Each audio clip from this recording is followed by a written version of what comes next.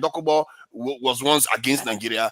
What's his name? Tompolo. So there are so many people in Nigeria today that have been forgiven.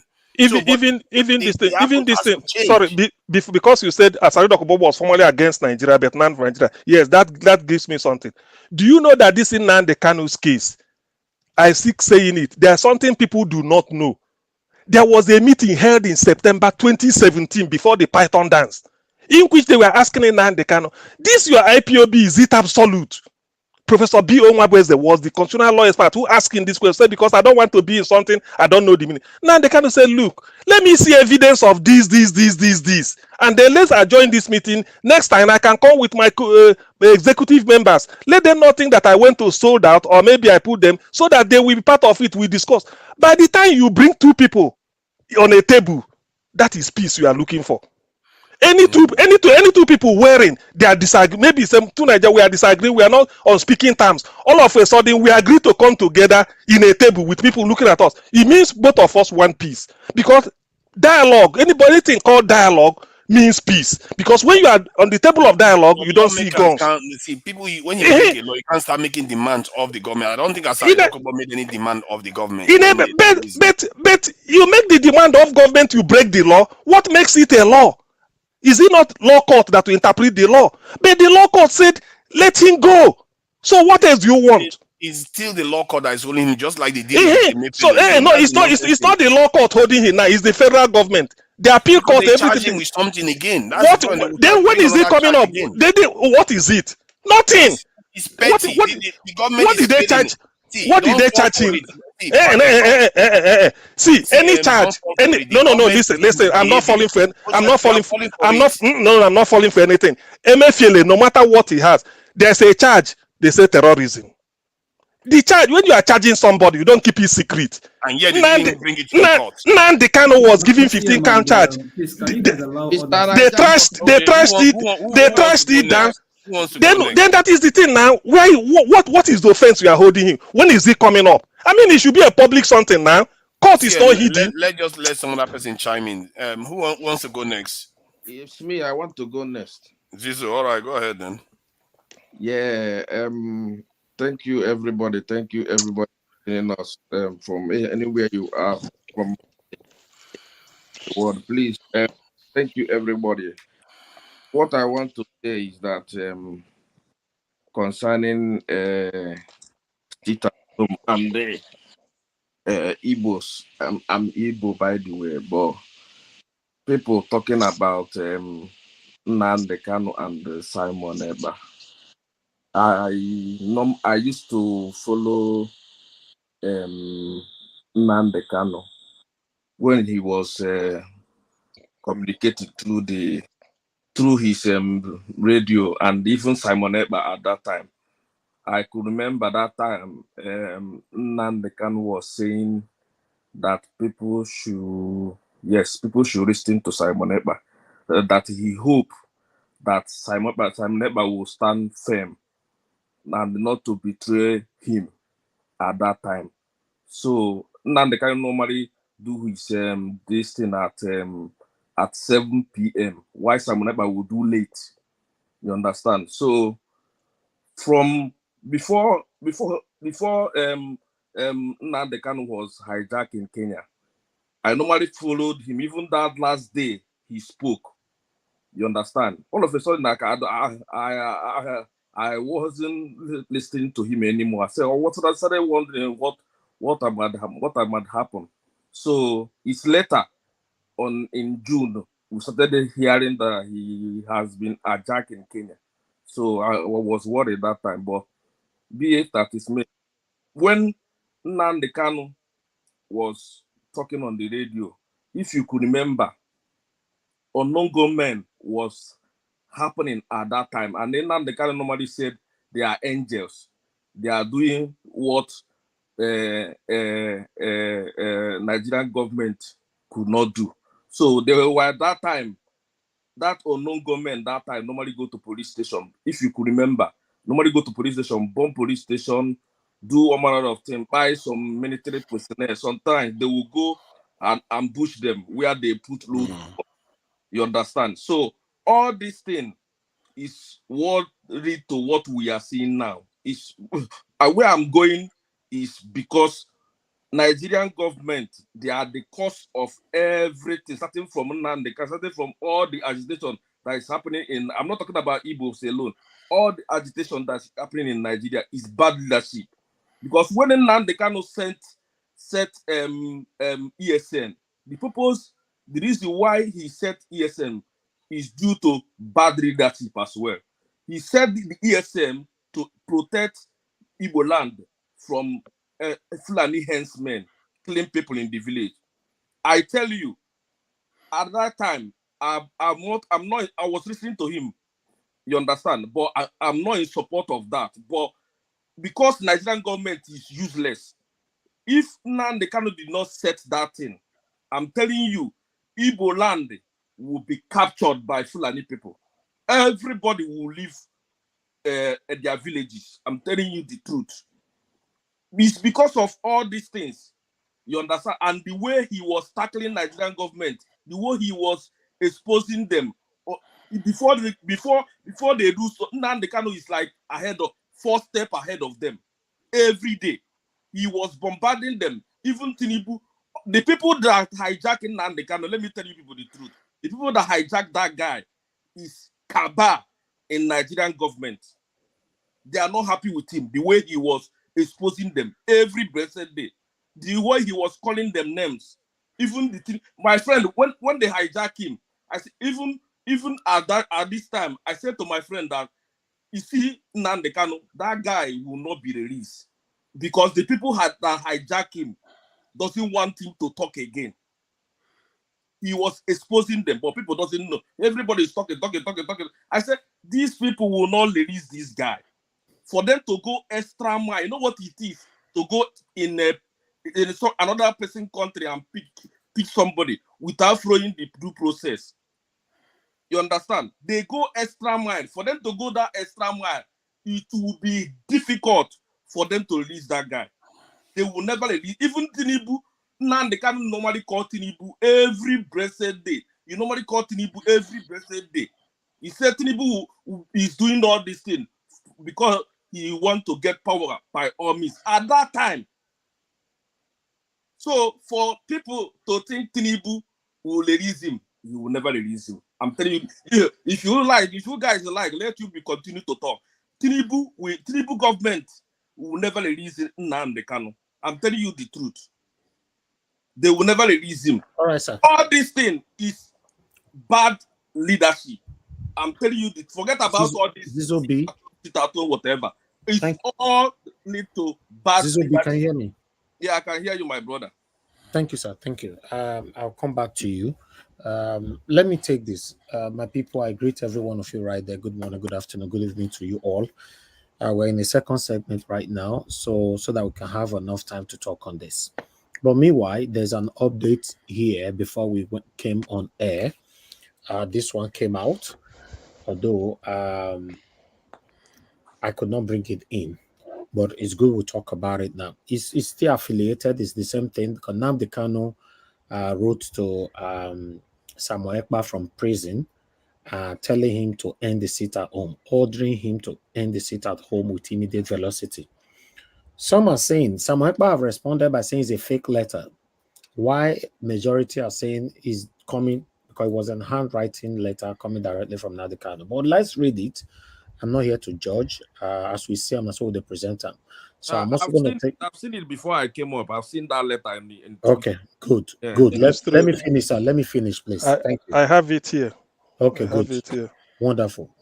So let me quickly take this, so that everybody can take our submission accordingly. So Nnamdi Kanu writes Samuel Ekpa order him to end sit at home. Okay, please mute yourself. Whoever, everybody mute yourself, please. Thank you, because your noise is distracting me already. Thank you. Detained leader of the indigenous people of Biafra, IPOB, Mazi Nnamdi Kanu, has made a handwriting order to the Finland-based leader of autopilot and engineer of the ravaging sit-at-home syndrome in the southeast, Simon Ekpa, to immediately terminate the flagrant sit-at-home order that have paralyzed the southeast region of Nigeria. Kanu's special counsel, Alo Ejimako, in a press conference in Enugu on Friday, made the handwriting order public, disclosing that Kanu issued the directive on Ekpa on Monday, July 24th, asking him to transmit the letter to Ekpa, which he did, and waited for Ekpa to make the announcement, which Ekpa hasn't done. Hence, he has taken it to the press as instructed by Kanu in the handwriting directive. Can you imagine? And Ekpa is saying that today in Siam, my attention will be drawn to this. And according to this article now, the letter don't reach Ekpa hand since on Monday, July 24th. Anyway, let's continue to move on. Should I continue? Hold on, please. I'm still talking, so I'll call you. sorry, Please mute yourself. Sorry. According to Kanu's directive made by public by Ejimako, I don't know how Mr. C normally pronounce that name. I think Ejimako, right? Ejimako. Okay, Ejimako, good. Ejimako. Okay, Ejimako, okay. Because I see Augustine, they mention that name all the time. Okay, the IPOP leader wrote, unquote, Simon, this is a direct order from me. I hereby instruct you to desist from calling for any seat at home henceforth. Equally refrain from antagonizing governors or persons in political position because you are not in a position to know what they are doing on my behalf. I'm ordering you to make a public announcement to the effect that you are in receipt of a direct order from me to cancel any pending seat at home in place at the moment. I embarked on this movement to liberate our people, not to enslave them. Now, that video I play just now, come me to see our brother voice for here. But meanwhile, let's continue. I play on just now. He's saying not to see anybody go kill the people. Let me move on. Not to enslave them. I despise and I will despise any person or entity that wishes to inflict unnecessary hardship on our people. I have authorized Allah to issue a press statement if you fail to make this announcement on your platform. Ejimako further disclosed that Kanu later said that anybody still engaging in sit at home is not my disciple. Haters of Biafra and mindless murderers in uniform are hiding under the cover of combating enforcers of sit at home to unleash mayhem against the same people we sworn to defend. I've sent countless messages to those purportedly enforcing sit at home that they are not doing so in my name. I'm not begging anybody to release me, just that Nigeria should have the decency to obey their own laws. Let me continue. The main issue which our people should address their minds to is the unconscionable delays in hearing the government appeal at the Supreme Court, which is a situation not amendable to sit at home. Therefore, sit at home is a waste of time, resources, and energy. Those who may not understand the genesis of sit at home should refer to my younger brother press statement on the eve of the commencement of the original order issued by the IPOP family. My brother made it clear to those DOS that I was against the order for people to stay at home under whatever guise. This caused a rift between my siblings and DOS to date.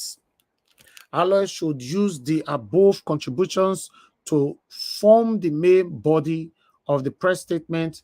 I want our people to know how this whole sit at home brouhaha started. Had DOS obeyed my direct instructions to cancel this first model sit at home, opportunistic scavengers would not have jumped on the bandwagon to wreak havoc on our people. You Allah must release the press statement tomorrow with the screenshot of the handwriting note I gave to you unfailingly. Signed, Nnamdi Kanu. You see, I like the way, if Naim really write this, I like the way Tato is. The man, this man is a God sent, cha. The man, the way Tato talk, he's even talking like Samuel Ekpa is not recognized anywhere. I don't know him. Is that not what I told you people? Simon Ekpa is not a member of IP. I said it at the beginning. Exactly. That's why I said if you want something about Zenith Bank, you go to Zenith Bank. If you want First Bank, you go to First Bank. Simon Ekpa is not. Go to Finland. There are membership. UK have. Every country has their own. Augustine. Mona, wait, I beg. I have presentation. Let me finish this. We have enough time to talk. You know. All right. Ejimako stated that the direct order on Samuel Ekpa was personally handed to me by Mazi Nnamdi Kanu when I visited him on the 24th July 2023 at the headquarters of the Department of State Security DSS in Abuja. Then mute yourself now. Who be this? Later that day, I tried to contact Mazi Samuel Ekpa via his WhatsApp number, but could not reach him until 1:44 a.m. the following day, 25th July 2023. Whereupon I snapped the direct order as written and sent to him. He thereafter acknowledged receipt. We spoke briefly on it and exchanged a couple of text messages therefore.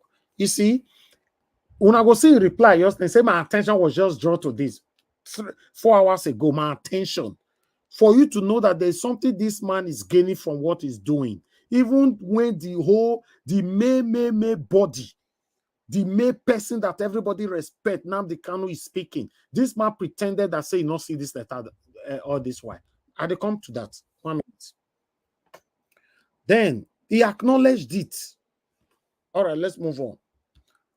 Then, late yesterday, Thursday, further written instructions was issued by Mazi Nnamdi Kanu to me, referring to the extant direct order to Mazi Ekpa, and in addition, instructing me that given that Mazi Ekpa has not carried out the order, I must, as of today, being 28 July 2023, proceed to make the order public through a public announcement press statement in the said further instructions. Mazi Nnamdi Kanu added more pertinent details and instructed that I must equally make them public. Accordingly, and as of counsel bound by duty and the solemn oath of my noble profession to faithfully and zealously implement my client's clear instructions without any fear or favor. I now therefore reproduce verbatim the content of said direct order to Mazi Samuel Ekpa at the first paragraph and the related further instructions from the second paragraph to the end. In conclusion, I hereby affirm upon my honor as of counsel that above words in quotation and the attached handwriting note are the words of Mazi Nnamdi Kanu and his handwriting, so help me God, said Ejimako. So now, this is the handwriting right there. I guess you all can see that. Now, we are getting somewhere. You see, now this same Samuel Ekpa, for you guys to know that this guy is not only satanic, he's a coward. I've said it before. Because he have what he's gaining from this whole movement. Since on the 24th, today na 28, my people, 4 days ago, this man refused to tell Una where they fight for them. Say, see the order that came from IPOP leader. Now, he can write this one. I'm going to see you for Una no say there's something behind what this man they do. He's benefiting a lot from this.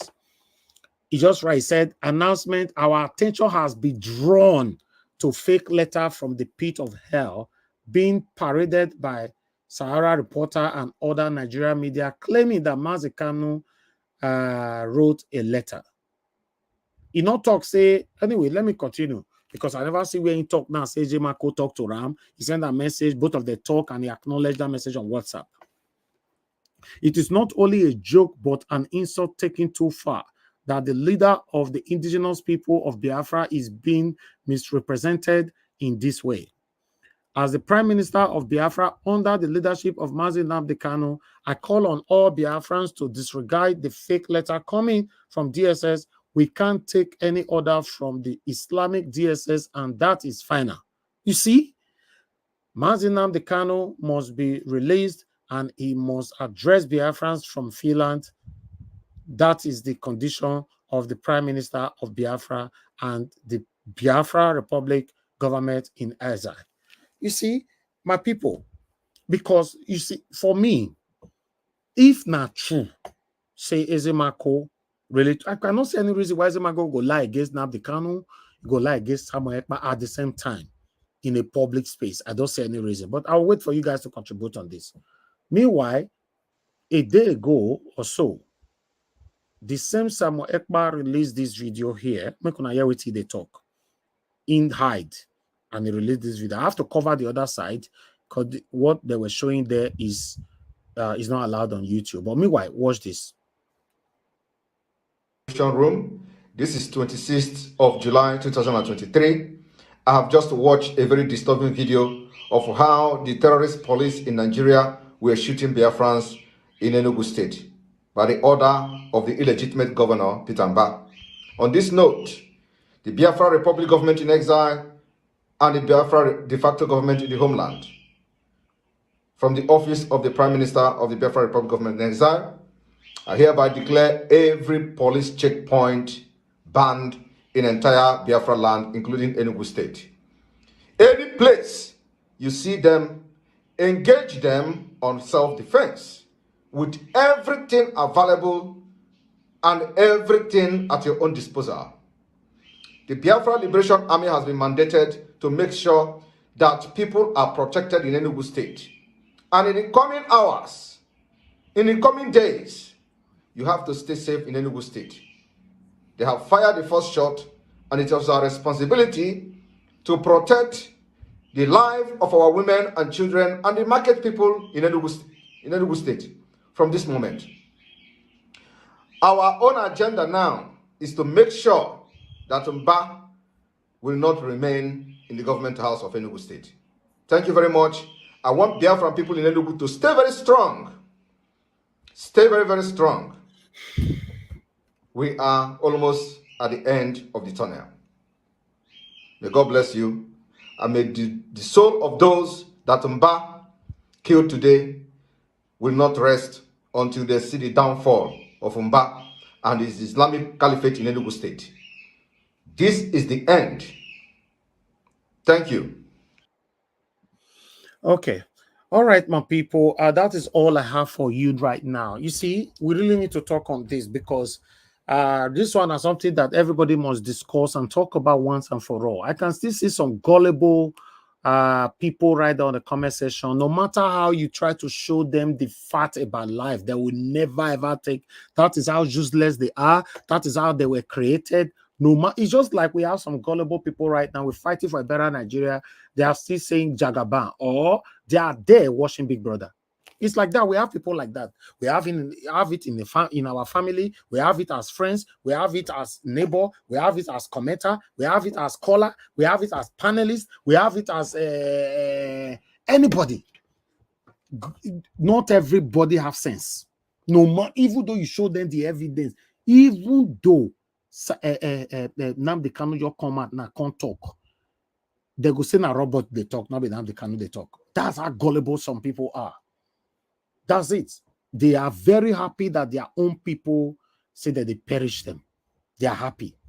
For you to know that these people are cowards, I will continue to say it. You they flex your muscle. Take down your own brothers and sisters.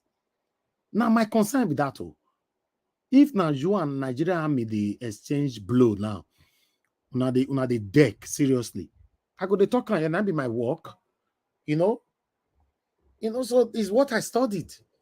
Now my work, how they talk and here say, no be smart, Samuel Ekpa one army that they fight today and blow off for head, the other one come blow back. But you are flexing your fake fictitious power on your own people. That is my concern. My concern is not agitating. No. The way Nigerian government don't push everybody, anybody can agitate. Who know?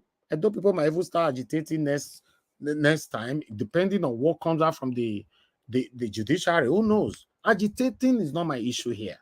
The power where you say you get, you are flexing it to oppress your own people.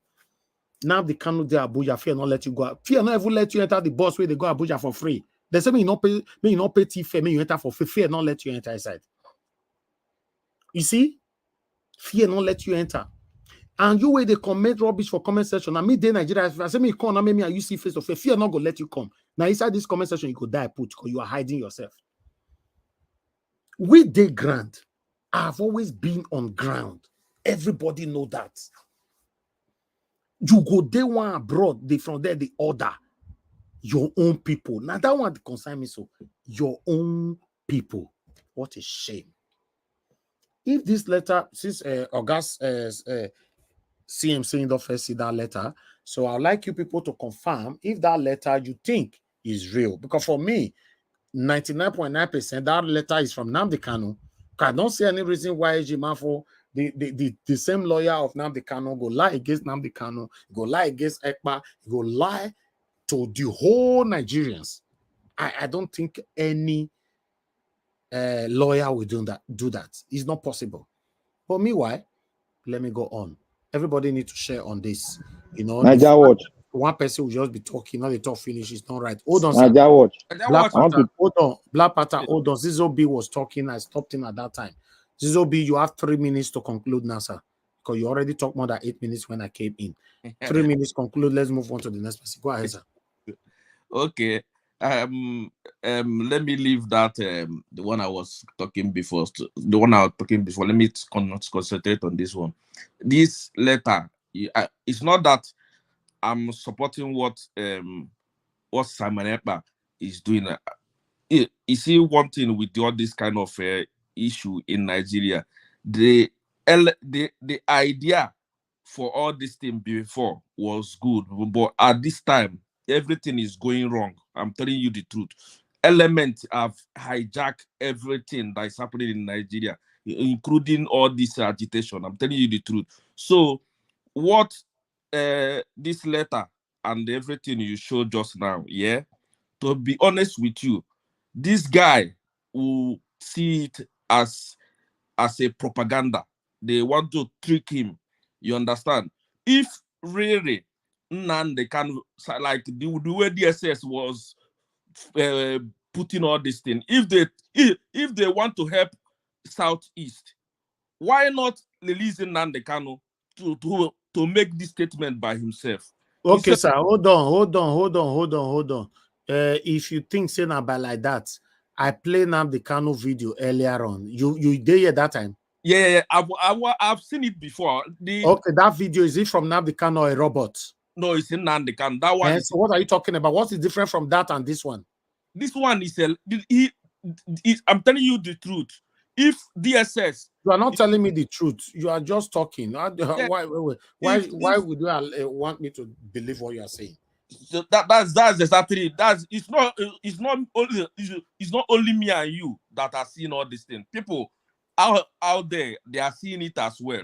So what are you saying now, sir? Say make una continue to kill una own people. No, it's not what I'm trying to say. What do you be defending? The last 8 minutes, they talk how you and Nnamdi Kanu drink Gary together, they talk story. You never talk anything. Yes, this whole business way specific digest. You were talking about story. What I'm saying.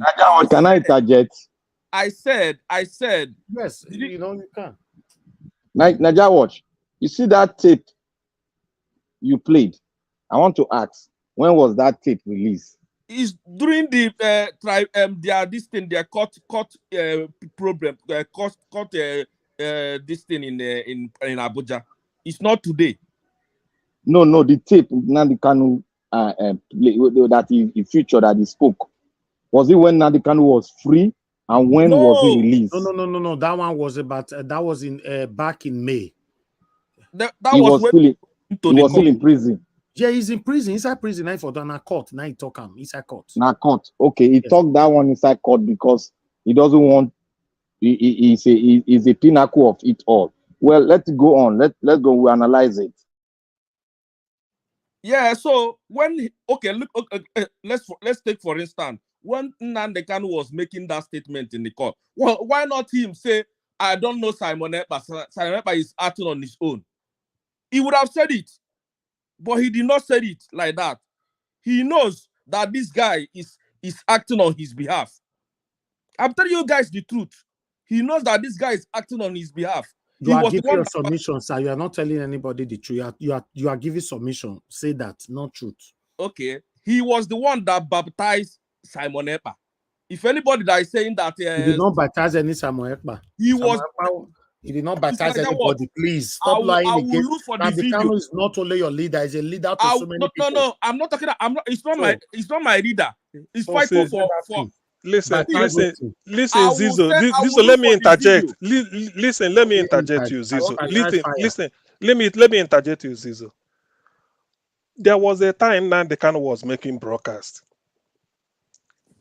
sort of spreading the evangelism for Biafra restoration, freedom, and all the things, all the happenings in Nigeria. Generally, that's what he uses. Simon Ekpa was castigating Nigeria, bringing up all the negatives in Nigeria. Mayegu Diary was saying similar thing, but his own is not that he's talking about Yoruba freedom, but he's just exposing Nigeria for everything. Even that one he said, off your mic, when they were doing NDDC, this thing. So all those type of things. And there are a lot of other Facebook people. Nnamdi Kanu said, these are the type of people you listen to and you hear what is going on in that country. So many things you wouldn't know, all these things. So that was when he mentioned people can listen to Simon Ekpa. Everybody knows that. Not that he baptized Simon Ekpa. That's live from the pit of hell. Nnamdi Kanu, when he said that from the court, he said, we are not going to be killing our people. Didn't you hear him say it? We said we want Southeast to be quiet. We are not here to kill our people, the people we are fighting for. What does that tell you? Can't you interpret that? I understand what you said. So it is not. Simon Ekpa. Simon Ekpa is on his own. So it is not Nnamdi Kanu. Nnamdi Kanu never. Look, listen. The question he was asked. The question. Listen. Hold on. Zizo, Nnamdi Kanu to go and sit on top of Iroko to make it clear, right? Zizo, listen. He would have made it clear at that court that Simon Ekpa is acting on his own. You never know what led to it. What he was asked. Was Simon Ekpa name mentioned?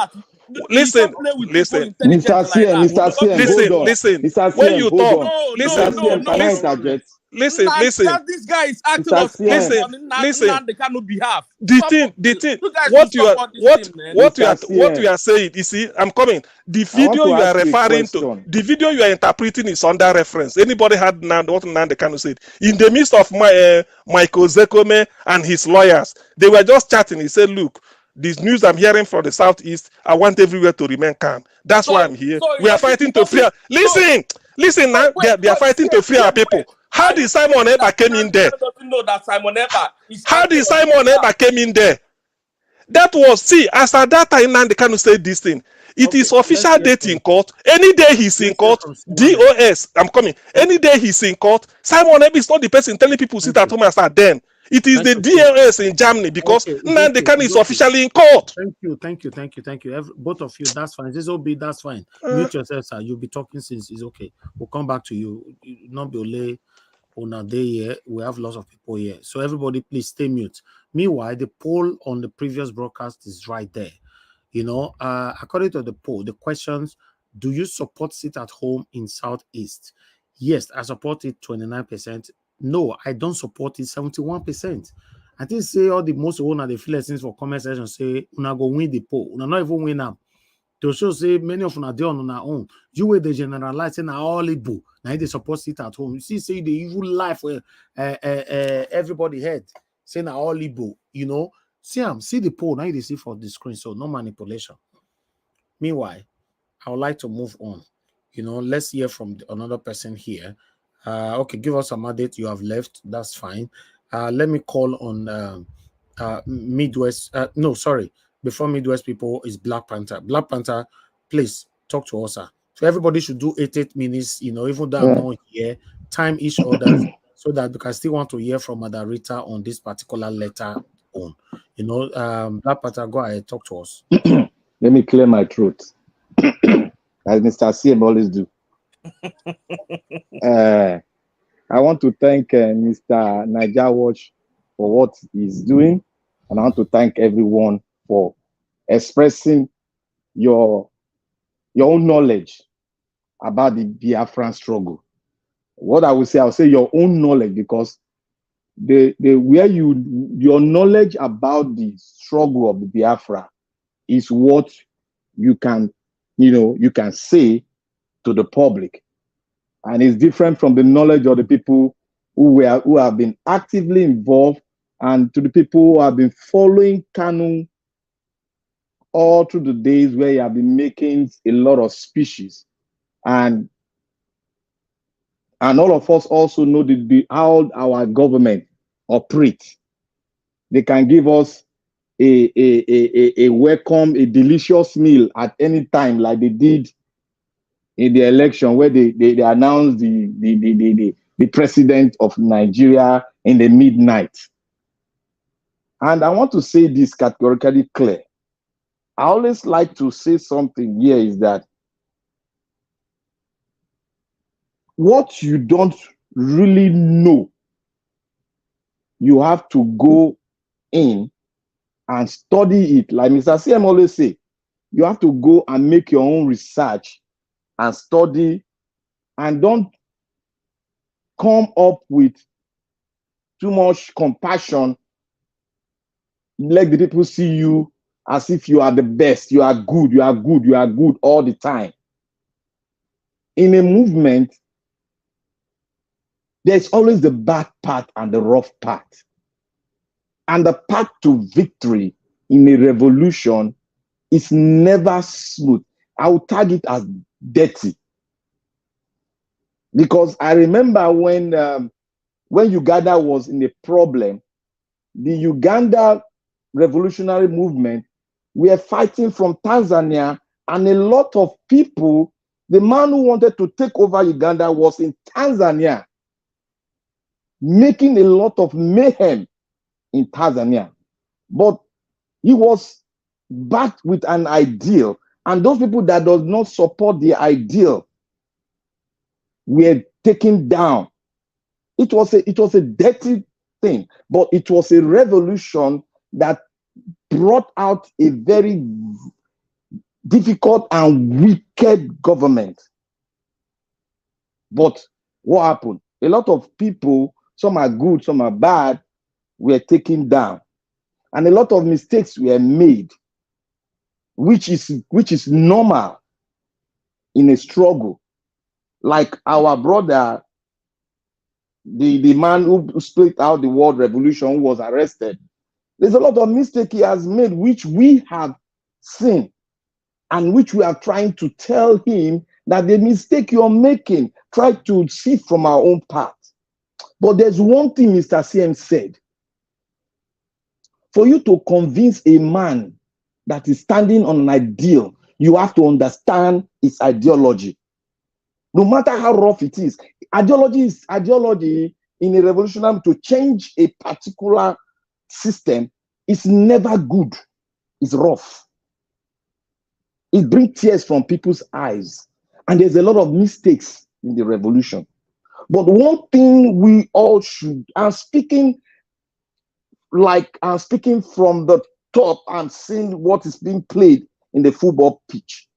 I don't want us to attach it because there is a lot of emotion, there's a lot of tears in the East. But I want us to look at it that you can never support a government. And Mr. Niger made mention of one thing. Are we saying that what this lawyer is saying is true or lie?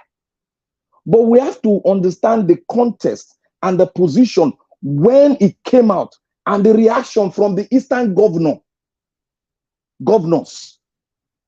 involved. How did it come about? Which process was it done underground? Then we just wake up one day, Kanu Wanko wrote a letter to this man, and somebody was denying it. And I understudy the man in Finland when he said that he said this thing that happened today.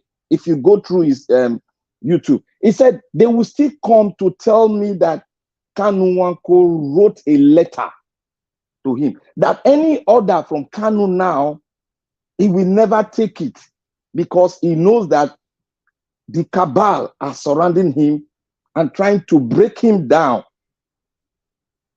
to change his ideal towards a particular struggle. That is correct. Because I will take my steel from the revolution in South Africa where they tried to break Mandela down. That is correct. And I want us to see from this perspective, what has the governor, because I don't want us to say, I don't want to paint anybody now. I want to talk from one perspective that Mr. CM has been talking, and I most respect you from that angle. And I respect some other people that have spoken concerning from that angle. Mrs. Our mother here, she was bringing out solution, and she was giving us who caused the problem, and this is how the thing can be solved. But we have not come out, some of us have not really gone into detail. How is this thing has been occurring? This guy doesn't want to put his hand down. That guy doesn't want to put his hand down. The third party, which is the governors of the Eastern Bloc, does not want to come down and see to the solution. But they are talking from their own angle, but they are not looking from the other side, the other angle, which we are supposed to speak on. Like I said in my prelude, I said a revolution is always bad. There's always the sad part. And there's always the part where you smile too. But we should look at this one as from the sad part that is happening. We are only looking at that sad part. Yes, it happens. But what is the solution? I hate when we come up with start saying, this man, this blah, blah, blah, blah. This man is killing people, he's killing people, he's killing people, he's spying people, he's spying people. What is the solution? This thing has been happening for more than a year, 2 years. What is the solution? I have preferred a solution before. CM preferred a solution. And one of our mother preferred a solution. But some of us have not really gone into solution. The solution, I said the other time in my submission, I said, what is wrong with the governor of Eastern Bloc? Is it a compulsory thing for them to go to the federal government to say they have a solution? Or will they take a bold step to go and have a dialogue with this man in Finland? And damn all the consequences, damn all your pride, and go there and dialogue with him face to face, like what Kanu did when the governor did not walk alongside with him. At long last, they drop it. That was why it erupted to this stage. Now, for us not to lingering in the sit at home or whatever thing or the pine of people, why can't the governor of the Eastern Bloc drop all pride, drop your governorship, go to the Finland? They said it's better to judge than to war. Go to Finland, sit down with him, draw out a map, draw this condition, tell him to stand down, then you keep on, you dialogue with the government on ground. Then put the man at bay. Keep on dialogue. There's nothing wrong in dialoguing, but every protocol, everything that you are doing that is wrong to this thing should stop. We can start from there and talk, but we are not even, they are just keeping it at bay. This man is growing more power and more power. You say it's coming from one state. One state is affecting the economy of the entire Eastern Bloc. It's affecting it. What we should be saying here, we should not put emotion. If you want to solve a problem, an ideal problem, you don't attack the ideology. You go on and prefer a solution by dialoguing with the people that have that ideal. The reason why the Second World War, they tried to dialogue, but people were so big and bold, they went in because that man was backed up with an ideology which caused the Third World War. But we are still doing the same thing. We continue to fight this man, fight this man, fight this man. Before you know, it will explode. Everybody will say, because history, we talk on this issue. What did you do? What did you say when this kind of thing will happen? Was it emotional talk, or you preferred a solution that will bring us to the table to talk? Is the federal government ready to talk? No. Is the state government ready to talk? Yes, they can do it and go and talk. These are their leadership with organization. These are the leadership tools you can use to bring this thing down by going there to him to dialogue. With the you can even include the Finland government in this issue and sit down and talk. Because I know they wrote a petition to the Finland government the other time against him. He was arrested, isn't it? He was arrested. What happened again? He came out. That is why I say extradition will not work. No matter how you force it, the leaders of the free world will not allow it. Because Finland is part of NATO. They will not allow that crap to happen. Nobody in the NATO can allow you to take their military personnel. So therefore, what we do is for us to use the apparatus we have. Like, what is the government? I don't want to bring anything. I want to attach one thing that this is wrong, this is bad, this is this. I don't want to come from that premise because I've learned from history. You don't fight a man that comes with an ideology. You don't can't fight a man that comes with compassion, have evidence of what this government has done to its people. Okay, the reason why it came up was because of the aggression and the love for their own country, so their own land. So we need to come to a judge and not war in this case. Thank you. Thank you. My people, I have talk now, make una the interjet too, because somebody fit talk for 372 hours for a year. On your day there, they listen. Yeah, let me also quickly say my own. No, yes, it's you now. I want to greet everybody. People. Yes, thank you, Midwest people, sir. Okay, thank you, my brother. You see, the thing is this, Nigeria have demonstrated that they don't care about human life. You see, country that is serious about human life, even the dead body of their citizen, they are ready to change numbers of captured prisoners just to get dead body. Sometimes they have to pay some money to return dead body back home to their country.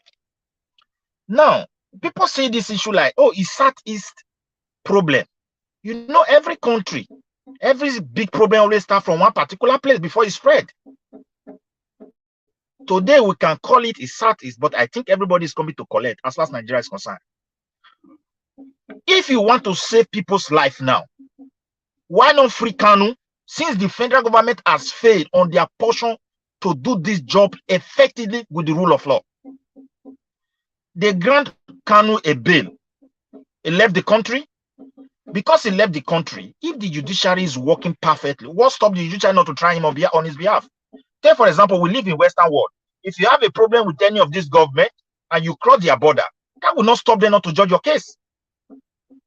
They will try you on your behalf. If they sentence you 2 years, 3 years, even 1 day to complete that 3 years, they caught you, then you serve the 3 years. If it is 1 day above that 3 years, everything is cancelled. Most of these European countries. He was having a case with the government, they grant him a bail, and everybody agreed to that. But now they went to a place to go and pick him by force. The way they present the whole thing before the judge canceled the whole thing. And again, though they have if they have another charges against him, they should present those charges. The whole thing is just like power, excusing people, excusing somebody. And this is the real fact. Like this, my brother was talking about the 5 Eastern state governors. There is a big problem. The 5 Eastern state governors, I think they themselves, they are confused. They are not in charge of the police. They are not in charge of the judiciary. The person you said they should go and talk to, there is a distrust. How will Ekpa allow these people to come and meet him? Does he trust them? So it's a very complex situation. You should pray not to see yourself in this kind of situation as a leader. It's a very difficult situation because the federal himself is holding everybody bondage. Judiciary is not working. Okay, now let's talk about the Southeast. They say Igbo people are killing themselves. My brother, people who don't go Southeast, the number of roadblock where they Southeast, you don't supposed to hear this kind of something. According to people who have not been there for now, everywhere checking point. And what is happening is, who is not doing it? That's the question. Why are you not catching these people? until it gets to a point like they now command, hey, we have arrested 5, and those 5, the interrogation is not, my brother. Look, my whole submission is that let Nigeria government show that they love life. As far as people are dying because of this issue and they are citizens of that country, just release Kanu, treat him well. Now, this is a democracy. It's not by force. Let's go to dialogue. As that, my brother, that is where I agree with him. This is an ideology. Sat Kanu down. Let's take a rest.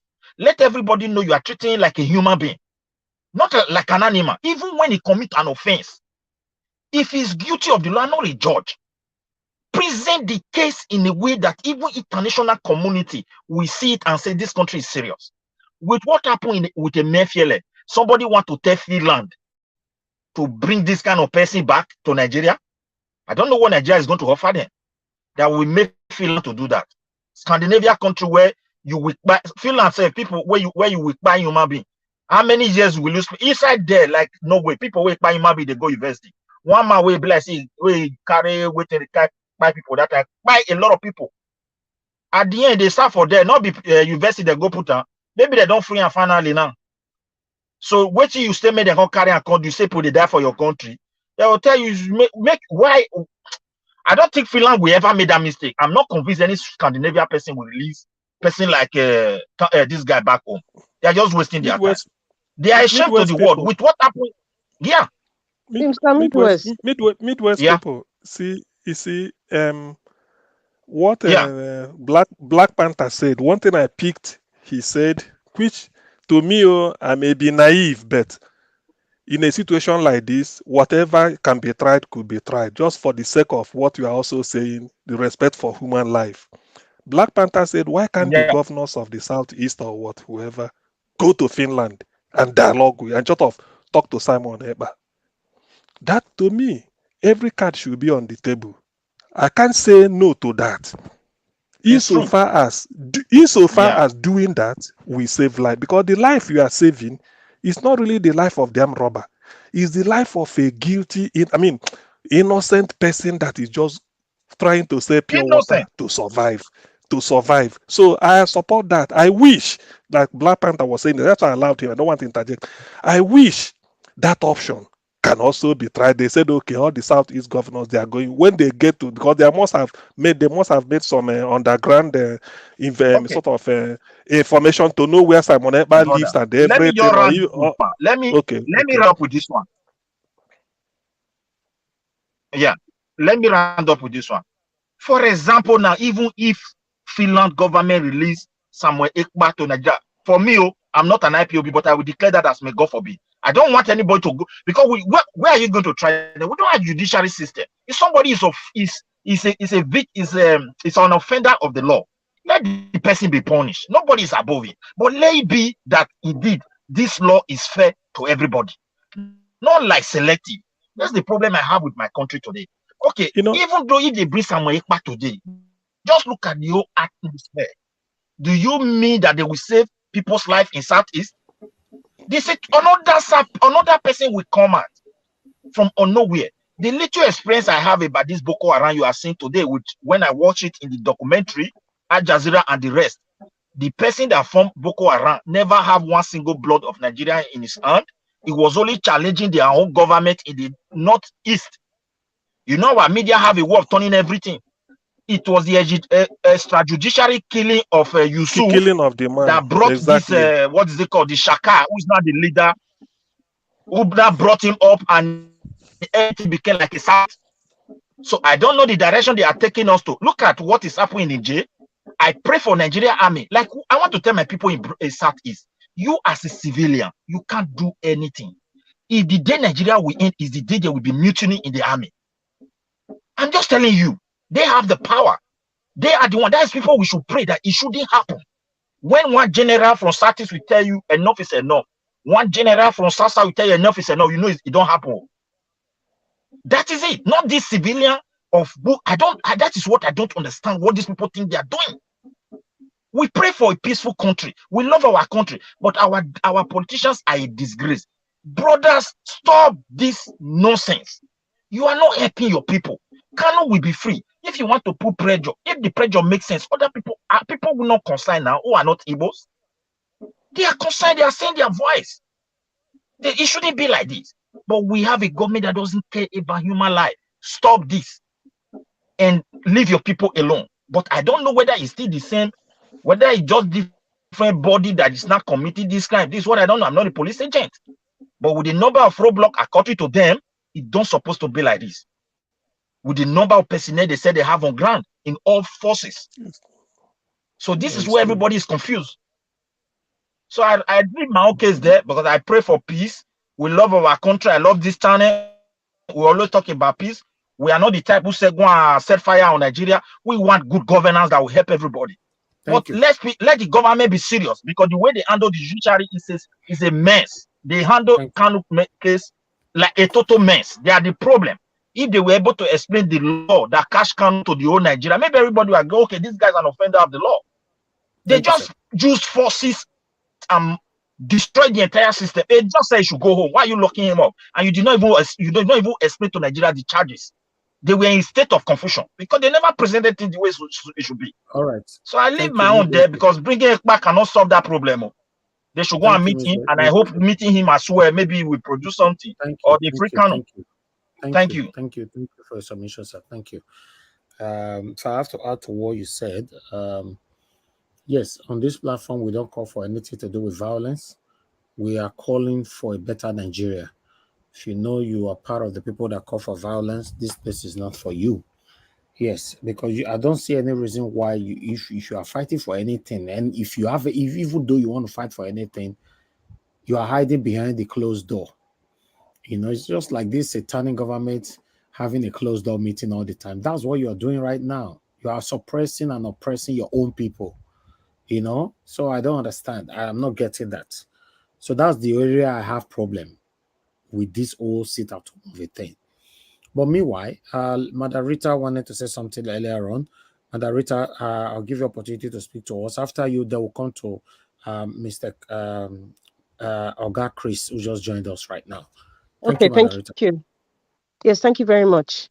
They say, well, this is my belief that ideologies, mass, it doesn't die, it transforms, including human beings. We don't die completely, we transform. Now, going back to ideology, ideologies transform over time. From the time of Ojukwu, bless his soul, to present day, the agitation for the Biafra has transformed, whether we want to observe it or not. That is what I see. So therefore, ideas needs to be transformed. The ways of handling issues needs to be transformed. I know for sure that Nnamdi Kanu, wherever he is now, the ideas of what he had 5 years ago and the time that he left Nigeria and he was kidnapped from Kenya and brought to Nigeria, trust me, if this man come out today, it would not be the same method of messages he was giving to Nigerians, especially his Igbo brothers and sisters. It would not be the same. Transformation. The likes of the Google and Ekpa in Finland is one of those transformations I'm talking about. Another Google and Ekpa will come out from another country, if not Nigeria, and will transform to something else that's beyond what you and I even know. It's the same way the Fulani headsmen, what they've been doing for centuries, planning to Islamize Nigeria over the years. They infiltrated the southern part of Nigeria, the corrupt leaders, and they understood understood the atmosphere, understood the greedy ones, understood how to manipulate them. Over the years, they became smarter and smarter. So they know how to handle, unfortunately, I'm saying it, but it's the truth. They know how to handle the traitors of the southern part of Nigeria. And that's why we are here today. And that's why we still have so-called cabals. And that's why we still have different people agitating. And that's why we still have, people talking about tribe and religion. But when it comes to stealing money, there's no tribe or religion involved. We have to evolve with the time. These caliphates, these cabals, they evolve over time. They find different methods in order to handle this issue of Mazi Nnamdi Kanu. And it's so easy for them Nigeria is a very easy country to govern. I've said it before. It is so easy for them to continue this menace towards Nnamdi Kanu because the people of the people like, I'm not going to say Biafra people or IPOB, people like Simon Ekpa and the gullible ones who have refused to think outside the box are still operating on the same method, just like what he did. That video you played, he came out when, listen, let me tell you something. Black Panther, he said something. I don't know why people have this notion that because you are in the army or you might even be a reserve. I have friends who are Nigerians are in the Canadian reserves. And they can wear uniform, they have all those things and all that. It doesn't mean that if they commit a crime or they're in support of a terrorist crime, that the government of that country cannot pull them out because it's a disgrace to their uniform, it's a disgrace to their institution. They will pull you out, except if there's some agreement between the country that wants you and the country that is holding you. So let it be known. Let nobody mystify that Google and Ekpa in Finland to think that because he works for government or because he's wearing a reserve uniform in a country that is part of NATO, then he cannot be removed. What are people talking about? The thing is, the federal government of Nigeria can make a deal with Finland. They can remove him if they want to. But the federal government doesn't want to do that because their plan is to obliterate and flatten the eastern part of Nigeria. That is it. That's what I'm saying. People need to evolve and start thinking far.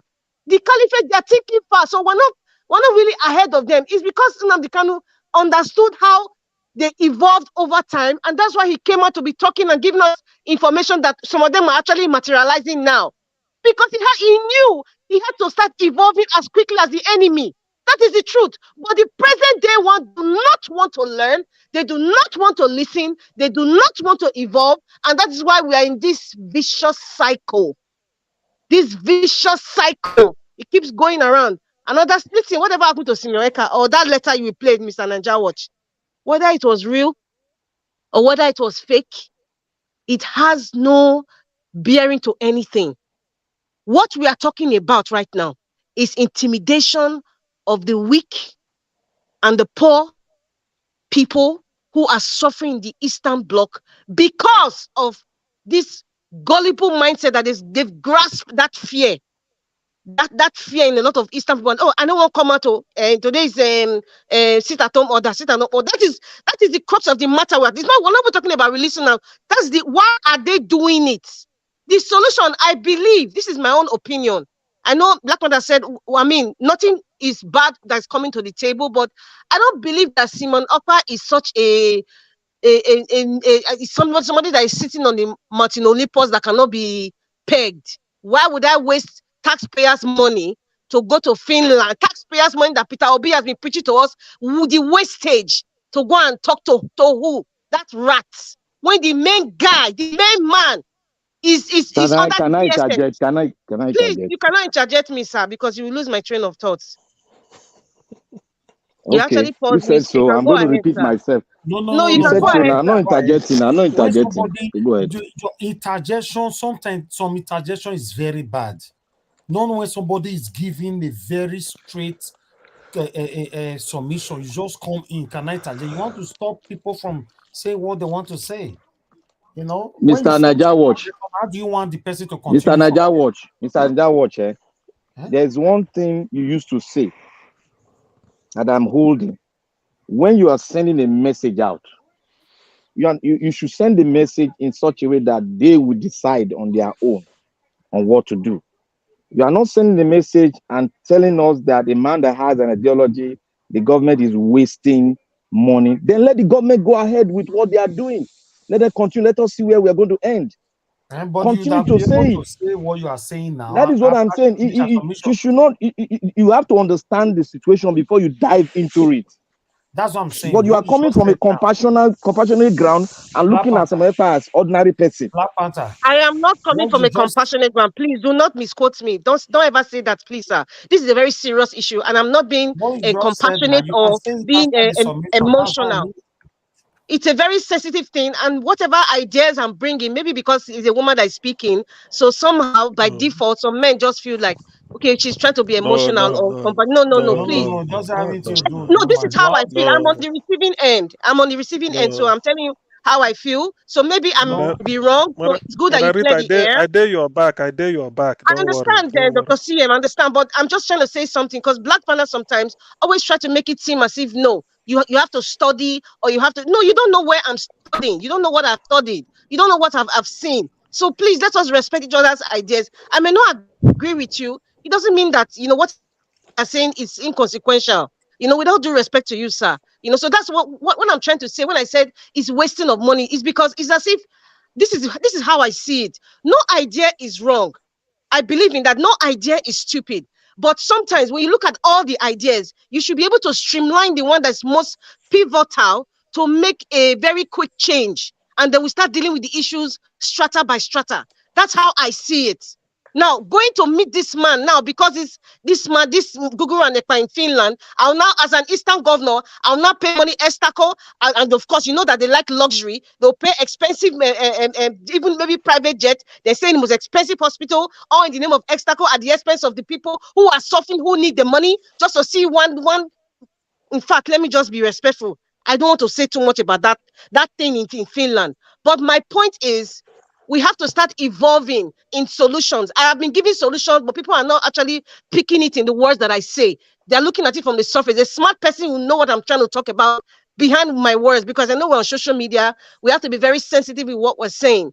But I am saying that we need the Biafran agitation, or the IPOB, or the Igbo people who are interested in this, should evolve and think outside what just the so-called idol in Finland is coming to say, wearing uniform. Look of him diaspora. You should know that any man coming to he understands the psyche. The man in Finland understands the psyche of the gullible ones. That's why he's bringing all these videos, wearing these reserve uniforms that you can, that in fact, please, let us be very, very smart with this. That letter for me, I'm going to go back to the letter, so I don't want to deflect.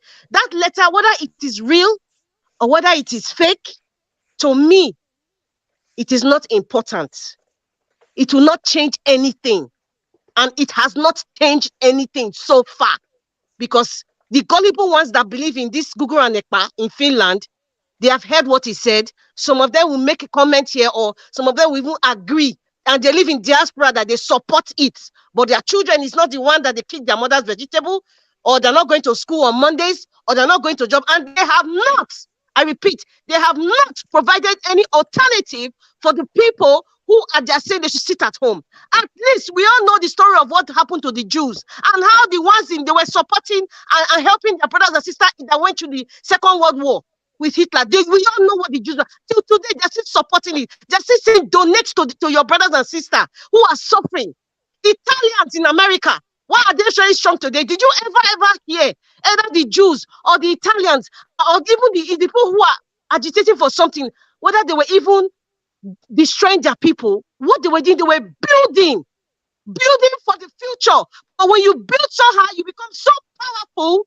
Even if you have a wicked manipulated government and Nigerian government come against you, because you have built yourself quietly and fighting internally, it will be very difficult. But because they have dismantled the entire East and they are progressing, and it is working for the evil people, the evil government, it is still not working for the evil people because they're still using the old method. You cannot open a new key. You cannot start a new nation with old ideas. It does not work.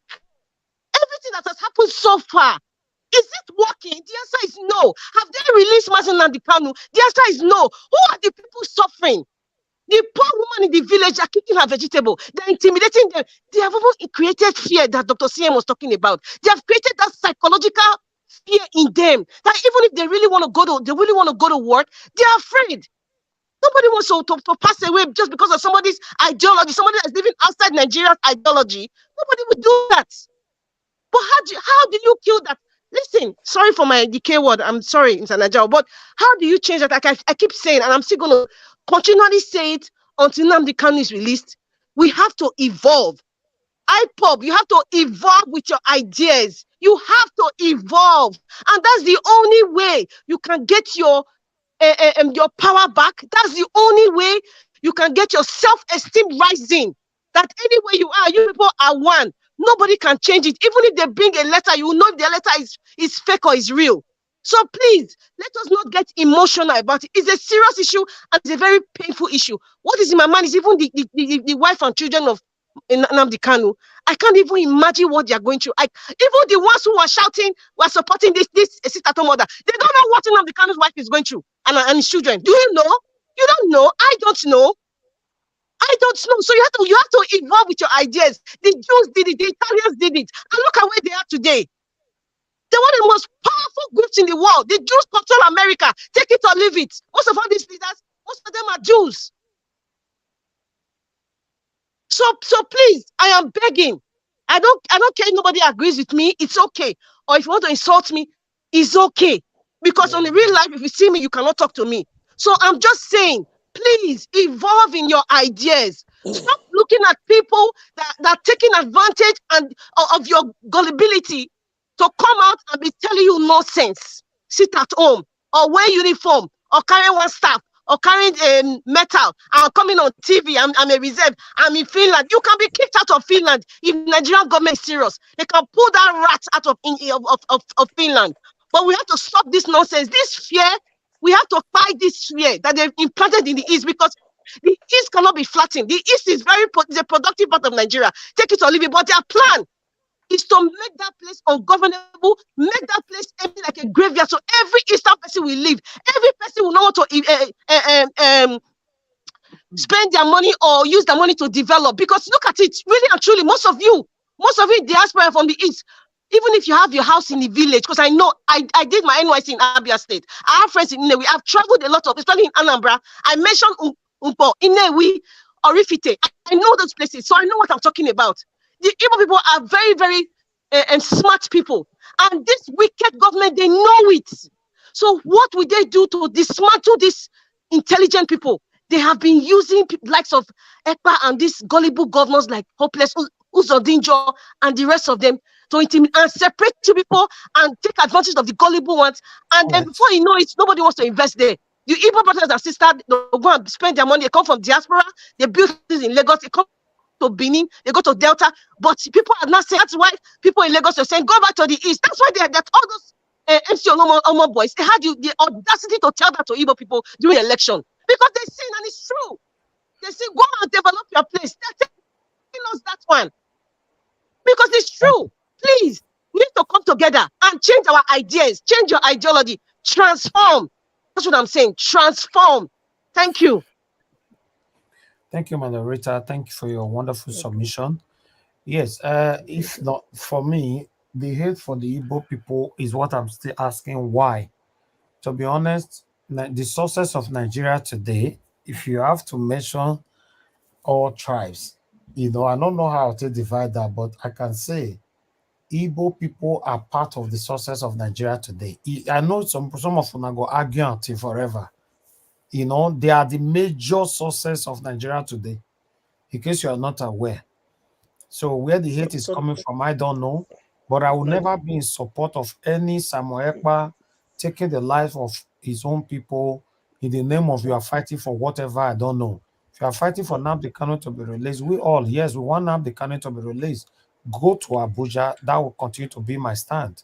Go there. The letter they sent, that letter looks like it's Nnamdi. But for any reason, if the letter was also manipulated, that is not the case. My stand still remains.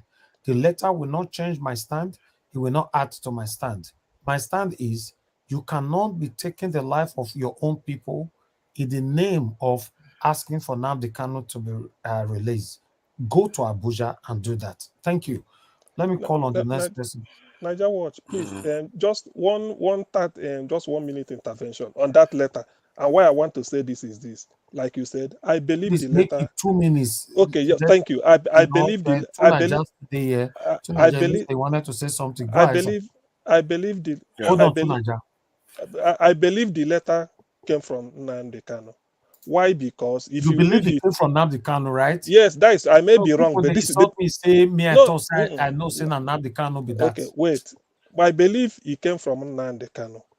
My reason for saying that, I may be wrong, but let me tell you my reason. My reason for saying that is that, the video you played when Nnamdi Kanu is in court, say they want everywhere to be quiet, no killing, that we are fighting for you. Why should Yes. you be killing for people? You know that. So if you read that letter, it's in tune with that. So my challenge to Simon Ekpa is, if you do not believe this letter because the letter said no more killing, everything, all those things, even if you don't believe this, the letter that it is not from Nnamdi Kanu, Simon Ekpa, are you doubting the message Nnamdi Kanu said in the video that we played here, in which he said he wants Exactly. everywhere to be calm? So that is because I like to be logical. If you do not believe the letter because anybody can forge a letter, do you not believe Nnamdi Kanu when he spoke in court before his lawyers that he wanted the Southeast to be calm, that he doesn't want all these things? We are fighting to liberate your people. Why should you now be killing yourself again? No, no, no, no, no. That's why I'm here, and we will win. Is that not so? If you don't believe the letter, why can't you believe that? And if you believe that, it means everywhere should be calm. So no need for to give all these orders. That's why I will. Let me stop here for now. Thank you. Thank you, sir. Mr. Chris, please hold on. I believe Tunaja, you wanted to say something, sir. Yeah. Because I thought I was after Rita. Okay, go ahead. I'll come to Chris Yeah. later. Thank you. Yeah, I think I'm aligned with some of the stuff Rita said, because sometimes to solve problems you have to start thinking outside the box and looking at things for what they truly are. I have said it before. Both of them, the government and the people that are causing the problem in the south, is they are all in cahoots. Just like in this thing with the ASU and the government, you see a symbiotic relationship of chaos that they create, and in the end, what is the result?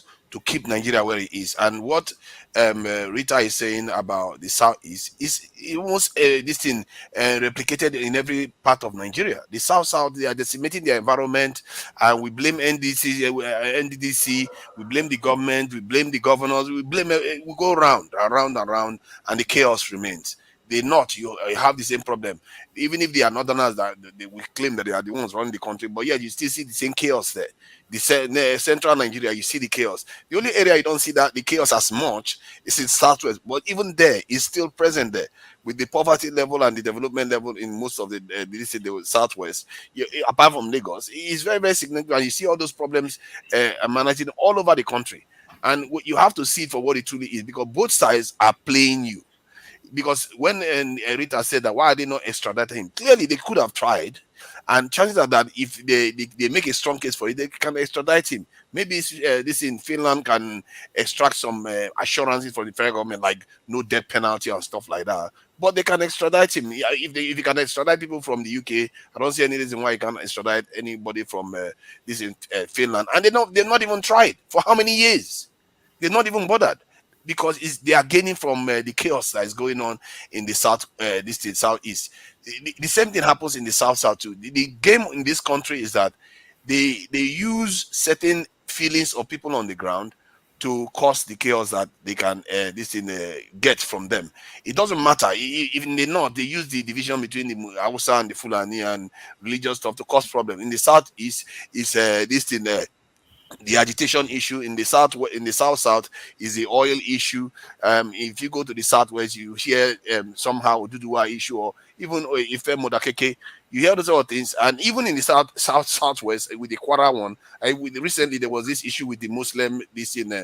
Some Muslims telling an Oshu priestess not to come out and do her. So they use all these things to divide us.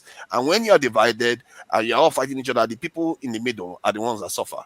Because if you look at this case, clearly it's the people that are being victimized by the governors and by the agitators. And what I see in all of them is everybody's agitating for the same thing. They just want a nation that works. And these leaders refuse to give it to them, because all of them are just there trying to sabotage us. And Rita is calling it out. I think she's seeing it for what it truly is. How can you want to lead the people and you lead them into this chaos?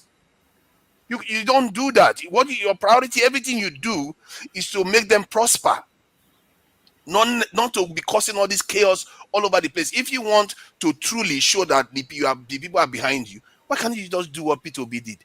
P2B, within how many months, got this year how many millions of votes in the southeast? If this south, this in Kanu and all of them, they are so popular, go and get your votes now. You get your votes. Now you have the southeast lockdown. You walk to this in Abuja. You have a voice now in the state. You can determine the fate of those people, and whatever you are doing in the southeast, you can develop it. You have the power. If you can intimidate people to stay at home, why can't you intimidate them to go and build their communities? These people, we have to recognize them for what they are. Even in the Bible, it said, by their fruits. The fruits these people have delivered for us is chaos. I've spoken to some people in the Southeast, and when you ask them, what is it going to take for you to stay in Nigeria? When they give you the list of things that they are demanding, it's the same issues that people have in the North. It's the same the issues that people have in the South. It tells you all people want is a functioning country, and these leaders are using all these things you are seeing. Like when you see in the Southeast, it's a manifestation of the same demand. When they say Biafra and they want to break away, it's a manifestation of the same demand. In the North, it could be something else. In the South, it could be something else, because they all have a way of registering the same complaint to this in central government. So we have to recognize for what it truly is and sideline all these people that are just causing problems to everybody. Because the truth is, a proof of what I'm saying right now is how quickly Peter Obi came along and got this massive support in the Southeast, because they saw somebody that was going to the center to want to change something, and they went with that person, because that is the true purpose of their whole agitation. Many of those people that voted for him believed in the Biafra they talk about, but it's just a form of protest to the Nigerian state. Anybody that wants to solve the problem will get their support. If Kanu wants to solve that problem today, if he truly wants to solve that problem and he advocates something that will give them all the things in terms of a good education, security, all those things, people will support him straight and they will vote for him. But if he goes about this agitation that we have to break up from Nigeria, go and vote. You will see that he will not get the vote. If he goes about saying, I want to break up from Nigeria, and if they don't agree, it's war, put it to the vote and see whether people will support it. They will not support it. And that's what we have to recognize. All these leaders, they are liars and they are agents of instability for us. They are there serving foreigners. He is literally in foreign territory, causing this chaos in our country. Our people are the ones suffering for it. We have to recognize them, call them out for what they truly are. The only leader, I've said it before, the only leaders you want to support is the leaders that offer you security, transparency, and this in building your country. In other words, development. If they are not offering you any of those things, turn away from them. They want to destroy you. They are the ones that are keeping us in this mess that we are in, that we've been crying for ages. We have to learn how to turn away from it and find other ways to solve this problem. And we have seen it. We've seen the possibilities of ways to solve some of these problems we are facing in Nigeria. The way Peter Obi has demonstrated it is a possibility. We have to start getting engaged and change the culture of just reacting and buying into these people that are selling us this in snake oil. That's what they are doing, basically selling you snake oil. How can somebody tell you that we are going to turn Nigeria to make Nigeria look like a paradise compared to Somalia? I think that person is bringing you progress. It's not going to bring you progress. The person is trying to cause problem. He knows he's not going to achieve what he wants. He's not going to achieve it. He just wants to waste your time. You both fighting amongst yourself in the country, and you never develop. A house that is divided will never develop. A house that is divided will never see any progress going on. And that's what they are enforcing. And I think people should listen to Rita when she's saying that. She's focusing on the Southeast. But from what I see in Nigeria, you see these symptoms everywhere. Everybody's agitating for their own thing because the whole nation is suffering. Thank you.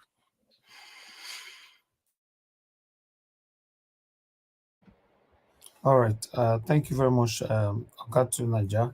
Let me go to Oga Chris now to speak to us before I come to others. Oga Chris, are you there now? Yes, I'm here. Good evening, everybody. Good evening, George. And good evening, everybody in the panel. After Chris, please, everybody manage your time by yourself. Is a talk and go henceforth from now, please. Thank you. Go ahead, Oga Chris. Thank you, George, for the wonderful program. And thank you for the way you handled the initial skirmishes from the beginning of the program. Your grittiness and your still heart, you demonstrated that again today, because when you are dealing with a lot of people with diverse opinions, somebody really has to know his stuff. And thank you for that. And I'll just try and keep this short. Thank you, sir. I think for the second time, I want to agree with Naija, not because of the things he just said now, but because of his earlier submission. You know, to Naija, you actually give a very balanced and nuanced view on this sit-at-home problem. You know, it was really balanced, very, very balanced. I doff my hat for you for that. And Madam Patricia, thank you for reminding us that this entity we called Nigeria has long expired. Is a contract that was supposed to have ended in 2014. That was when it was 100 years. So everything we are just doing now, everybody has the right to walk away. But having said that, and what staggers my imagination in this sit at home, Simon Ekpa, the Nigerian government, the Southeast, what tends to bother me is that how come we are not tying Simon Ekpa to the Nigerian government? Why are we really thinking Simon Ekpa is working for the Southeasterners? Why do we think it's the responsibility of the Southeasterners to bring Simon Ekpa to book or to disobey him? Why can't we see the finger of the federal government in this whole thing? Because that is how I have chosen to look at it. Because if it comes to the Southeast, why do Nigerians tend to blow things out of proportion? And why do we always judge the Southeasterners with a different standard? Let me just give you a snippet to what's going on in Nigeria because it seems we are forgotten. In most of the six northwestern states of Nigeria, including the states where Buhari just finished ruling us, that's Katsina State, their neighbors Zamfara, Yobe. In these states, terrorists are collecting tax from farmers, and if farmers don't pay, they get fined. In this Nigeria, it has been going on for years. How come nobody is making any noise about that? The number of people that have lost their lives in the northwestern part of this country is uncountable. That have lost their life to see Boko Haram terrorists. They are giving them chieftaincy titles. They are walking free. The people living there are paying taxes to these people. They are known. That's the state the president comes from. That's the state all the big wigs from the north come from. So why are we not just talking about the atrocities that's going on there? Why are we not seeing that in the same light as what is going on in the Southeast? And moreover, I think it's just a lazy summary to think that everybody in the Southeast believe in what Simon Ekpa is doing. Really, to be honest, in all honesty, we can see that Simon Ekpa is not in any way pursuing the dreams and aspirations of Kanu. He's pursuing a completely different agenda.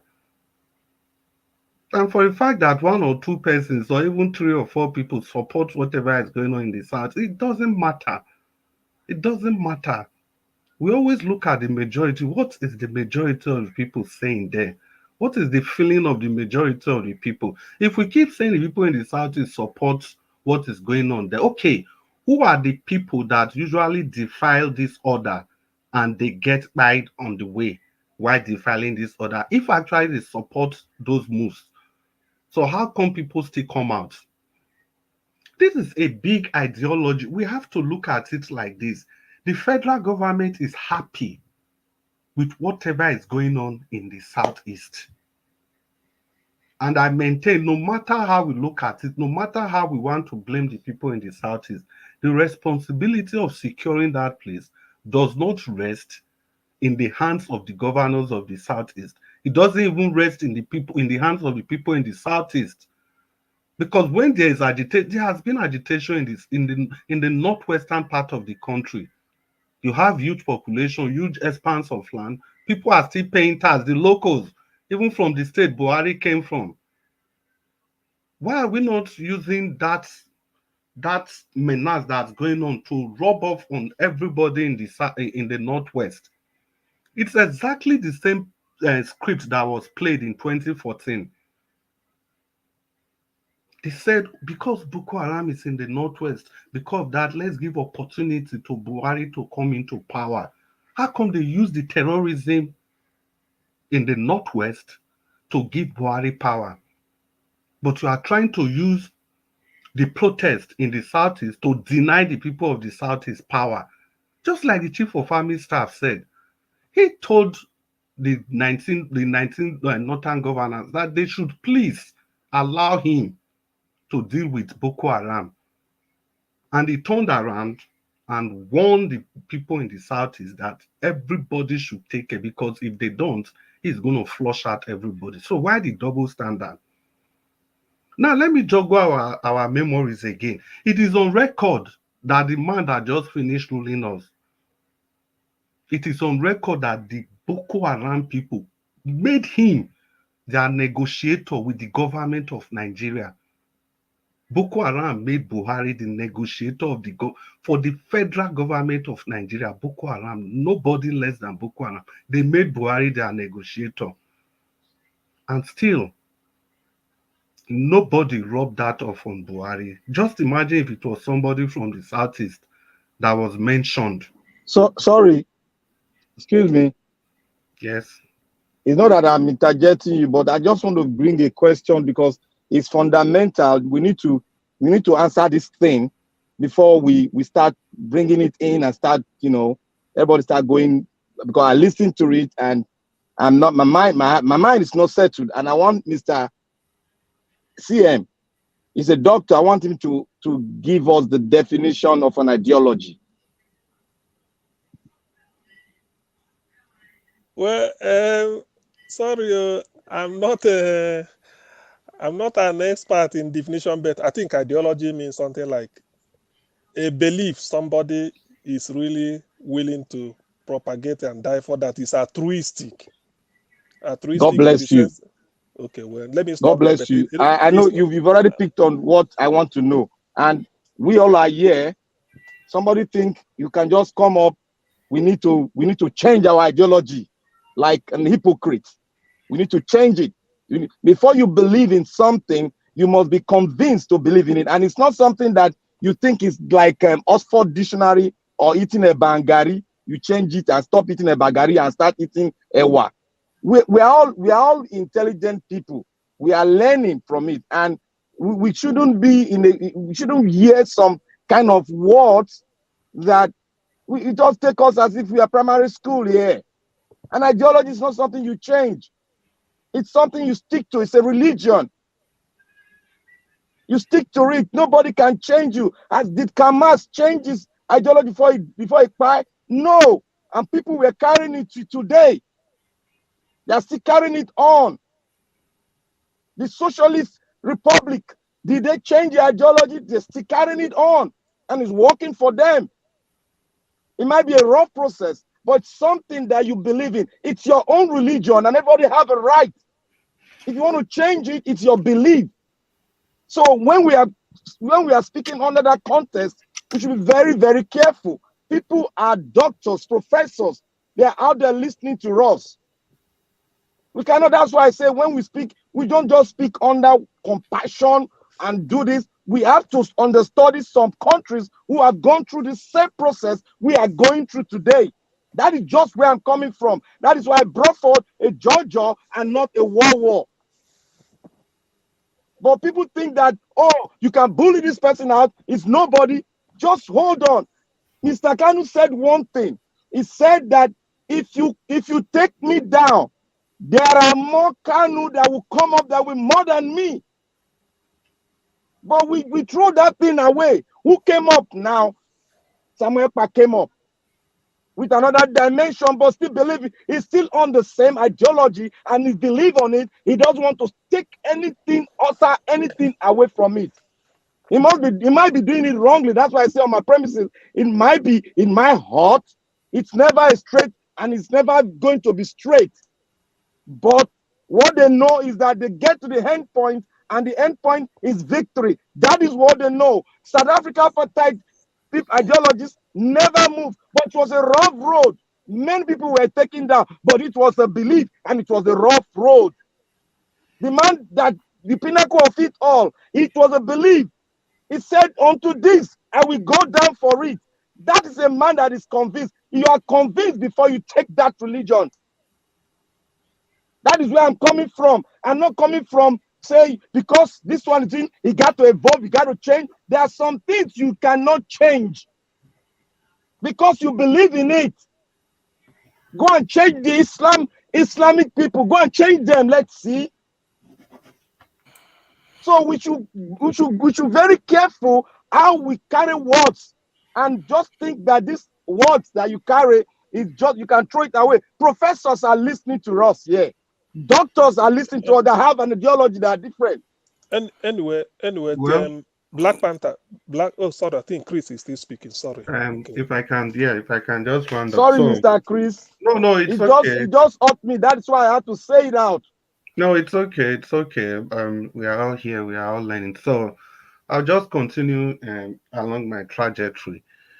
Now, if we have to be fair to ourselves, the kind of treatment that has been given to the people of the Southeast by Nigeria, I don't think any other region will take that kind of treatment, and the region will still remain the way it is. You see, the case of the Southeast is actually a demonstration of how unfair we are as a people. Because all of a sudden, we are just trying to look at this thing from one prism.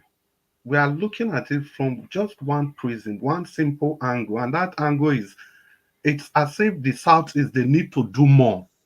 That is how we are looking at it, and which is completely wrong. We can't keep blaming them. It's like the case of Diallo that was shot 49 times. And when the police got it, they said, why can't you survive? And Diallo asked them, how can I survive?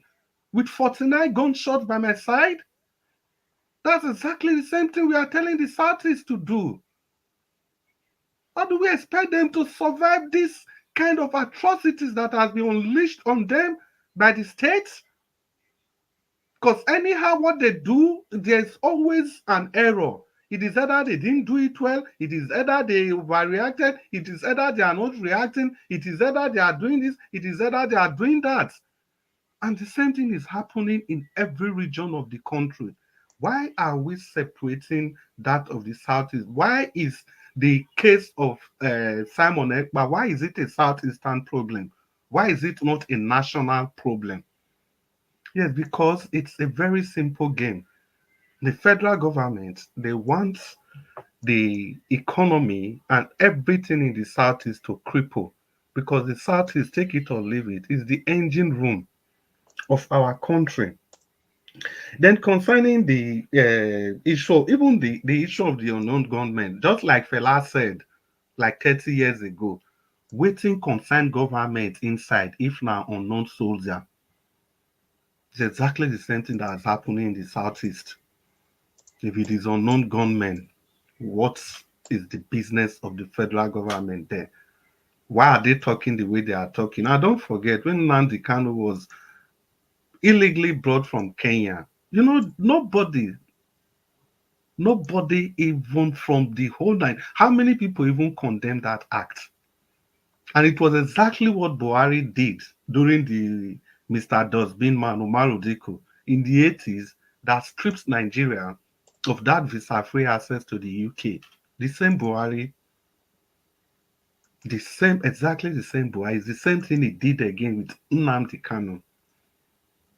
Okay, now we are talking about even extradition. We are talking about going to Finland to go and extradite Simon Ekpa. The only thing we can do, just to put it on record, we can only apply.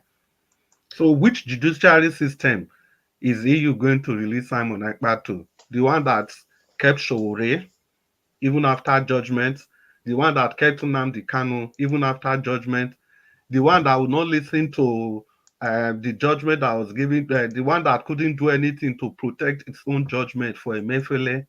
Is it the judiciary that the EU is going to release Simon Ekpa to? I think we must be joking. We must really be joking. The highest the Nigerian government can do is just to show a will and willingness. At least they try and apply. Let's see how it goes.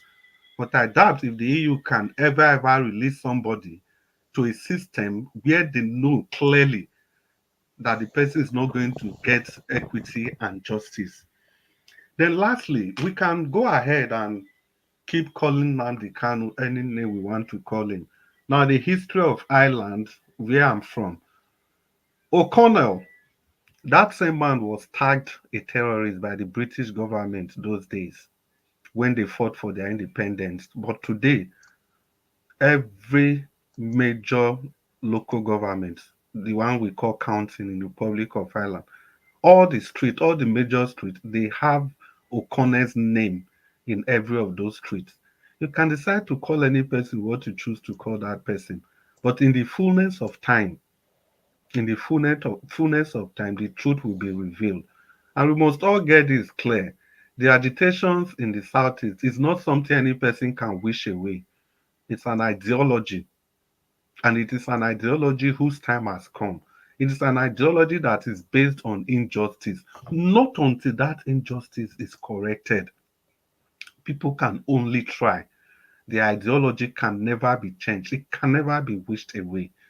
Thank you very much. That's my submission. Okay, Yeah. I okay. just wanted to add something in terms of ideology as Black Panther is addressing. Ideology, you don't have to change your ideology to practice it in a way that is beneficial to the followers of that ideology. And that is where the issue is. Karl Marx, if you practice it the way you practice it in Cambodia, it clearly is very damaging. But in the way it was practiced in the Soviet Union and maybe the Chinese, the result is speaking for itself. So it depends on how you practice it. And from what I see in the Southeast, the way those who are practicing it is not benefiting them. And you can see, me and CM has clashed a few times because of this, that even I am crossed because I see the South and the Southeast being a kind of marginalized from Nigerian top echelon of politics because of that instability in that region.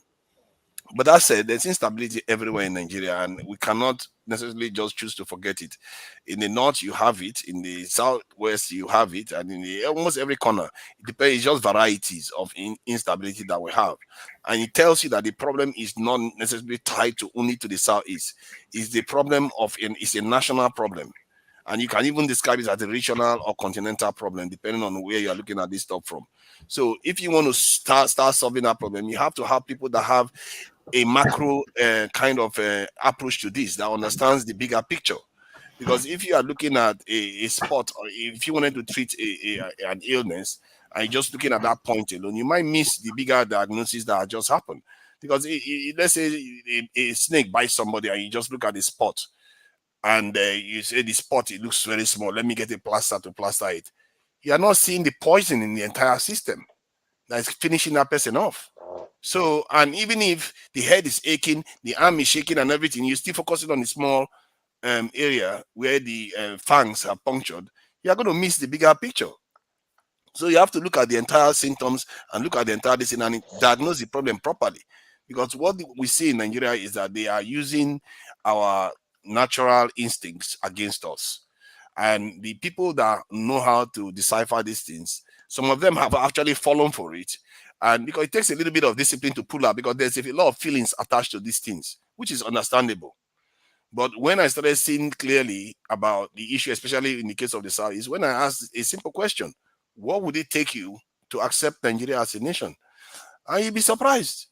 If I ask him right now, by the time he finished telling me, it's still going to be very similar to what a lot of people are asking for in the country. The differences are going to be very, very tiny. So it tells you we have to start working together. The ones that have this mindset, it don't have to be everybody, because in the end, the people that can change a nation, they don't have to be 10% of that nation. They might even be 5%. After all, the guys that are just taking over Niger Republic, I don't even think they are up to 1% of the population. So you can change a nation if you have the right mindset, and the people that know how to call out these type of people that are betraying the people. Because you can't tell me that you are trying to help Kanu by asking people to be sitting at home and intimidating people that come out and burning petrol stations, killing police officers. Those police officers have families, they have children. You are destroying lives. For what purpose? For the government that is not going to improve anything. The government is also sabotaging the nation itself. So you think they care? This is the same government that left students to sit at home for 9 months last year. Sorry to interject, Mr. Tunaja. Tunaja, can we focus at least 75% on the solution. That's what I'm talking about. That's why I'm saying that when we want to deal with this problem, we have to start learning how to isolate the ones that are causing problems for our people and elevating the ones that are doing the right thing by the people.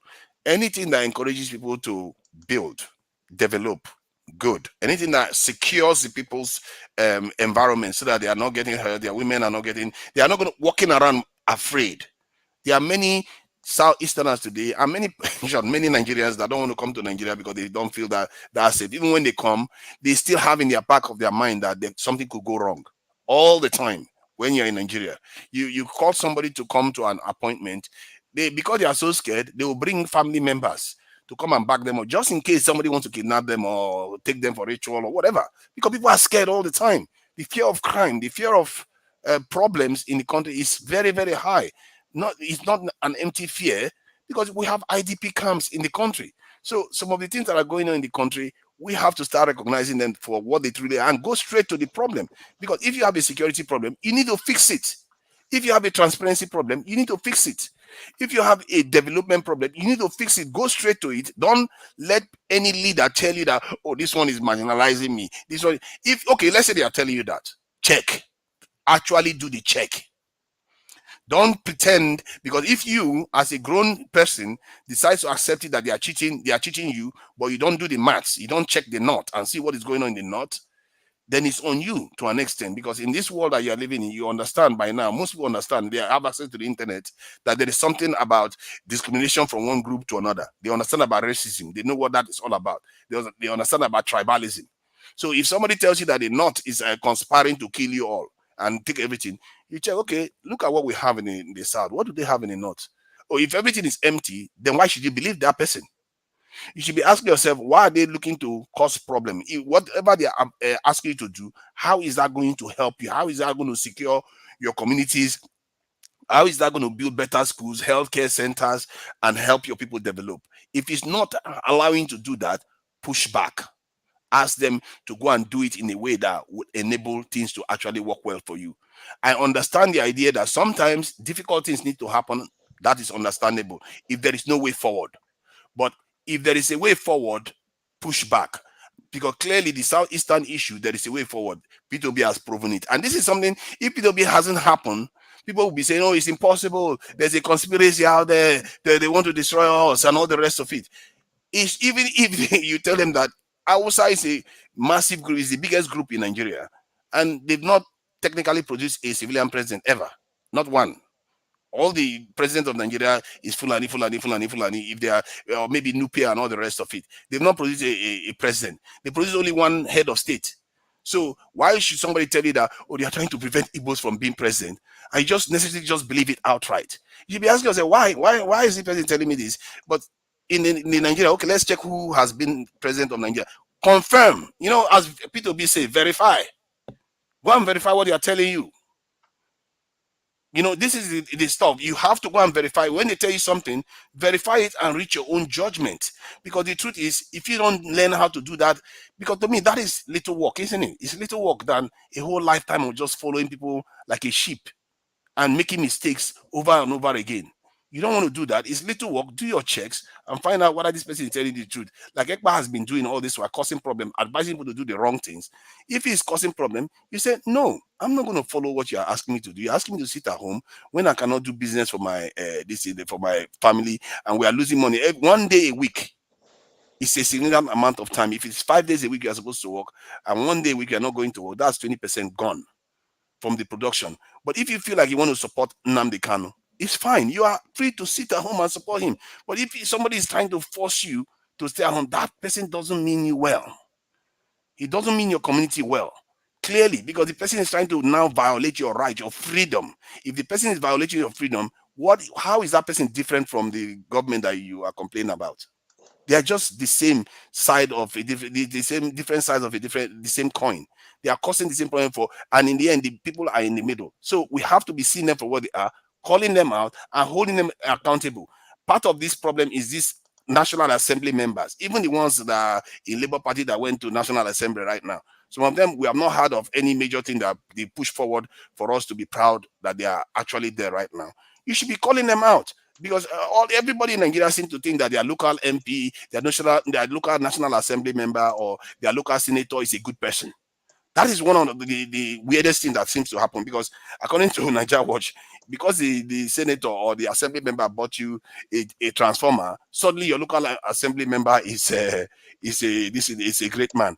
But you don't look at the fact that after he buys you that transformer, he goes on to pass so many laws to destroy your country. He goes on to pass so many laws to undermine the progress of your country. So this is the kind of stuff that they need to be looking out for, because he's not a local MP. His job is not to buy transformer for you. His job is not to do please your local people. His job, especially if it's a senator and National Assembly members, his job is for the nation to progress. You have to judge them based on that. And I understand this part of it is a little bit tricky for people that are like in villages and small towns to understand. But the elites should advise their people on these things. They should know. Like people like CM and people that are well educated and know about all these sort of things. You'll be telling them that, hey, that guy that is a local man that is buying those transformers for you, he is going to the Abuja to go and vote for salary increase. He's going to Abuja to be supporting people to go overseas for treatment. He's going to be signing up for genetically modified crop. If all these leaders are doing all these things and your local MP, hold them accountable. Sorry about that, Rita. Go ahead. Yeah, I don't know who is moderating, because I don't know if Mr. Naja was here. Is Dr. CM, are you done moderating? Well, I can't be a good moderator, but you Why can not? go. You can be a good moderator. Well, because he wants to talk. That's why now. I can't be. The reason why I say so we can at least have everyone speak. No, and maybe okay. Let's self-moderate. Then let's self-regulate ourselves. Then let's just talk and I think okay. If that is the case, it's only Felix. I've not anybody can moderate, please. Not to Niger, because to Niger moderate. I heard the wake up for sleep. If to Niger moderate for Okay, Mr. Dr. Sam, I would moderate, but when I need to be off, I would let you know.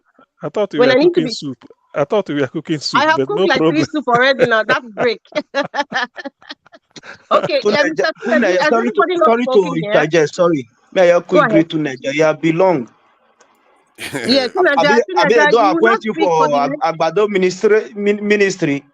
Don't mind me. Okay, Mr. Tuneja, don't get me started. Thank you very much. I think I'm just looking at my screen now. I don't know who is next to speak, but I would like to speak though. But if you guys agree, that's fine. Or the next person will be Dr. I don't know if anybody has not spoken yet. I think I'm seeing Mr. Chris and Felix. Have both of you spoken yet? I think Cizo B as well. I don't know if they're there. Because I know Mr. Black Panther already spoke. My sisters mostly be your take me. I heard they wake up now. I will speak later. Okay, that's fine. Cizo B, are you there? Mr. Cizo B. I can't see the name, or I don't know, the name is also. I'm just seeing initials. If Mr. Cizo B is not there, Mr. Chris, yeah. Chris, are you there? Chris has spoken. Just go. Oh, Chris has spoken. Okay, that's me then. Yes. Just go on. Just go on. Don't worry. Oh, okay. Thank you very much. I think after me will be Dr. CM. So, please, you can time me. Moderators are not allowed to speak. You are started again with your interjection. Every second interjection. The trouble between you and Rita, I know my hand no day. No, it's Mr. Alex that will have come to help rescue me, but that's fine. Okay. I just wanted to say something about, I think I was trying to respond to Mr. Black Panther. And there's something he was saying about definition of ideology, and then people are watching. I'm very happy he said that, because this station, I believe, it's to educate people and give them facts, examples, and figures, if possible, data, if possible. I would like to say here, and any professor can challenge me in any context or correct me if you have the right data. Ideologies evolve. I would give you a typical example, and I will go back to the context of why I said what I was saying when I said we need to evolve. A typical example is religion now. That's something everybody knows.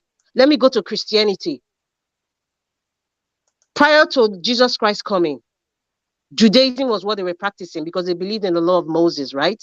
But when Jesus Christ came, he found, because as people evolve, by human nature, people will take advantage of what is existing and use it to attack the gullible people, and then they create a hierarchy system.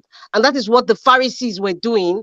And they were mixing their own personal laws with the laws of Moses, and people could not even question it. Now, God, so merciful, brought his son, sacrificed his son, Jesus Christ, to come on earth. One, Jesus Christ showed us a straight method to communicate with God. Jesus Christ showed the people how obsolete Judaism was going, that the Pharisees, deflected from the ideology of, I'm using the word carefully, the ideology of Moses. It evolved, and criminality started coming. They started cheating the poor people. They started using nepotism, in the head of, oh, I'm a Pharisee. I have power. So if you don't have connection to the Pharisee, you would suffer in Judea. But when Jesus came, Jesus taught us how to pray to God, the Lord's Prayer. That is evolving in ideology, in communicating with God. But the one goal, the main goal that was there was, how were we supposed to communicate with our Creator? Judaism came through the law of Moses. It got so bad that Christ said, you know what, I'm going to sacrifice my son, and that will be the last straw. And Jesus Christ came, he evolved that Judaism, and that is what we are seeing. Even till today, the people practicing Judaism still don't believe that Jesus Christ is the Savior. But that's fine. Well, that's the story based on how we read it in the Bible, how I understand it in the Bible. It evolved. And even if we see the way people were dressing those days of Jesus, Jesus' time, is different from now. Even within the Christendom, there's diverse involvement with the ideology.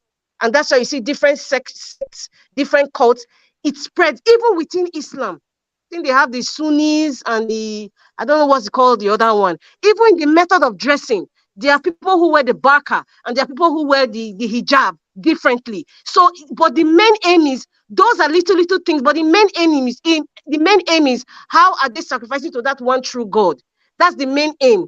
The method in which that ideology was supposed to project to, the methods, keyword, methods, changed. But the main thing was, we are trying to reach to the Almighty God. We are trying to communicate to the Almighty God. So therefore, in the context of what I was talking about in this Biafra agitation now, I am saying the Biafra agitation, from my understanding, is they want the Biafran nation, right? Dr. CM or any other person, even Black Panther, can correct me. They want the Igbo nation, the Biafran nation, according to how Ojukwu, rest his soul, designed it, right? I am saying the method in which you want to arrive at that aim, Biafran nation, should change. The method should change. So far, Ojukwu tried his best with the Biafran war. It didn't work. A lot of people, millions of Igbo people suffered. We all know the history. Fast forward, Nnamdi Kanu is incarcerated. He was kidnapped. A lot of things happened in his home. His parents passed on. A lot of nonsense Operation Python dance happened. At the end of the day, fast forward, he's incarcerated illegally. His methods so far over the years did not work. It worked to a certain extent. It opened the minds of the people who were craving this Biafra nation. But if you really look at it, it worked in opening the minds. But guess what? The way people were thinking also evolved. And that's why you start to see Masob coming out, a different section. IPOB is now, even within the IPOB, you have miscreants like Simon, what's his name? The one in Finland. Miscreants like that. And then even within the leadership is even divided. So people are having, and this is just the method of the Pharisee. This is just the method of why Jesus Christ came, to stop all that nonsense that they were doing in Judea. So right now, ideologies evolved. Methods of getting to the aim of what your ideology stands for should also evolve with times. It's just like, say, people go to church every other day. As time went by, they now realize going to church is not productive. You need a doctor to perform a surgery. You need people to teach our children. So therefore, we pick one day of the week. Let us pick one day that people can rest and go and worship God. Because if you do it every day, it is not productive. So that's another method of bringing people together to pray to the one true God. And as time goes on, Can people now I ask you a realize we're not question? going to Sorry. spend the whole day. We're going to spend 1 hour for service because that same day is productive to do other things. So that's where I was coming from, Mr. Black Can I Panther. ask you a question? Can I ask you a Go ahead. question? Go ahead, sir. Okay, now you're talking about method. You're not talking about ideal. You're talking about method because Judaism is still Judaism. It has not changed. And those, the worshippers of Christ, they are still there. It hasn't changed. Because there were some people that don't believe in Christ. They are still there in their belief. It hasn't changed. I just said that too. I said to That is today, what they I'm trying don't to believe tell you, Jesus that Christ is the it only is the Son of God. method that I believe. I believe in what you just said now, the method. I believe in that. But the ideal guiding them, they still remain there. They don't want to get out of there. I can even give you, for instance, in the pirate gave birth to some other group who did not believe in the pirate group. They now got out from me because they did not believe in the ideal of the pirate. They now formed their own group. That is how it is. Though that does not take the fact that that ideal itself that most people believe in has changed. But they didn't believe it. They went to another group to form their own ideal because they did not believe in this man ideal. That is what I'm trying to make. But on the ground of method, I believe on that which you have just spoken.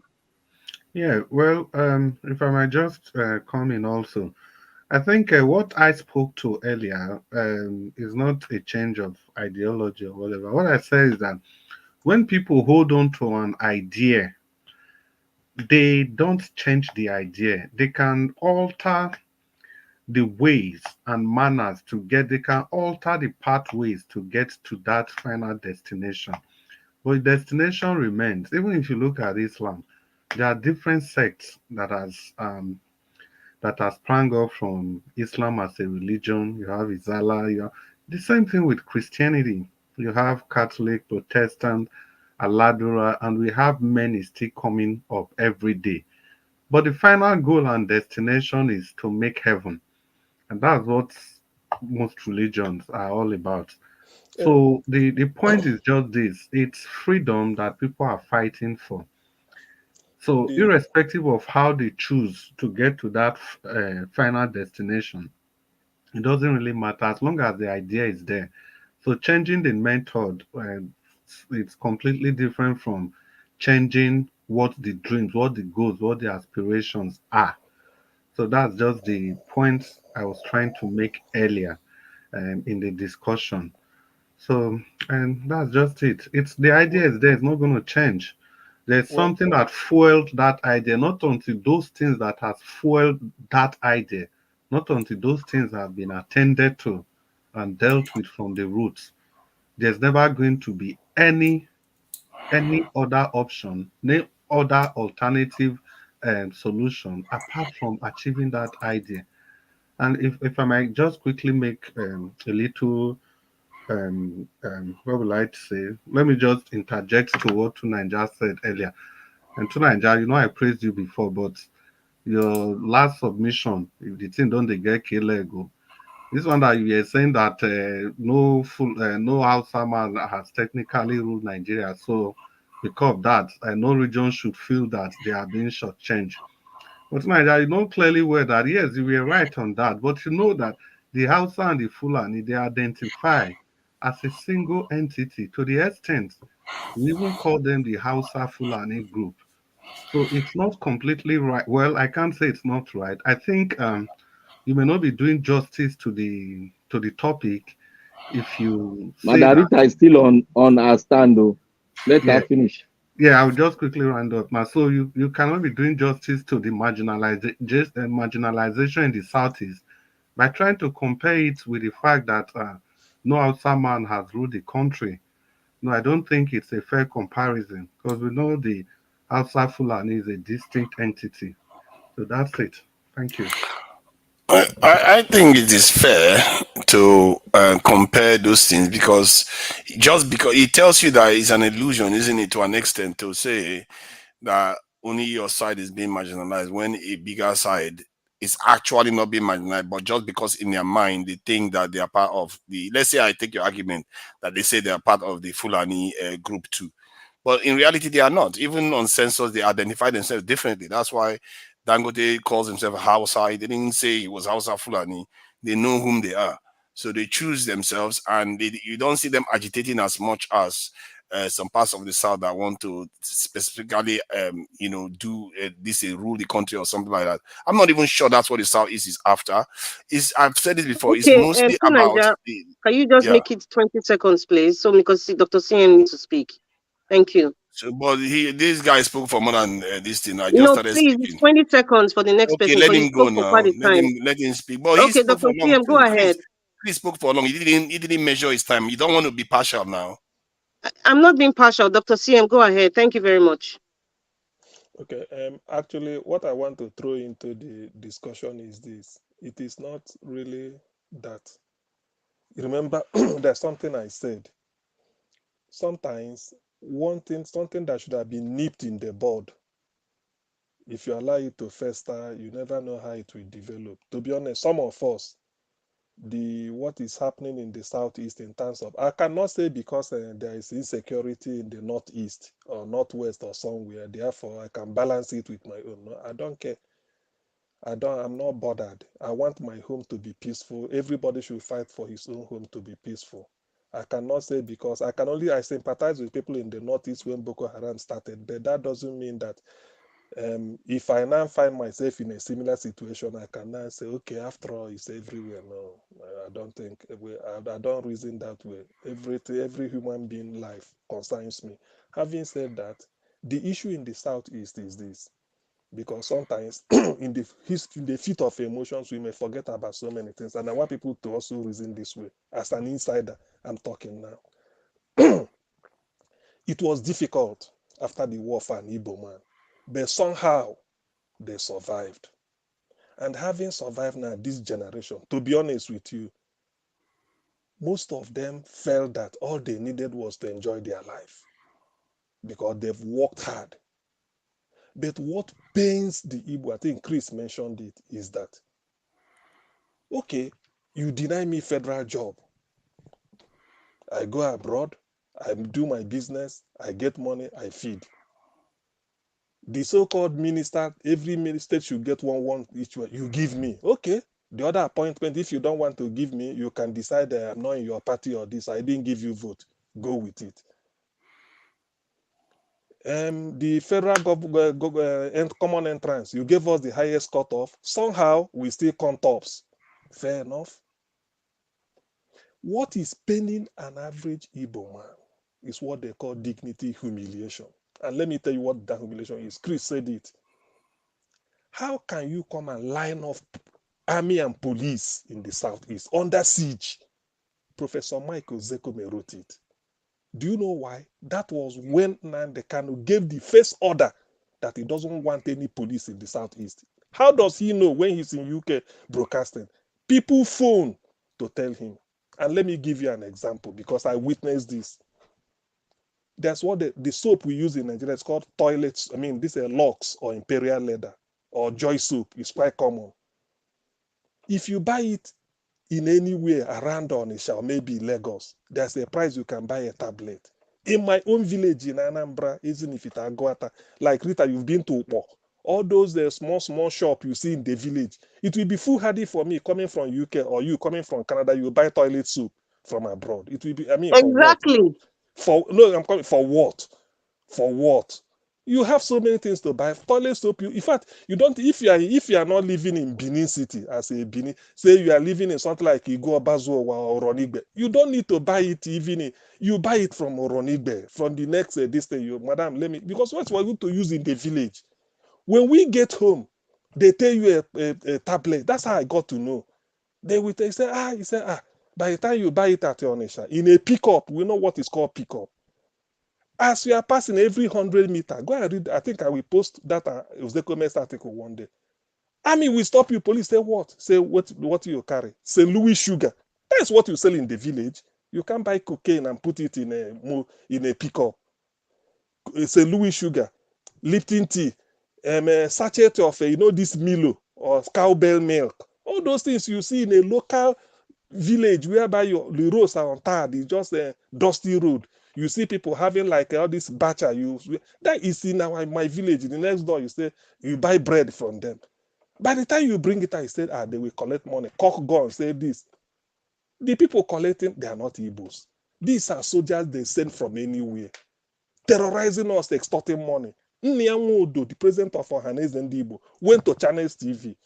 He said when the thing came to him, because why people go to Nnamdi Kanu is he felt that our leaders do not complain enough. So they said, so Nnamdi Kanu to complain, that everybody just bombard him with phone call. Now this is what is happening. Thank God for mobile, what is it called, the social media. People will film it and then go and show. Nnianwodo said, to the extent that drivers drop money for them like a corn being dropped from a chicken. I think it's on channels.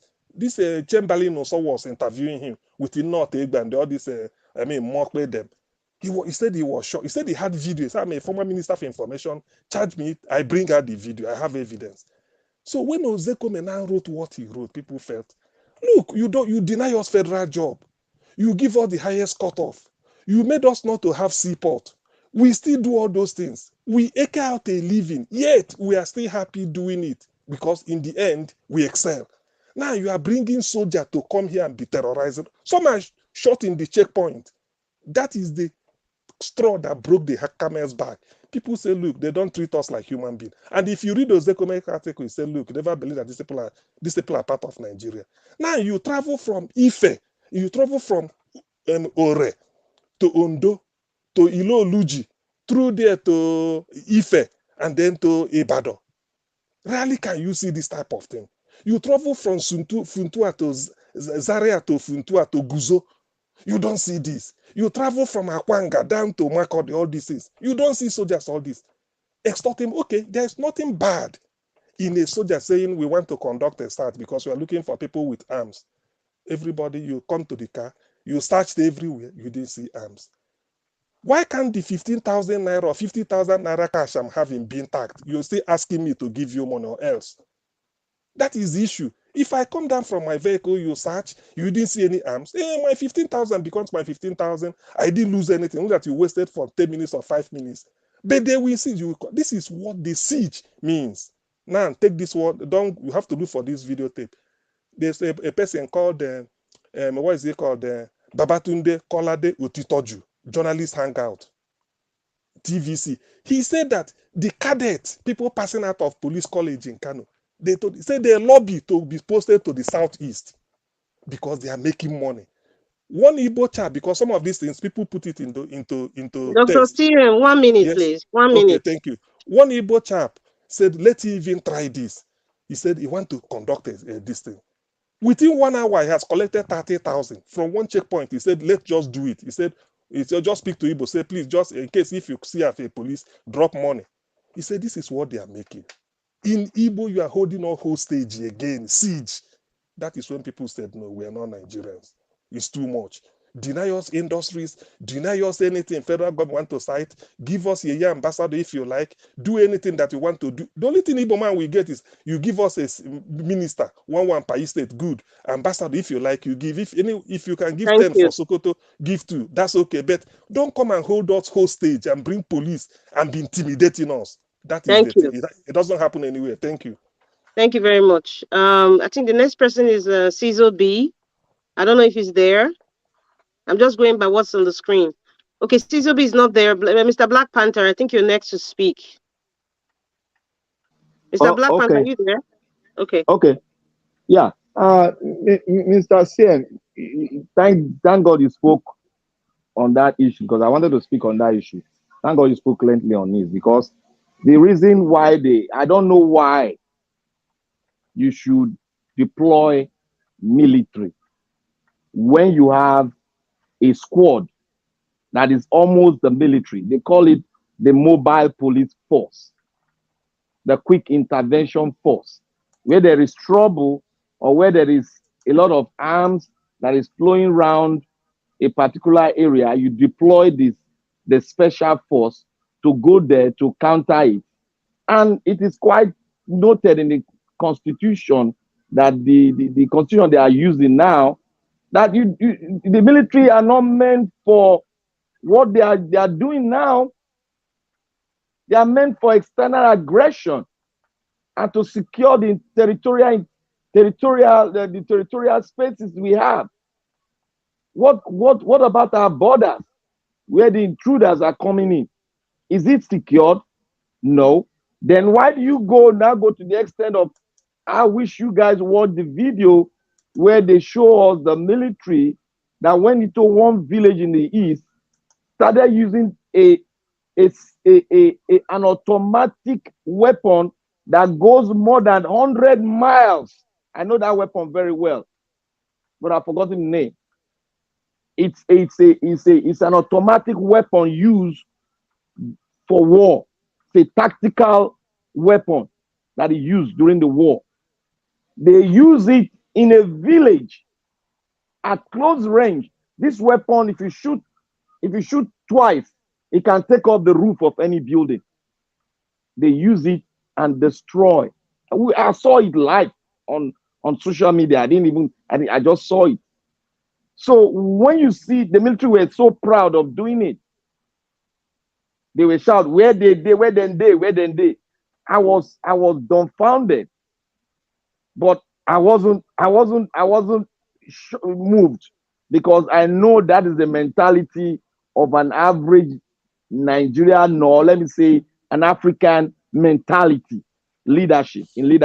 They use the military to intimidate. That is why we advocate for every state as it is today. They should take that money that every governor, they all entitled to, which the constitution say you cannot question me why I take this fund from the state coffin. That fund is meant for the state policing. That is why they tag the governor is in charge of the state security. But the kind of constitution the country has, which the military gave to the country, they just, they mess it up because they want something that will be controlled from the central. That is why we're having today. And if you look at we need to really go deep with the kind of emotion we have. We will go deep and understudy how the East overcame the genocide perpetrated against them during the war. We need to really go in there with our emotion and study it. Then when we are talking, we will not talk on we should judge instead of war. That is the premises which I'm coming from. Because Boko Haram, as it is, when it started like a religious, belief like that in the north. It wasn't so explosive like that. It was being controlled until something happened. Then that thing that happened, which they took the leadership, that now exploded it. That is from that premises. I am speaking from that experience and from that study to what is happening with Samuel Ekpa and the IPOB. Okay, that we should not let this generate to that extent whereby you take that. That was why Zakome was saying that they should not allow. Mr. Black Panther, you have 40 seconds left. Okay, they should not allow Kanu to buy in the prison yard, because it's going to come up with that. Just imagine if the judiciary did not pronounce and give the right judgment. Many Nigerians, we even say Samuel Ekpa should continue. He will not be like an hero. So on that premises, because I don't want him to be like that, let us dialogue and cut that thing off by going war all the time. Thank you. Thank you. I think the next person is Mr. Felix. Is Mr. Felix there? Yeah, I'm here. Okay, go ahead. You have 5 minutes, sir. Okay, no problem. Let me start from what Mr. CM said about the siege and all. The first problem we have in Nigeria. I'm sorry. Wait, hold on, Mr. Felix. Dr. CM, do you see my message in private chat? Oh, sorry, I was looking somewhere. Can you take charge? Okay, Okay, go ahead, okay, Mr. Phoenix. okay, okay. Let me. Thank you. The first problem we have in that country is the amalgamation. That's the first problem. Nigeria is like a mother who have many children. He treated one or two nice and tried to neglect the others. When she now see that the one she neglected is doing well, that make us to say that to make that parable that a rejected stone is not the king at the corner of the house. When she now see that the rejected ones have become a king, enviness, jealousy, and other things was brought out towards the rejected one. Everything that is happening to us, including Edo, Delta, because they count everybody as Igbo in the north. I know what I'm saying. Whether Hausa, Fulani, Hausa, the northerners, when they come to our side, me personally, I see them as one too. Nigeria have not been fair enough to each and every Nigerians. Why? Because all the political dealers, because I don't call them leaders, we have right from independence, they have dealt with us. They don't have our interest at heart. If we don't have the top right, we don't get the top right, which we are trying to do now, other branches can never get right. All the operation dance python, they were doing this, that, and everything. If the man at the top, Mr. President, with a phone call, everything will be seized. Who ordered the shooting in Lekki? Till tomorrow we are still asking questions. They said that there was no shooting, that nobody died. Last, they said they want to go do mass burial for hundreds of corpses. I asked this question the other day, although I was a little bit angry. Those corpses, they now said that they want to do mass burial for. Where do they get it from? Do they bring some fishes out of ocean, baptize them, pray for them, or do some incantation and they become dead body that they are not going to bury? It's another question. Many questions need to be asked. These people, if our political office holders that we voted for, or by ringing get into power, they have treated us, each and every Nigeria, the north, east, west, south, and everywhere. They have treated us well by giving us good road, education, and otherwise, medical centers, technical schools, and all. I don't think there will be any single any single person agitating in the country. It is out of grievances of suffering that made people to agitate. I might be wrong. Anybody can correct me. If the country is working fine, the people will vote before they touch that constitution. The constitution they need to bring and come meet us. We have to do it in form of referendum, because sending one person from each political Jozo and others to go and represent us, we don't need it anymore. Before they touch the constitution, they need to bring it to us in form of Referendum. We, the citizens, we decide, no few individuals, how our country is going to be governed. All we have to do is to get the top right first. That country, anyhow, where they want her now. Boys, men, women, girls, not the smile again. Okay.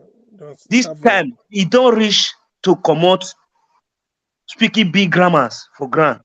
Felice, We take could one let more them know, say, minute to we round don't up, forget please. it. I get, that's why I have to say for now. Let the judicial just do the right thing. Interpret the law very well. Not to be compromised. If not, the sledgehammer, according to Ariwola, with better iron, where go they fall, meet them for chest one by one. Any corner where they go hide. Let's wait and see. The end shall tell is the title. I eat for now. Okay. Chris, are you okay? Sorry, Zizo B. Zizo B is not available. Black Panther is like you are the only person, two of us. Zizo B, Chris, no. Black Panther, this Texas now. Yes. Texas, this one na morning now, na night never comes. So where are you? I dey here now. We are almost 8 o'clock now. Abi you there your guy? Okay, 8 No, me I p.m. dey. Okay. Me I dey listen to Nana. Okay, yeah. I've called on Zizo B. I didn't hear from him. Probably, I don't know. Maybe Then he's sleeping. Felix just paused for now. Then Chris, I didn't hear from Chris. Well, Black Panther, yes. I think before then, let So me put in because something. my place some because I wanted to come out to just to go and take fresh air outside a little bit because it's your 3 a.m. over here. You there prison? Which one we go take fresh air? Fresh air, no. I beg, sorry, forgive me. No, Village Don't worry, Oga's here. Don't worry. We go for court. In the village, Okay. you want to go take fresh air. They do have a village now. You know, because one person say he just go out, go take fresh air. And I be say where in there before fresh air. Oga, you don't talk to British man. Around the house now, play with my dog. You know say, now me in the interpretation me there, I no talk. Now so I understand that. You say That's what it be for Britain now. When they say one go take fresh air, they say you dey prison. you know, because when person say make I go, like say you get where fresh air day, where fresh air no day. So anyway, you know the like what you said before initially Black Panther. I think that was regarding this Simon by case of this. And to be honest with you, now we black people, or let me put it this way, just it's a personal opinion. We they see humility, sin and weakness. It's not. Even if say Simon Ekpa, he go they feel saying they're on top of the world. Like this, I've had this suggestion hasn't come to my mind. It doesn't mean anything that can save life. Say the government. That is it. Say the government. No, it doesn't, because if somebody say now this. Do you know that when my father was alive, he said, look, my father Elena, because we do one argument upon say we be 5 boys, so and not the oldest. But the guy when we do. Me, I don't forget saying my father. You're the argue. You know what he didn't tell me at the end? He said, my son, you are right. Me self, I'm also right. I don't go forget that thing. He said, hey, you are right, I'm also right. So what I'm trying to say is that, you see, in so far as it will, because there are certain things they said you want to be fair and just with us. I don't know how to translate it in English, but you just have to make sure that at least I've fulfilled all righteousness. Something, let me just put it that way. For governors to say they bought a plane, although, like Rita pointed out, it's money they're going to use, but sometimes you can waive certain things because of the importance of what you want. But for the life of the people, you got to use that money. That's one. No, I'm coming. Of course, it's good to save money, not embark on it. But in this case, because there are certain things you say, let's we the governors, let's play the mugu, the interplane. Find out where Simon Ekpa is, everything. Even when they reach Finland, they accompany them with a Finnish police. Their land, say Simon Ekpa. Look at us here. We are 5 or we are 7 or we are this. People kill people in our places, burn houses because they say now you send them. Tell us your this thing. You know that there are certain things because some people may see it. Some people some people may see Black Panther, are you with me? Some people Yeah, I'm may still see with you. okay, yeah. Some people may see it as weakness. Do you know why I say this? The most powerful nation in the world is the United States. Yet America, they are the most diplomatic. They are the most. Then everything say a peace envoy. Despite the fact that they don't stockpile arms to release their warship, go surround that area, they go see send peace envoy. Say may them go and discuss. And they call America at any time. If you can't come to Washington, they can set up a table in Switzerland or set up a table in Spain.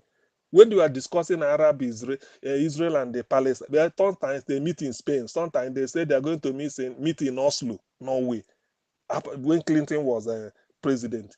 So one thing I learned is that because that way will overwhelm him. Surprisingly, on a turn up, you tell him why we are doing this is that we don't want a woman who is selling tomato, selling vegetable. When you go there, the total thing on that table, to be honest, before God and man, is not more than 30, okay, not more than 30,000 naira or 20,000. No be to a vegetable. This one, okay, give me 1,500. This one, give me 800. So by the time you check the whole entire table and tray where you take put everything, you know reach even 50,000. All of a sudden you shoot them. And that 50,000, that's a whenever you see a woman selling doing that type of business, know you that he has at least 3 or 4 kids where in the feed.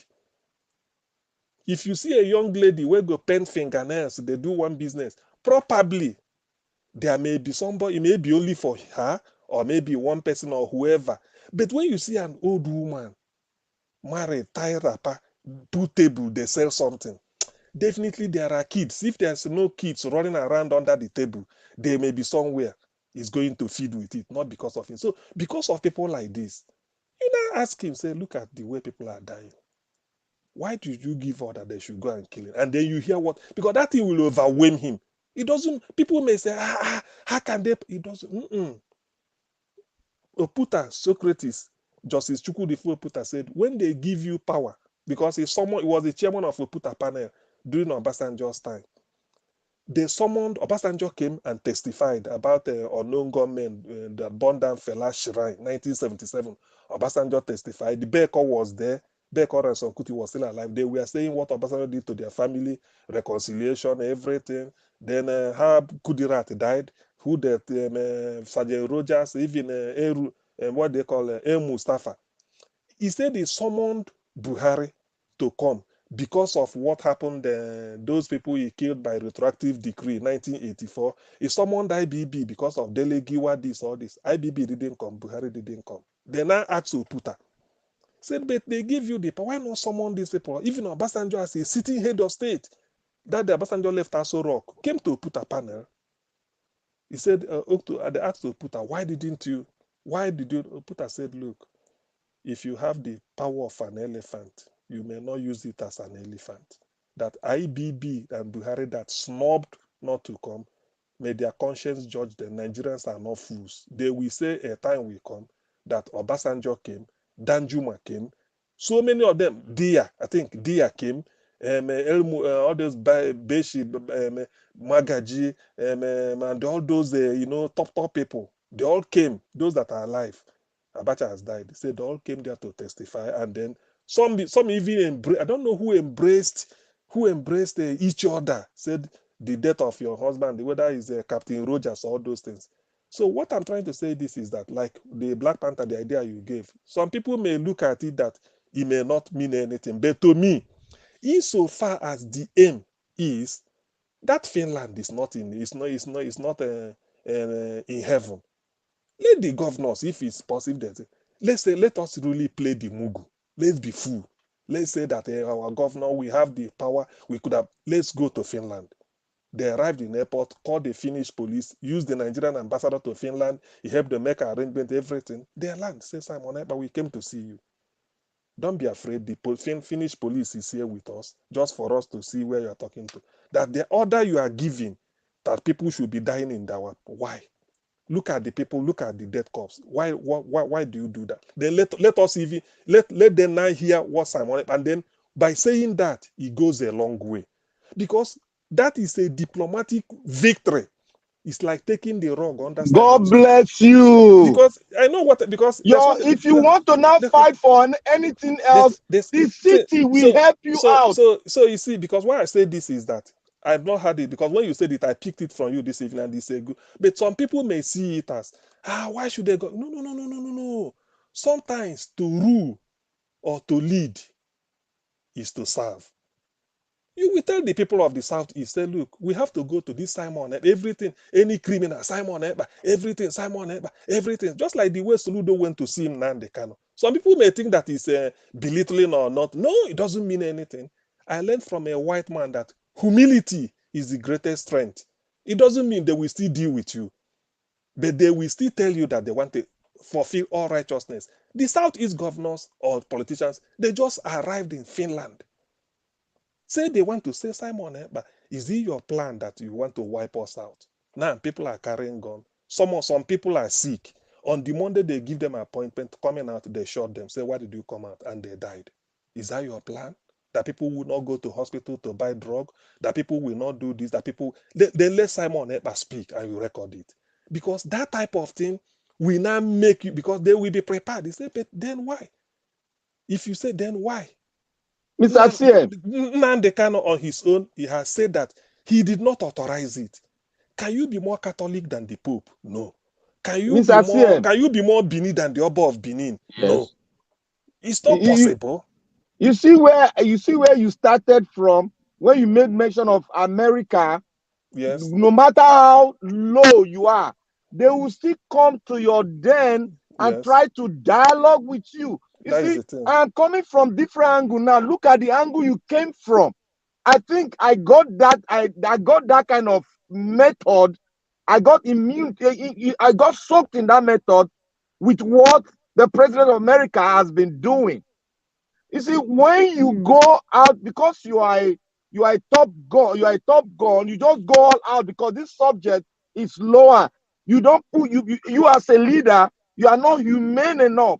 You see yourself as a demigod on a seat that the people chose you to. Look, that seat is not yours. You are a servant to the people. You must be humane and bring yourself low, because governors in Nigeria, they are like demigods. And sometimes we the people, we are promoting them too much. Now you come to America, you see governors walking on the street, shaking people. You see entourage not past 4 cars going. That is how the people see them. They see them as human like us. We send them there to do something for us. What we ask them all the time is what do you got for us to be our life to be better than what it is now. But when I say the governors should gather themselves and go there, because I know the federal government, they look at themselves like the supreme. So why can't the governor? It's affecting you. It's affecting the East. Why don't you see from the premises what has happened to us before in the North, where even the North, they were bringing their own people down. You see that kind of thing happen there. Now, the East, it is happening in the East. People are saying, to hell with Sam Ekpa, to hell. That monster is growing, he has a belief, he's growing. Before you know it, you go and drop somebody who is their leader down in the prison who is sick now, that guy will become an hero. And come to Modi together, if you go and say this election now, you give it to Agbado, that guy become an hero. Even you and I will say that guy should pick it up. That is it, because our mind will be changed. You know, Black Panther, let me quickly finish, then maybe I think Tunaja just come back again. It was out before. So the issue is this, do you know that people will feel that, who is he? It doesn't mean. Do you know the West, the Western world, they can do anything to save life of a citizen. They can do anything. If it's healthcare, they don't care. They provide the best to make sure somebody didn't die. Or if something is happening, they can do anything to save life. In this case, if I'm the governor and I'm going, the thing will be, but people are dying. These people, they are dying. They are the people that voted for me. I have to protect them. If it means going on my knees, it takes only educated or somebody who is civilized to know that humility is the greatest strength, not rascality. But some people see that you want to exercise, you don't. It doesn't mean anything. Dialogue, just go to the people. By the time you surprise time, use Alande, you say, look, we have to come because our people are dying every day. What? Why? So you will be here telling people to go and kill our people. Then you hear what Simon Ekpa will say. Then why are you doing it? What do you want? You want this? Okay, come, let us dialogue. By that time, because the essence of doing all these things is just to show him that, look, that you value human blood more than even your office as a governor. That human blood is more important to you to preserve more than this. I mean, you weren't born with nobody was born with any office. It's only when you come out to your ambition or maybe circumstances warrant that you should step in to do something. You are serving them, and moreover, the governor is not for life. It's only for 4 years. If you are lucky, they didn't impeach you, or after 4 years, if you are lucky, you get elected. Maximum 8 years of your life, no more. So is that a big thing? For you to brag about it. So that's why sometimes when certain things happen, I believe being humble enough. But in Nigeria, they want to use, it's not force. There are things that can easily be solved just by talking to somebody or saying, play the mugu. Even if you see the person is not armed, you still say, okay, supposing I'm the person holding the gun, you are not holding, okay, let me put gun, let's talk. Despite the fact that you have the gun, he should be the person afraid of you, but you said, no, forget about gun, we are human beings, let's talk. What idea do you want to bring? By the time the person say one or two things, you must see whole and puncture that idea. I made mention of this when they were the issue of Boko Haram. I said, under Jonathan, I said, call Boko Haram in the northeast, you want to negotiate with them. No, it's okay. I'm coming to you at Boruno, anywhere you choose. You come with your people, sit down. He said, you people can make tea, drink. He said, then what do you want? We want this, we want this. Okay. If you want northeast to be Islamic Republic or this, what if the people in the west say they want their own? How are you gonna balance it? That is just the logic. He said, okay, if you want this, what of all these people? If they want their own, what will you say? So you now listen to them, because certain things, when somebody is looking for something, you may not look at it the other way. So by the time you ask them this, you are dialoguing. So after that day, it will never be that ferociousness they are going to start. Because you will tell them, say, look, I want to know. We are human beings, you are my brothers or whatever. You have blood, I have blood. I want to know why you people are doing this. What is it you want? Okay, you want this. Okay, what if I give you tomorrow, these people start? What do you want me to give them? Or, okay, come, this person come, let's talk about it. Before you know, the thing will be dialoguing. That, okay, till today, Israeli Palestine, this thing, has it been solved? But there's always a dialogue. Although I didn't advise this to go to that level. But we have to learn that human problem. There are even some demands some people may make. They think it's genuine. I mean, it's unassailable or something like that. Not knowing that by the time the other chap looks at the other party, brings an idea towards it, or look at the other perspective, you find out that the ground on which you are standing is shaky. So in that case, you will not know that, oh boy, this thing really, I would never seen it this way. But that is what you don't just tell people you can't do, you don't crush anything. I don't really see the need for this something. Simon Ekpa, wherever you are in this world. If I'm the governor, I will tell our people, say, let's go and see him.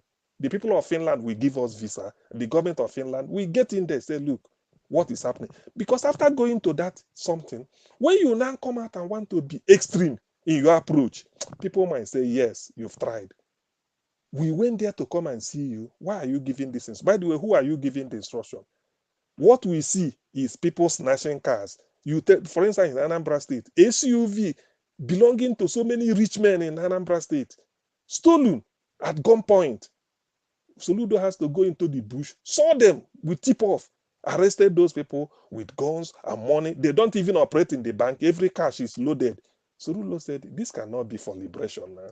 This definitely cannot be about a restoration of any country. These are criminals. These are criminal elements. When the cars were recovered and the police published their numbers, their rightful owners started coming out with proof.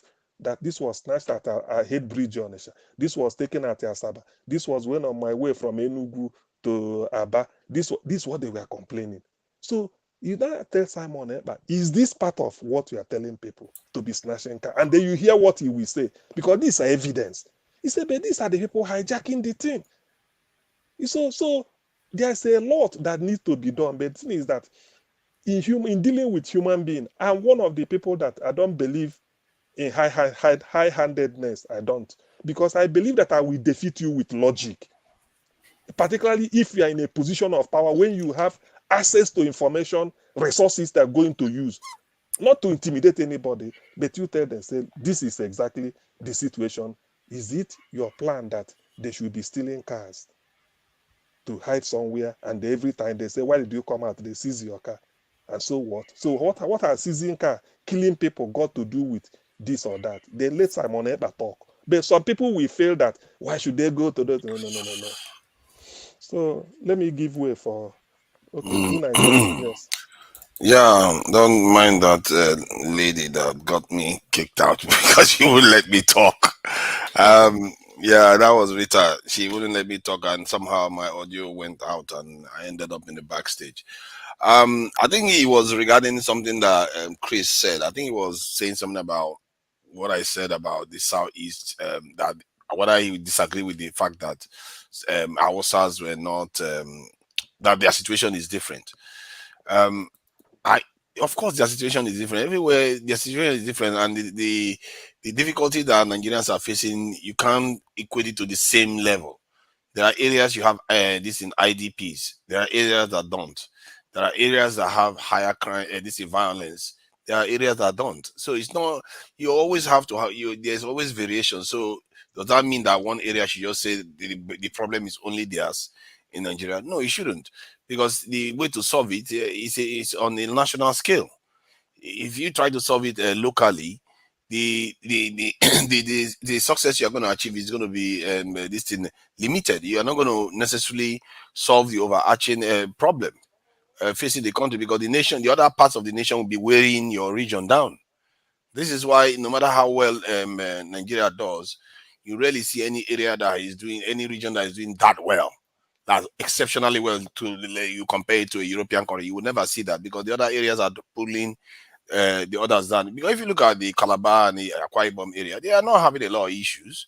How are they managed to securing them themselves? How are they managed to maintaining a little bit of sanity in their own areas? But still, they are not European standard, because the entire Nigerian state is pulling them back. And the South has been relatively calm recently. They too are being held down. So I don't think me saying that is actually misplaced. It's the right thing to say that there are parts of the country that are also marginalized. In short, almost all Nigerians are marginalized. The oppressed are the marginalized people. Clearly, this case of Ekpa is displaying it, because you can see that Ekpa is oppressing people, and the state, instead of the state governor to come and say, you know what, everybody come out, and anybody that tries to stop you, we will stop them. Anybody that tries to rob your car, as CM was saying that they are finding some cars in the forest, who will stop them from doing all those things? You have to feel free to come out confidently and know that you are safe.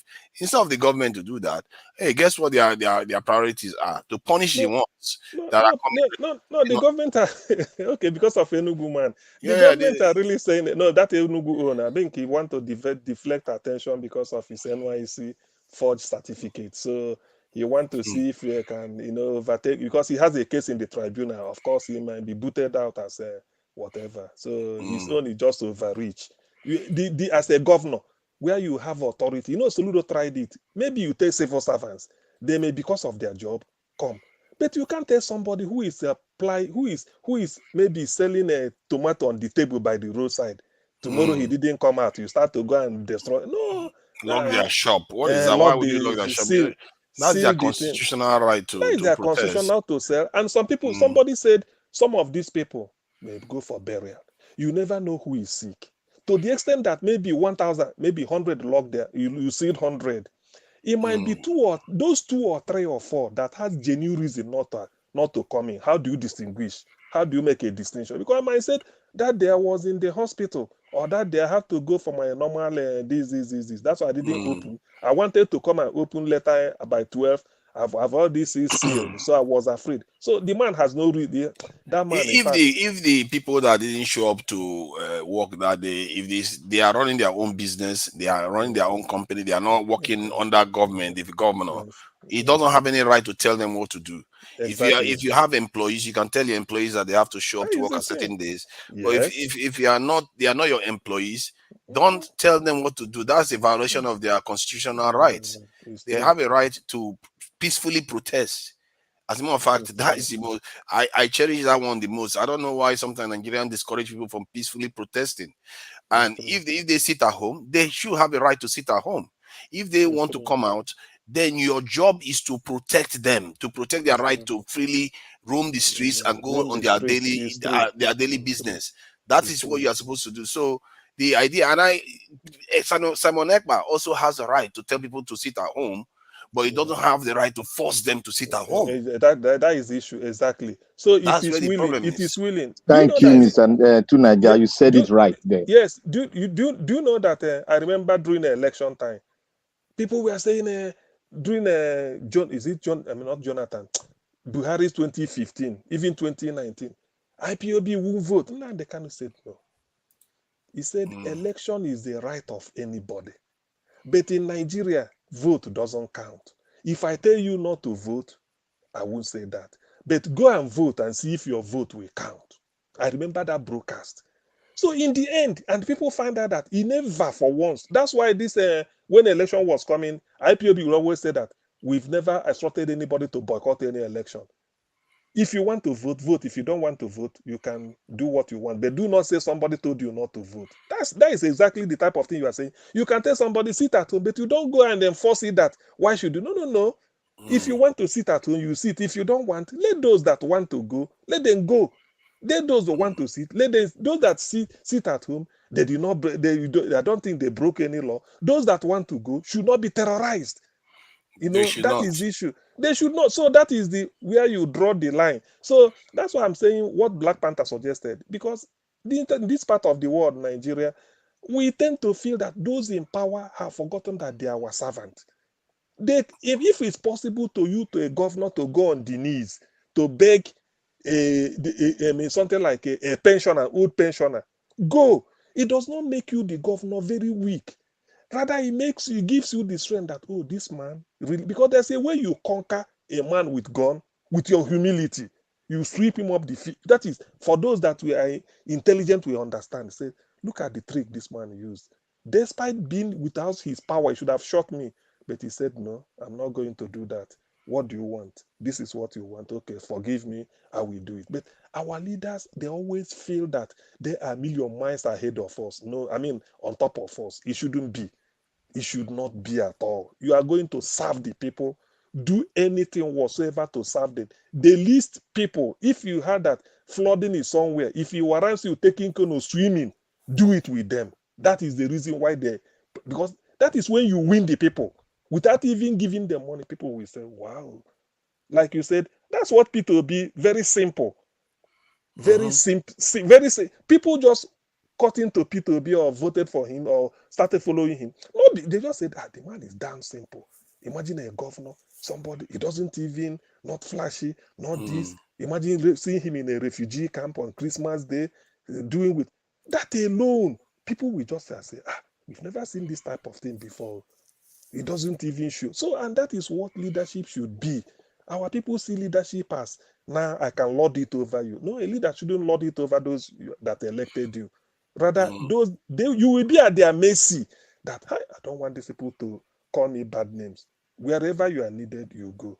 You don't raise your voice. You don't raise koboko. You don't tell soldier. I think I've forgotten the place whereby if a soldier, I mean a policeman, should slap somebody, that police should be tried for assault. It's a bit like Ekpa now. When they see the election, how it happened, and the Southeasterners just voted for Peter Obi, like they'll be like, "Wow! In 8 months, this guy just got all these millions of supporters from the Southeast."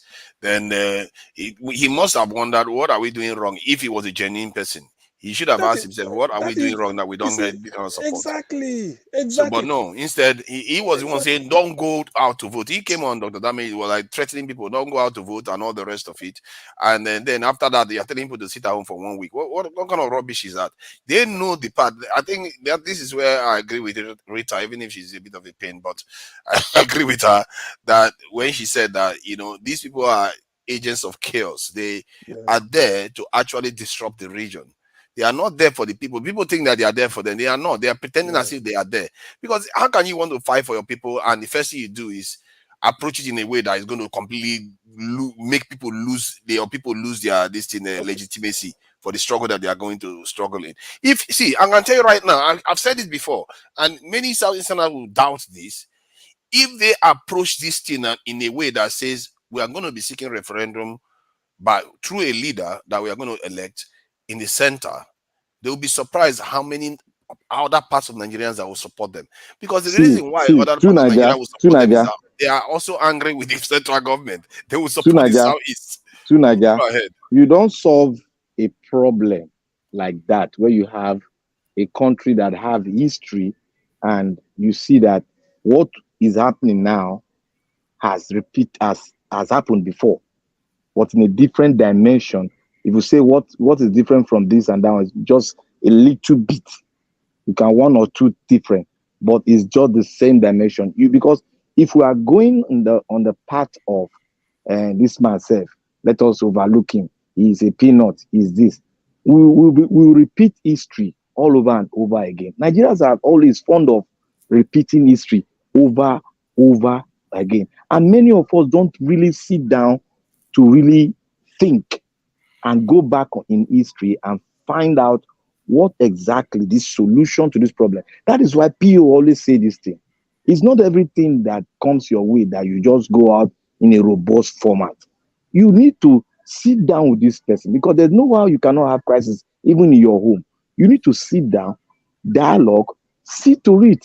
It is when they refuse it, it is when they go gaga with it, then you cannot do what? You cannot bring out your might.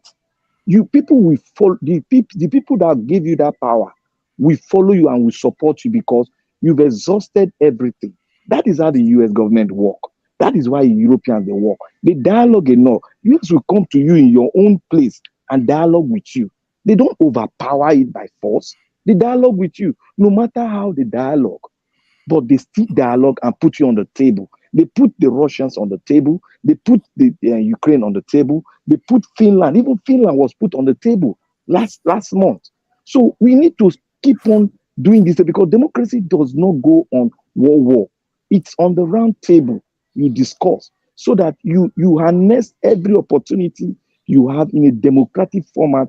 You make it smooth, despite sometimes you meet some rough terrain that you can do your power, but you exhaust that table conference and talk and Imagine see if how you can find a P2B, way. imagine P2B was Nnamdi Kanu. You know the kind of power Nnamdi Kanu will be wielding right now with all the votes he's got, governor and everything. And I'm sure because of he won Abia State governorship, by the time they go for another election, they'll clear out a few other states again in the southeast. Now they can go to the middle, the center, and they make changes. Enugu State will be labor. Forget about this Mm. man. Make it because the man, apart from this, maybe sit at home the way it's implemented or NYC. So let's forget about NYC's forgery. The revote cast because they said it was.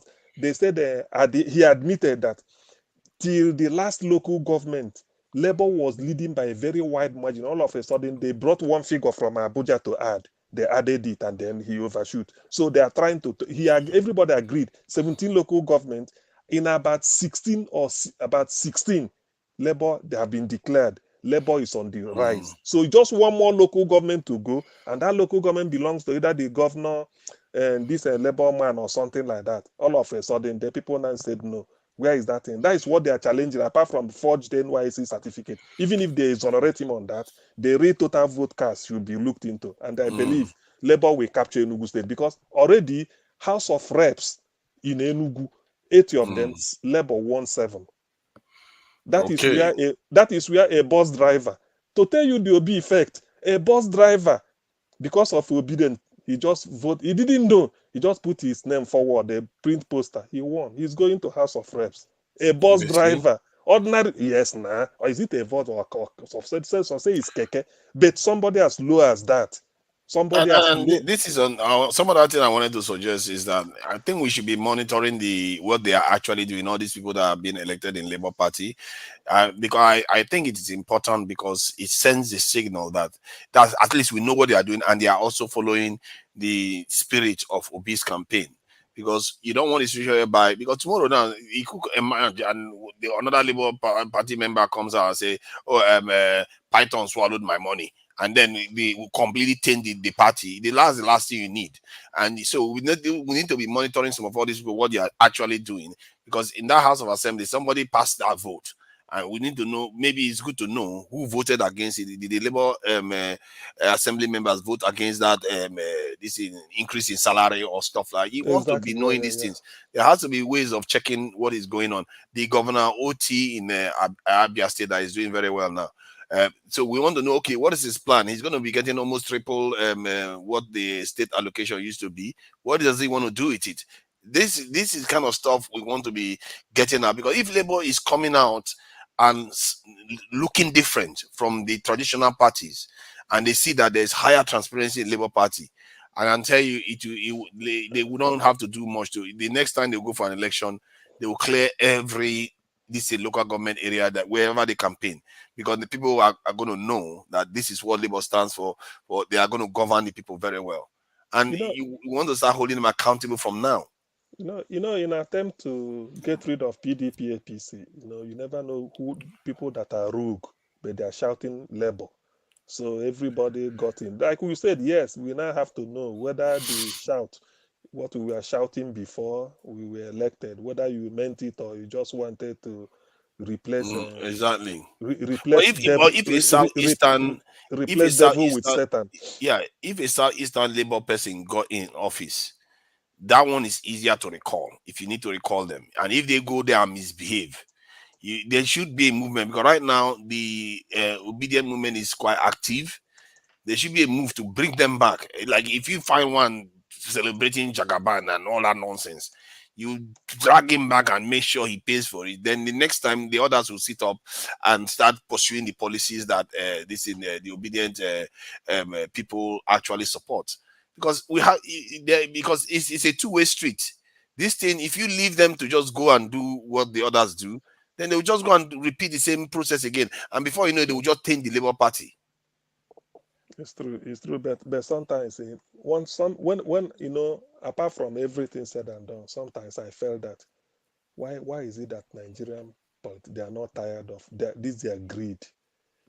When things were good, oil was booming, you were stealing. Now you are borrowing money, and yet you want to be stealing. So what really? That sometimes that's what they call conscience. When you're on your own, you reflect. You should look at yourself. Say, look, you have SUV here. You are buying this, you are buying that. Yet some people that stood on the line to vote for you cannot afford a bag of rice. Even if you don't have money to give them, because you as a person, you may not have money to share. But what you do is you announce policy that henceforth we were cutting our salary, we were stopping. That will even give people the hope that yes, these people know we are suffering. I mean, that's what the Western government will do. Before you know, they put austerity. The prime minister may say, we want to hold this, they start. That is, they are not giving you money, but they are trying to tell you that we are buying in the same supermarket, so we can as well. But how can at this period, people are talking of salary increase? And the salary you are increasing, you borrow the money. You borrow the money. I mean, how can you be that insensitive to the plight of your people? Even if you are not told, you are still there talking of negotiation. You want to buy SUV, how many million? Ordinarily, on your own, can you afford those cars? Why must you, if you want to serve the people, go on errand? Must you use a jet that is expensive to move from A to B on their behalf? If it's possible, why not use bicycle to show them that, look, I'm here, I'm doing this not because I want to, but I have to serve you. Then you want to now and serve the people by amassing wealth. our people. It's true. It's So true. far, the government have governed atrociously. No transparency, no planning. Everything seems to be a ad hoc. I don't know how somebody can be in opposition for almost 20 years and still manage to come up as if the whole thing surprised him. What is the point of a Miloko when you see the office, you can't even Naja, appoint ministers? Naja, Huh? did you watch what Naja was based on the Naja Watch family, where the white doctor was describing the sources he got in from the palm oil, how the palm oil can be a black gold. Yes. Did you see it? No, I've not seen that but I've seen a Oh my video brother, regarding palm oil. you It's used got for so to many things, you cosmetics and got all. to go and check the medical resources you can get from palm oil. My brother, we Africa they sleep. Do you I'm know? telling the fact. You don't need to check it. Just We, think we, of are, we were Malaysia. tranquilized, not we were Just asleep. They put tranquilizer and inject it. This is what they do. All these Samuel Ekpa and all them, they are the tranquilizers to keep us asleep. That is the whole point. And it's the whole game that they are all doing. They don't want our eyes to open to the fact that, you know what, we need to be making money for our stuff and we need to be making stuff for ourselves. Anybody, because if you understand these things, you will not get distracted by like someone like Samuel Ekpa. You will just see through them. You just say, oh yeah, you want me to be going to this fight when I should be building and making better school for myself. Because this direction is advising you to go. It's not going to lead to but any progress. but as a leader, if you claim you're a leader, because why people follow Nnamdi Kanu is not that he forces something, but when he says, people listen. Simon, but if you're a leader, you give order and people refuse to obey. What does that tell you? What does that tell you? That is, you give order, say people should stay at home. There's no need enforcing it. You don't enforcing means just like a parking, parking permit, or people, if you park your car in a, they say the people will come, and to enforce it means you have to put people on the beat to say, look, if you enforce, we clamp your car. That is enforcement. But just announce that, please, nobody should sit at home to do this. That's all. And people came out. It means you don't recognize you. That is a simple test. That is a simple test. You don't need, because the way you now start to cock gun, life is precious. Even if it's a small boy of 10 years, the moment he shows you gun, you stop. No matter what, you must stop, because that gun is what you're afraid of, not really the frame of the child. So if you say, stay at home, and people refuse and come out, it means they don't recognize you as their leader. But when you start out to say, cut gun, it's gun that people are afraid of, don't think you are powerful. It's the gun All people are these afraid people, of. they know. I think when you start leading this type of organizations, within a month, 2, 3, maybe 6 months, by meeting people and all the others, it will just dawn on you. You will be clear. You will know why the issues are occurring. And if they pretend as if they don't know, they are deceiving you. It's Because the true. moment you lead the organization, you will know. You will start meeting people. This one will say, come for this meeting, come for that meeting. They will tell you differently. All the secrets, you start knowing them. And you start knowing what not to say and what not to say. And this is why they are so narrow, the way they are approaching things. And in the end, what they are doing, they know exactly what they want to achieve, which is the It's true. chaos. What is It's the true. difference between Boko Haram and the way he is approaching it? Boko Haram is sowing chaos in the north. He is sowing chaos in the southeast, and the Niger Delta youth were sowing chaos in the south. It's the same thing. They all, and the government too, are sowing chaos too. It's So true. all of them, they're all at it, and we think that they are all separate. But if you look at it, since for a very, very long time now, they've all been working together. Maybe it's for me where it became very clear to me was when you look at ASU and the government. They seem to be symbiotic, because if it's not, one would have won out a long time ago, and the other would have this thing gotten their way. But you always see that suddenly the only people that are losing are the people. The people are the ones losing. The ASU gets what they want. They go on strike and they still get paid. It's just this last time they refused to pay them for their salary when they went on strike. They go on strike, they get paid. The government don't pay money for how many months, and they still carry on ruling the country anyway. So in the end, who loses? The poor people's children, not even the rich people's children, because the rich people's children are going overseas and they are in private universities. But the poor people's children are not going to be able to. The same thing Ekpa is doing now. Ekpa will tell people to sit at home. The rich people is not going to hurt them, but the poor people is going to hurt them. The look at the governor that says people, if they don't come out, you lock their shops. What is that? The people, the people again, the people that don't have a lot of money, you close their shops on top of it. What is that? Because they are exercising their constitutional right. The governor is violating the constitution. Ekpa is violating the constitution. The government too is violating the constitution.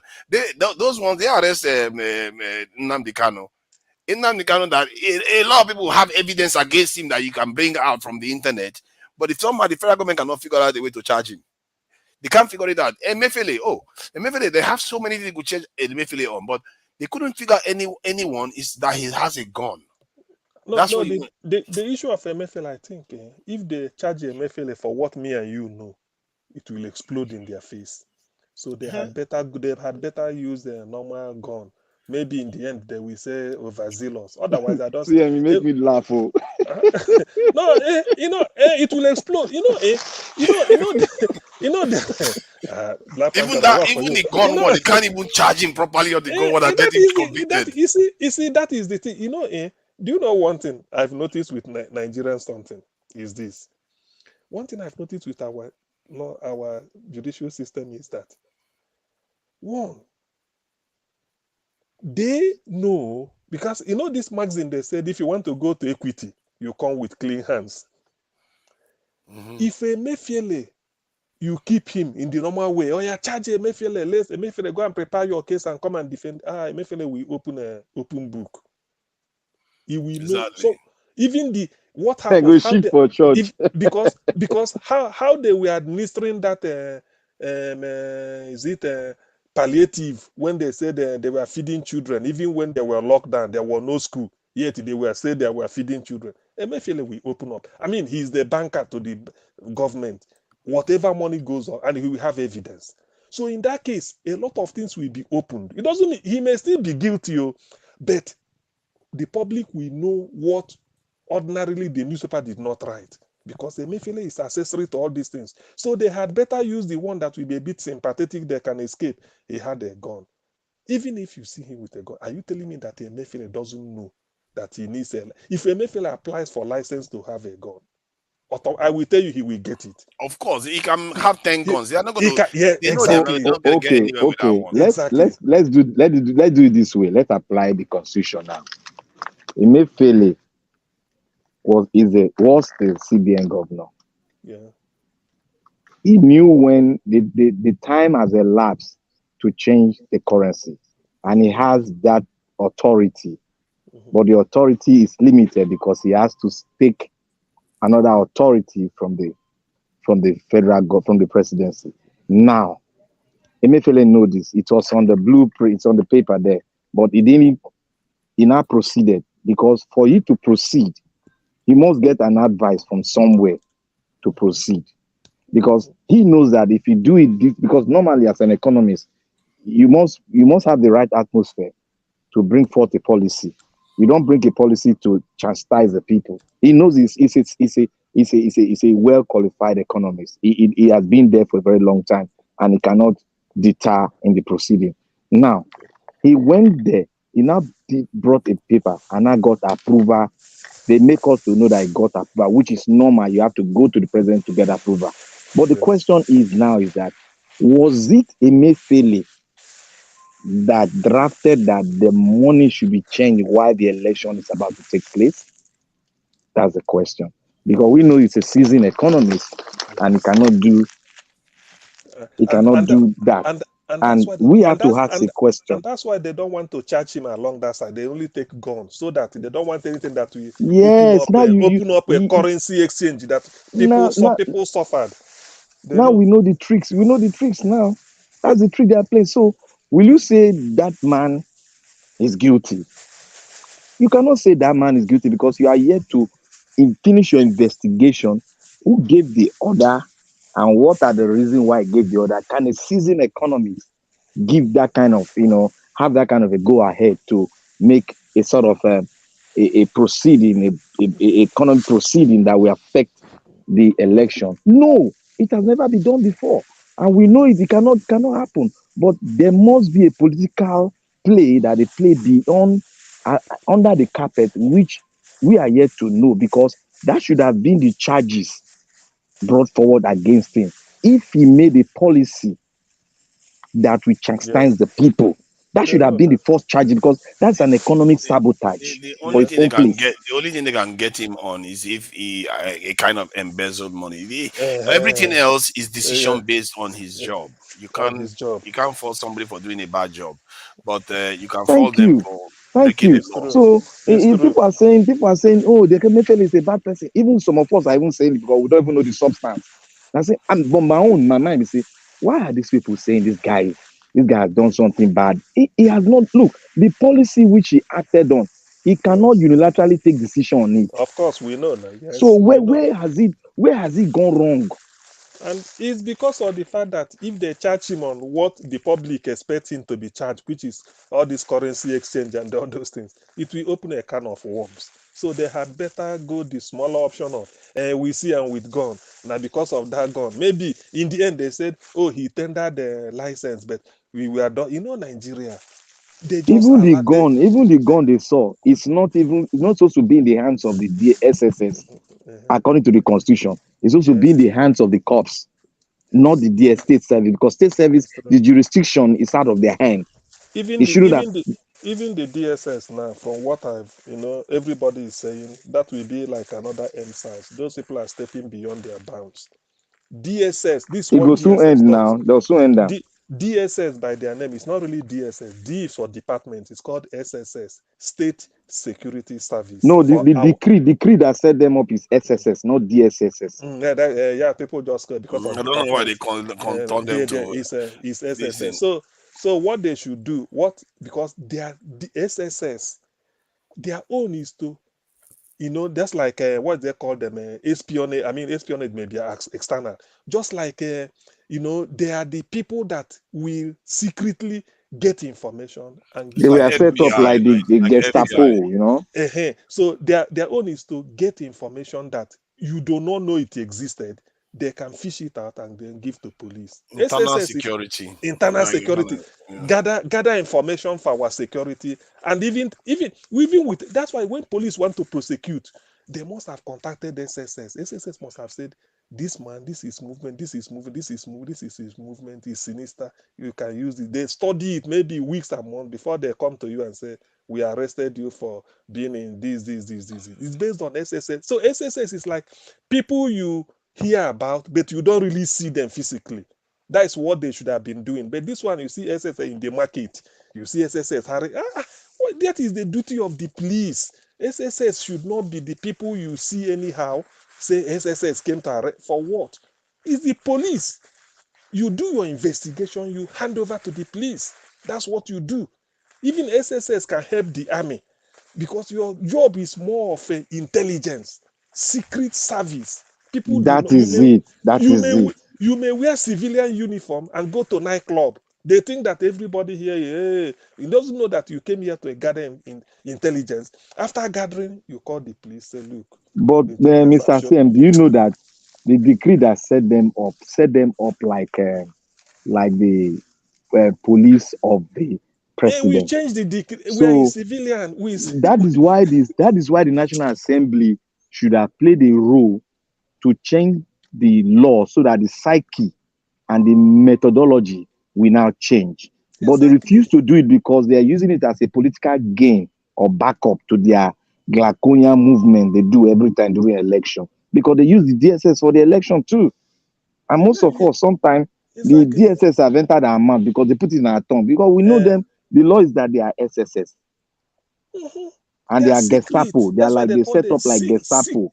They are called secret. You don't even if your neighbor is working for them where you are living, you won't know because they are only because any intelligence they get is authentic. Because one, you don't know. They may be talking to you in a bus. Supposing they want to catch a big arm robber or something, they might say, okay, let's just enter bus because they have money. Enter public bus from Lagos to Shagamu. Let's see. Before you know, they bring up one discussion or somebody. You'll be talking. They will say that, okay, these people is that the public here hasn't got. Because that is, they can use any means to, because one, you don't know them. They are secret. State security service, they operate secretly. Whatever evidence they gather, you give it to the police. If the police people see, police will now prosecute. That is the way it's done. But in Nigeria, everything is open to abuse. You don't use SSS as if you are sending Agbero to go and do what? Because they degrade themselves. You want to conduct election, you go and bring army. What concerns army with the election? Eh? Police is enough. Flood the place with 1 million police officers. It doesn't mean. But army should not come there. Army should not come there. At most, before the thing, you send state security, they've combed the place, do what they call sweeping, gather intelligence, knowing that there's plan that this place might be bombed. So let's just withhold the election there. Say based on intelligence report that election will not be holding on so and so. Just like Mr. Fair. so you preempt something and then you stop it. So that means that is what they mean by you preempt. Say based on intelligence report that we have to cancel this meeting. Where is the intelligence? It's secret. You won't know. But police have said, please, there are some places because police will seal it off. Say, no. From intelligence, this thing won't hold. We want to cancel this football match. There's intelligence that a lot of opposing fans may do this, may do that. Then they move it to a neutral venue. That is what they call intelligence. In Nigeria, they don't use all this. All they do is abuse. How can you, Emefiele is a civilian, you summon him, he comes, you take him to Kuje prison. Maybe you keep him there for this thing. He perfects his bail. You tell him, okay, because you are in your house here, at most you will tell Emefiele, say, before then, every Monday, go and report at the nearest police station. Just to make sure that he didn't travel out. Or every Monday and Wednesday and Friday until you come to court. But you're enjoying your freedom. It's only that every morning, Monday, you shower, you go to police station and say, officer, I'm here. Okay, sign the paper. Let's know that you are here. You have to spend 1 hour here with us. Go there and sit and read newspaper. After 1 hour, he goes back. Wednesday, he turns it. You can put it as part of his bail. He's not going anywhere. He goes and reports. So there are ways you do things civilian so that you don't go and raise public emotions and interest. People will not be, everything is war, as if we are so lawless. There are a way you can make the people. I think I argued somewhere that, this idea that you police, when your paper expires, you can't get driving license or this. Can you imagine black? All of a sudden, police stops you in Nigeria. Say, can I see the paper to this guy? I'm suspecting that it might not be in order. And you brought it. He said, you see, I told you. You see, this has expired. This has expired. The office said, no, I don't want money. Go and renew it. If I give you 1 week, after 1 week, I see you here again, I will arrest you. When you are driving out, you will say, police no take money from you. They say, make I go renew my paper. People will say, go and renew. You see, this is the way you make people to be civilized. Everything cannot be point gun. You say, go and change it. You say, but now, don't break the law. I'm giving you 1 week. I've noted your driving license. Make sure that within 1 week or 2 weeks, you've renewed it. If I pass you, get you again, then we charge you to court. Did you hear me? Yes. You can't be you may not complain, say, officer, but whenever we go, they don't allow us. It's okay. If 2 weeks you went there, they didn't come back here, or come and meet us at the social police. By the time you are doing this thing, you are changing the mind of the people. That is reorientation. Reorientation. We do know within a year, 2 years, 3 years, it will be wondering. Say, police doesn't take money. When they see your paper is expired, they will say, go and renew it. It's only when you didn't go, they will not. But not every time. You make people feel hardy that after all, now money you go take. Maybe in the course of giving you money, they are carrying dead body at the boot. You won't know. You won't know that they are doing ritual. They want they've killed people. But because they are giving you money, you allow them to pass. So this Emefiele case should teach us a lesson. If really the government want to be civilian, I don't see why it should be doing drama, taking a governor of central bank. There are a lot of atrocities we know he committed, or whether allegedly anyway. Try him for that. Let him come and explain. But because the hand of the top people are in, and he will expose the government or even those that are even trying him, because he will be fighting for his life. So they will just say, let's humiliate him with gun, keep him quiet, and then tell him, how can he be a terrorist with one gun? Say he's a terrorist because he has one gun. Well, as Asari is brandishing AK-47 and that's amassing the tout, and they are training, shouting, and you don't do anything with that. You are telling this. Man, Nigerian government, anyway, what do I know? So, gentlemen, I don't know. Let me find Black Panther. I want to leave now. Maybe Una go continue. Tonight I want to sleep. May Una go. Make Una continue. Chris, Zizobi, Una dey try. I dey go. Eh? Now so Una like me reach. Okay. Let me write it down so that if Una come see for chat, Una go know.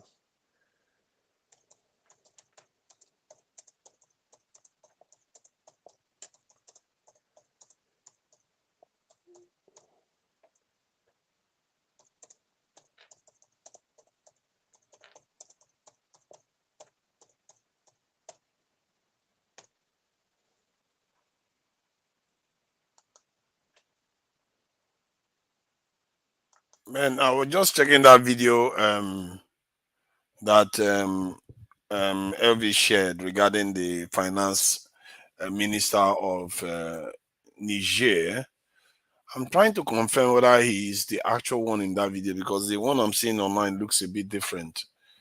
So I'm not so sure whether he's the one in that video. If he was the one, that would have been a great thing, but there's no confirmation that he is the one in the video. I've not seen any real confirmation of it. You know, if that was the case, that would have been a great thing to be holding people accountable in such a way that there is real penalties for not doing your job. Because the way they are stealing Nigeria people's money and the way these people just get away with stuff in Nigeria is leaving the people a little bit frustrated. And when I checked that video on my Naira Land and TikTok, it turns out that most of the people reacting were Nigerians. Were like, I hope this happens in Nigeria, and you know, I can understand that feeling. And we need to know. And I think the people that remove this government, they are not for the French, because on the streets, people are protesting that they want the French out. And this government, this in Nigerian government was not a very good one, I must say, because for I just heard in some report that they went on to invite the Germans into their country. You just keep inviting foreigners in. Oh, come in, bring more troops in. He did that, and he already had French people moving into his country from Mali and Burkina Faso. Now he went on to invite Germans into. And on this interview, the interviewer was saying that the Germans clearly did not send enough people to the country because this would not have happened. Can you imagine that? That's what the reporter was saying, that the Germans they didn't send enough people. The German official was saying that the number that they send is not possible to change the stuff because it's in their own country. And the lady was like, yeah, but you could have sent more. And now that these people have taken over, what do you think they will want from the Germans? And the guy was trying to let her know that we can't force them to be with us. CM don't go. Yeah, CM stepped out. So the guy was saying that you can't force them to be with us. You can't force them to remain partners with Germany. The guy was just saying as a matter of fact. And the reporter was like, she was more of a colonial mentality kind of person, whereby she was like, but you can't just live there because this government just took over. Imagine that's kind of approach she was taking, and that the Germans should have sent more people. If they had sent more people into Niger, this wouldn't have happened. So can you imagine? Their own reporter knows that numbers do matter. For many of us. To Nigeria, you know, we were saying something when the Somalia problem started.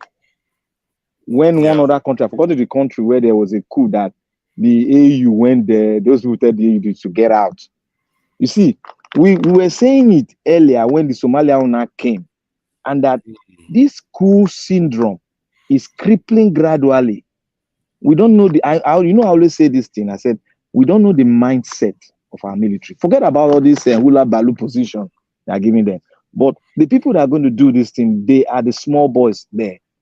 But we don't know their mindset. Their general think they know their mindset, but they don't know their mindset. If they come in, they're going to clear them all. That is why I'm saying that we don't know the mindset of the military. Look at our neighbor here. They just did it. And they told them to go to hell. They don't give a damn about them. It's their own sovereignty. They're going to do it the way they want. And the people were rejoicing. Did you see some pictures that came from Niger that they were beating their parliamentarians? I saw didn't it see the one they online. were beating the parliamentarians, but I Oh, know you that got to go and search for it. It's all over the internet. And that thing now set my mind back to what Dino Malai said in the Senate.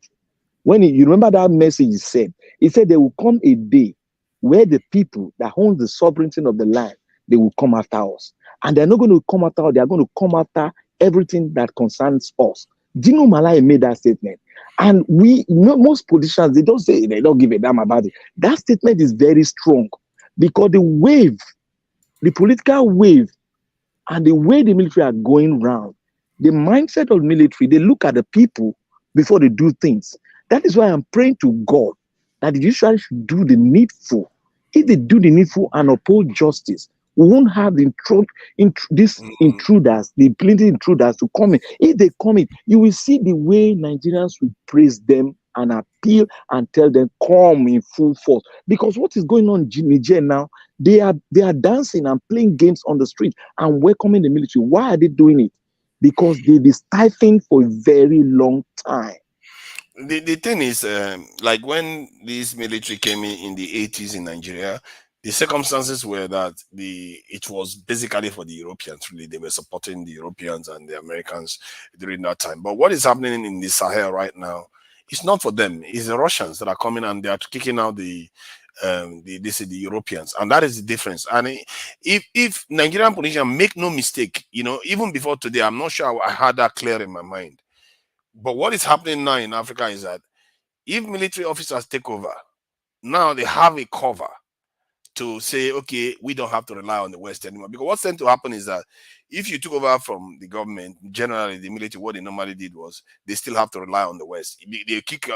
How can you kick out a Western allied democratic government and then replace it with a military allied democratic government? So that's not going to work. The Western people will just say step back. They will tell the military guys step back. Just work with the civilian guys. Hence why you're not going to see them. But if a military regime comes in Nigeria, chances are that they are going to be anti-Western at this stage.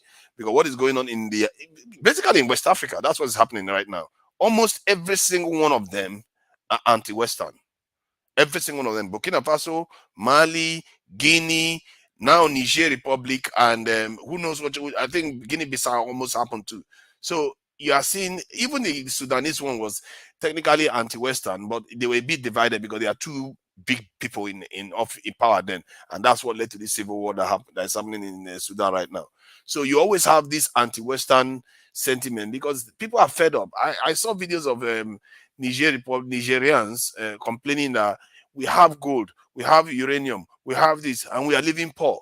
What kind of poverty is this we are bringing to our country? That they need them out. So these are the reasons why the Sahel nations are all turning.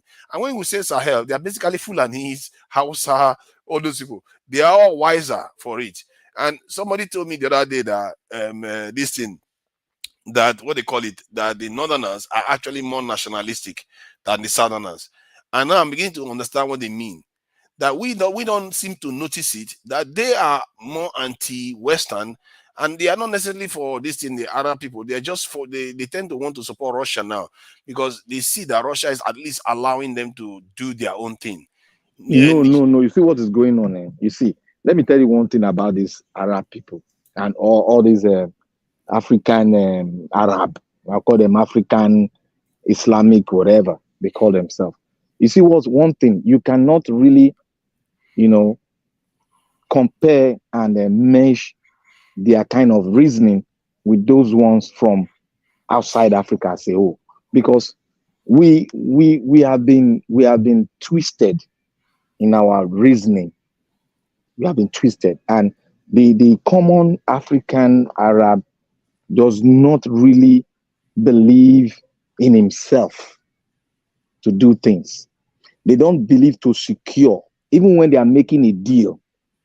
There's nothing bad you make a deal with other people, other allies, but you make the deal to fortify your own sovereignty and your people.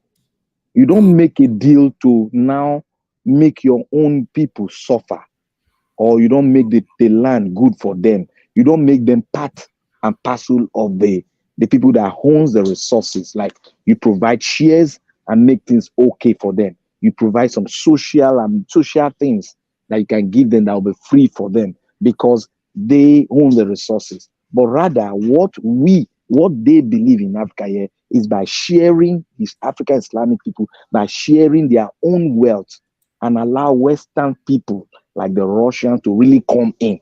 But if you look at it, they are not really, they don't really believe. If you see the Kuwaiti, the UME, what they call it, the what they call it, Arabian people, or the Dubai people, you see, one thing they do first is to make their own people satisfied, to beautify their own land, to make their own people participate in the things and give their people welfareism, and make the external people, the other people that are coming to their land, to till the soil for their own people.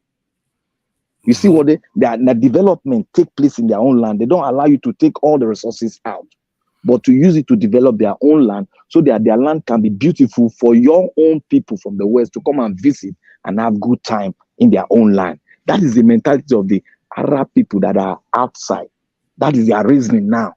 They want to make their place a tourist place for people to visit. That is why you see Dubai, the emir of Dubai, the king of Dubai, you know what he did? He provided a land for the Catholic Church and built a Catholic church for the people. Do you know they celebrate Christmas in Dubai now?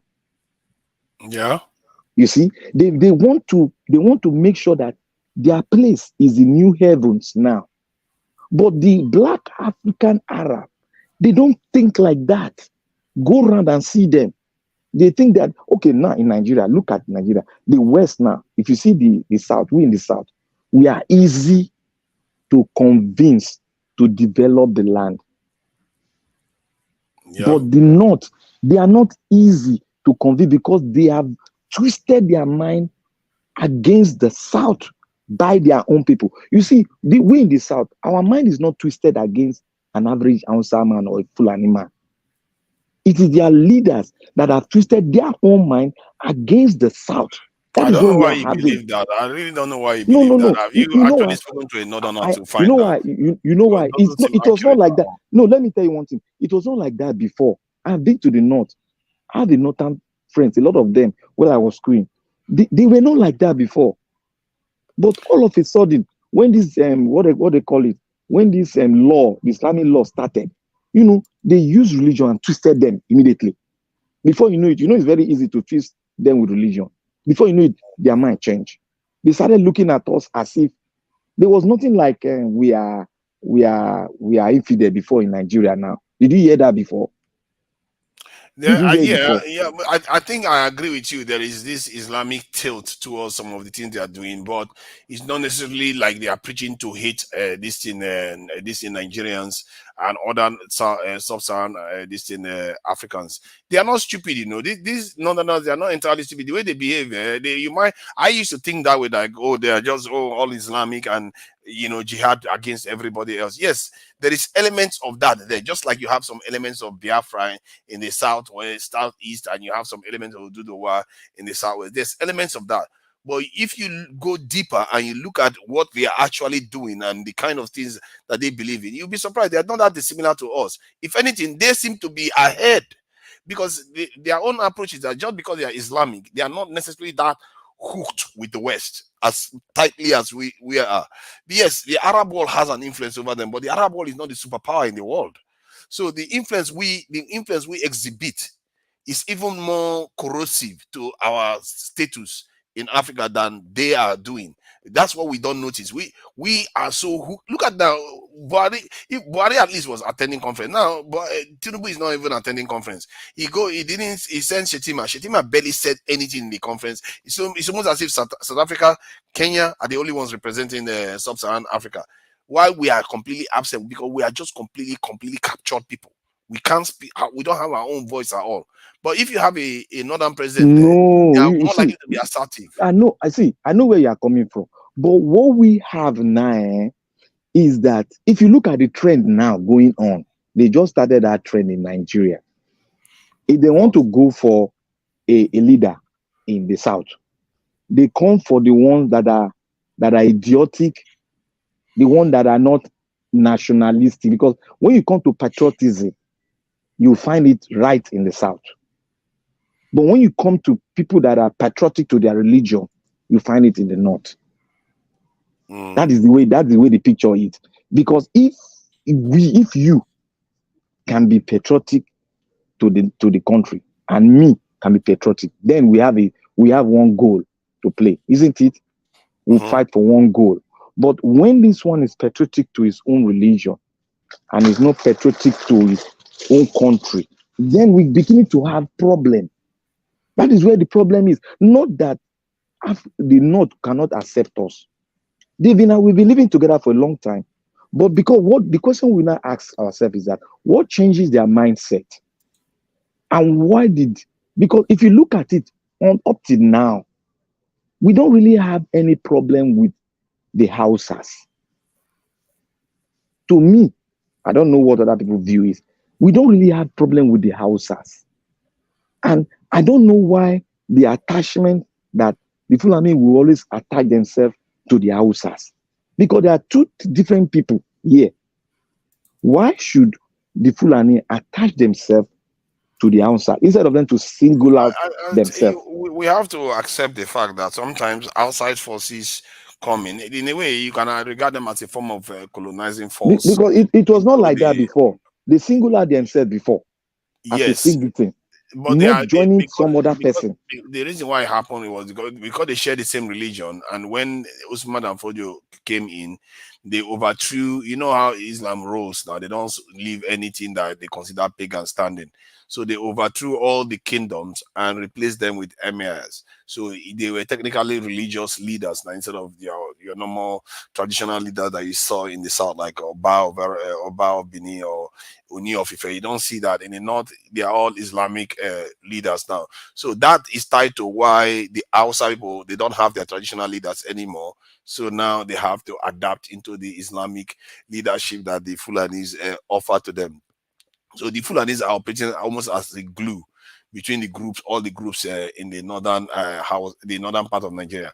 But that said, still, you cannot attach yourself to them when you are coming to the front line on the table. Why not? You know what I'm saying? Are they you not can Africans? Single out. No. I'm not talking about division now. I'm talking about you saying you are an English person. I say I'm a French person. I'm not going to say I'm a French English person. You get where I'm coming from now? That is where I'm coming from. Why not? I'm not going to say I'm French English person, but I'm going to say my origin is from French and I'm French. You understand me now? I'm not going to attach myself to somebody else, despite if I have a trace from them. They do. That's why you have what they call the Anglo-Saxon group, the Anglos and the Saxons coming together. So it's not. We've seen this happen historically, so it's not necessarily new. That said, even with all the stuff you are saying now that they are attaching themselves together. The truth is, when it comes to censors, many of them still want to identify themselves as Hausa only, not even Hausa Fulani. They say Hausa or Fulani. And most of them prefer to identify themselves as Hausa instead of Fulani.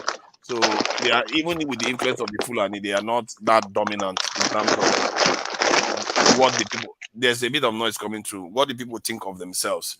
The Hausas still think of themselves as Hausas, not necessarily as Fulanis. So, but that said, anyway, that is besides the point. But the point I was making earlier on was that both sides have issues, and even I know it's not going to be easy to have a conversation with Northerners generally because they see the world slightly differently from the way we do.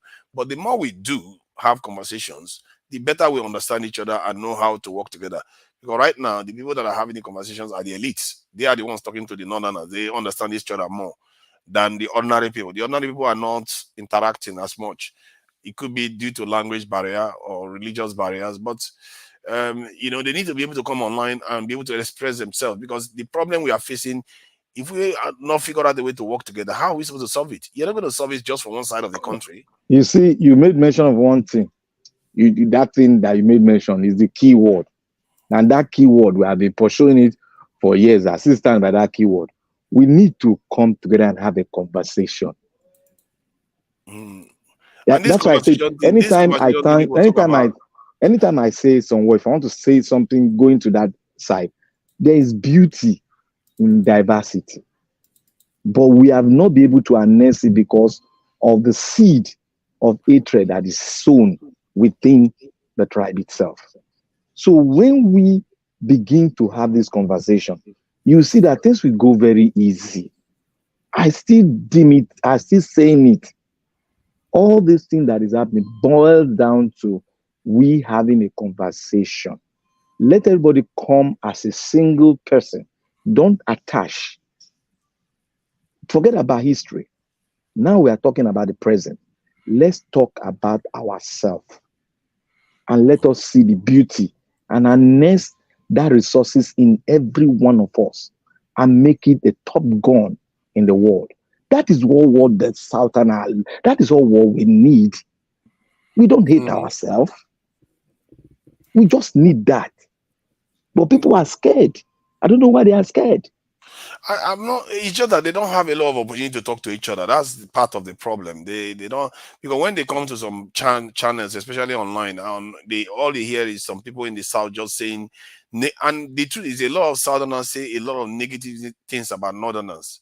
You know, they really do. I don't know how northerners talk about southerners, but the ones I've heard, my goodness, they really rip into the northerners without even checking that those people are actually dying more in the north than in the south. It's just a Do level you of know? ignorance Do you about know each that other thing? is unbelievable. Do you Yeah. know that even when you say negative thing about me, what I see there, this thing is a mindset. In your negativity, outburst. Look, when the truth comes out, it might be negative. It might be negative, but that negative will make us know where we have defect within ourselves. If you say negative about two Nigerians, you say negative about me, we bring out that negativity we said about ourselves. And we said, we need to forgive ourselves. I have done wrong this part. Now, how do we forge ahead? How do we make a law that will say, if anybody repeat this negativity again that we've by here, let that person be jailed for 5 years? That makes an agreement. And that we harness the beauty out of our, we harness that negativity and we bring out positivity out of the negativity. That is how I see it. Because when you said, I'm doing this thing wrong, you're talking about the negative part of Yeah. me. And that will make me stronger and change and tell you, thank Repeat you. what you said. Repeat what you said about that 5 years. What results in 5 years again? No, what I said is that I'm giving an instance now. If you say something about me negative, then I say something about you negative, then we now exalt that thing. And we now said, okay, let's forgive ourselves because of the generation coming after, and because we want to make our unity be the beauty of the world. Let's agree and do things. And we'll set up a law that if any one of us uses that our negativity as an advantage against any one of us, then let that person face the judiciary and go to jail for 5 years. Yes, You I see, think that will that's strengthen good. us. Yes, yeah, that's technically what we are referring to as hate speech. This in law, That I will don't like to, strengthen us. I don't like to call it hate speech. I like to call it unity speech, because if you have a law that deters people from being too publicly negative about other groups, being prejudicial about other groups, that is going to reduce the division within the country. And generally, what you are going to see is people talking more constructively about each other. Yeah, and you're not going to see leaders coming out to use some of all this ethnicity or religion to divide people. And that, for me, that is often a priority. And I must say, this is something that even the Labour MPs, House of Assembly members, can be pushing. You know, all these type of things that help bind the country together and make it a healthier place for us to discuss our issues. It's the thing that you should be going for, because many, developed countries do it.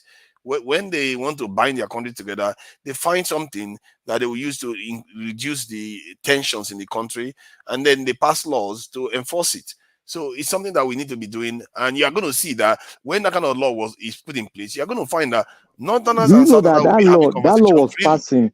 Do you know that country that did this genocide? I've forgotten that Rwanda, country. Rwanda don't play Rwanda. around. They passed the law now. They passed that law. They Yeah, passed that law Rwanda in their doesn't play country. around, man. So you see the way the country is now. The country is growing at a faster rate because they Mhm. pass law that will break the camel's back. Simple. They learn their lesson now that all this divisive stuff is not going to get them anywhere, and they pass the law. And it's not because Nigerians don't know; it's not that they have been conditioned. Like the last time the government wanted to pass it, they kicked against it because these elites went and funded people online, say, "Oh, it's a conspiracy. They want to challenge the people's voice. They shut it down." You forget that most of the people that are going to be charged are supposed to be the rich ones. Who do you think? You think somebody that was on the street says something negative about the Yoruba man, police will come and carry that person? No, it's mostly the elites that will be caught with those things. And those are the ones that really cause the division in the country. But most Nigerians bought into it that it's a conspiracy against YouTubers and people that are online and all the rest of it. And they push against this bill, the hate speech law, and he died there again. And personally, I saw that as a sabotage. Because No, you know why it died? Because the reason why it died is that the substance, they did not bring the substance, what people are saying, but they brought what they are saying in the Senate. You know, the problem with our lawmakers is that they don't feel the people.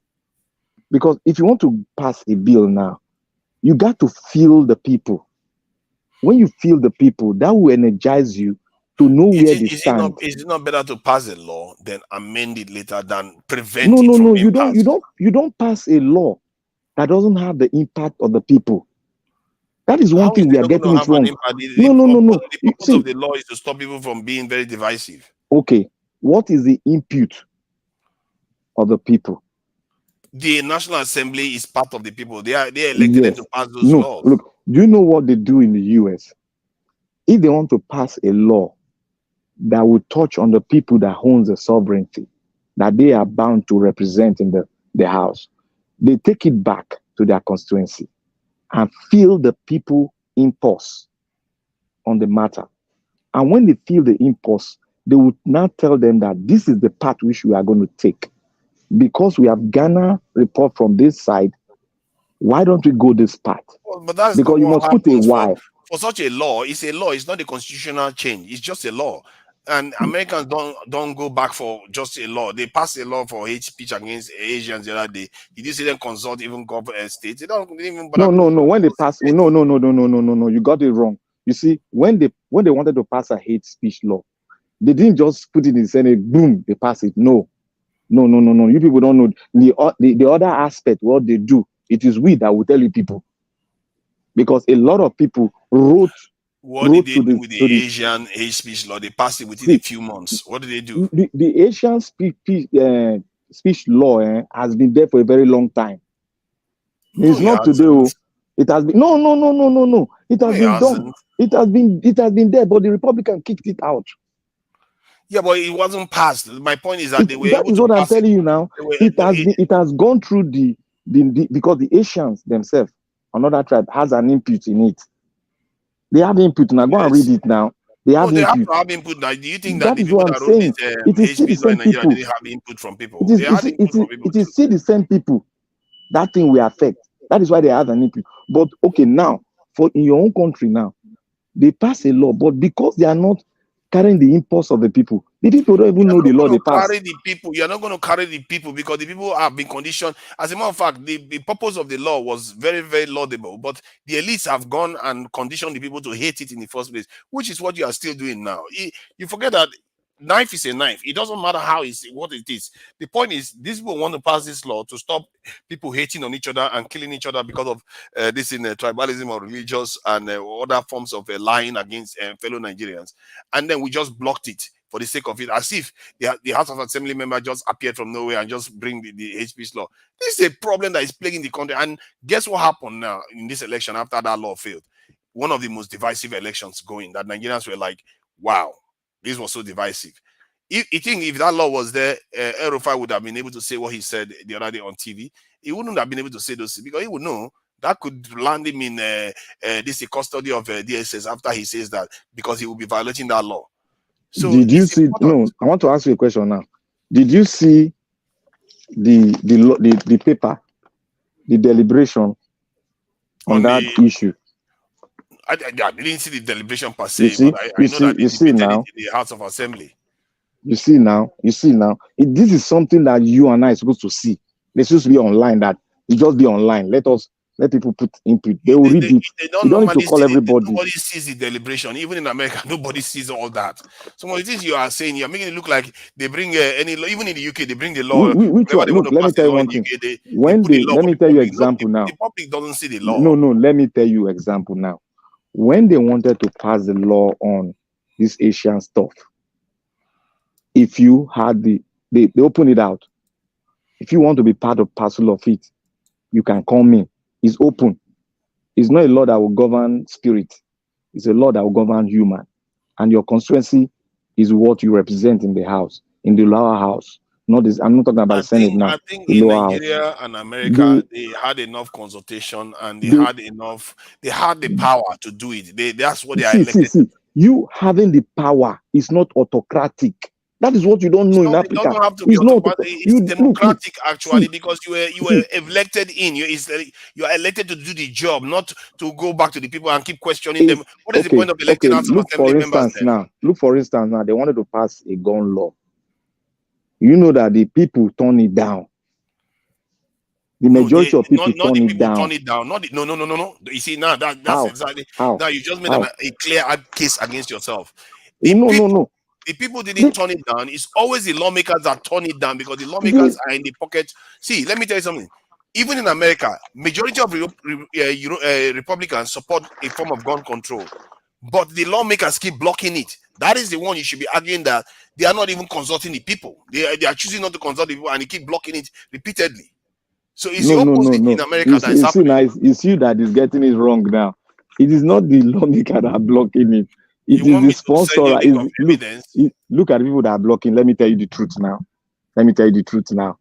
You see, it's like NRA this. and all the other groups It is the people that are sponsoring the lawmakers, because here in America we don't. It's not like you can be a sponsor. There's no law. There's a law helping you, backing you up. You can be a somebody that say, okay, I don't want them to pass this law. I give my own this thing. You can do that. The law is backing you. You understand me? You can influence. The law is backing you. That is what happened. The people in the gun industry influenced the whole issue, just like what you're saying in Nigeria sometimes. They influence it. But we don't have a law that backs it. That is why we say it is illegal. Why because the big guys are always saying no, but we the people will say yes. But the big guys will have their way. It's because there is no law guiding them. But in America, the big guys can sponsor and say, we don't want it. We are the producer. I am the one sponsoring in the other election. I don't want that law to take place, because I will make sure you lose the election and I will not sponsor you again. It's right here. It's right here in our doorstep. That is why democracy is beautiful. I don't know what you are saying. Are you implying that it's the people that stopped them, that told them not to change the law, or the lawmakers that they won't change the law? The people have. When you are making a law that is the people are benefiting. Most people are working in that industry. One, in the gun manufacturing industry, if people are working there, and these guys are taxpayers, and you have those people to curtail, then you have another section of the people that are being affected by this gun. It has affected their children or one of their parents, by some of them. Then you have the third people that said no. You see, you have three groups to curtail with. But now, the people that influence, they are in the group of people that has this company. You are really making a lot of effort trying to spin this. You understand? But those people that have the company are oppressing that law not to come to place. Of course, You because understand what I'm saying now? they want to be, some of them want to make money out of it. Some of them just believe in That the is it guns. now. But it's That not is the it. people. It's not the people that are doing it. It's the elites in America that are doing it. That are stopping them from this passing reasonable checks for gun control. We are not even talking banning it. We're talking about just reasonable checks that the vast majority of Americans support. But the this in the House of this in It Congress is and the it is Senate are one blocking it. it is one part of the party that is stopping it. One part. That is what you should know. It Is doesn't one matter. The part. point is that they are stopping it. That's the point. They are stopping When it they from being able to be passed. So when if that is the case in Nigeria, you see a situation whereby this was debated and they too stopped it. Even if the people are technically are not even for it, they should have gone ahead with it because they know what is right for the Nigerian people from that point of view. That's why you are elected to be a lawmaker. A lawmaker is supposed to learn. Is that not what they are supposed to get a lot of money for training for? You're supposed to know your job. That's the job you are elected for, to know how to pass laws for the greater good of the people. That may have saved lives in this last election.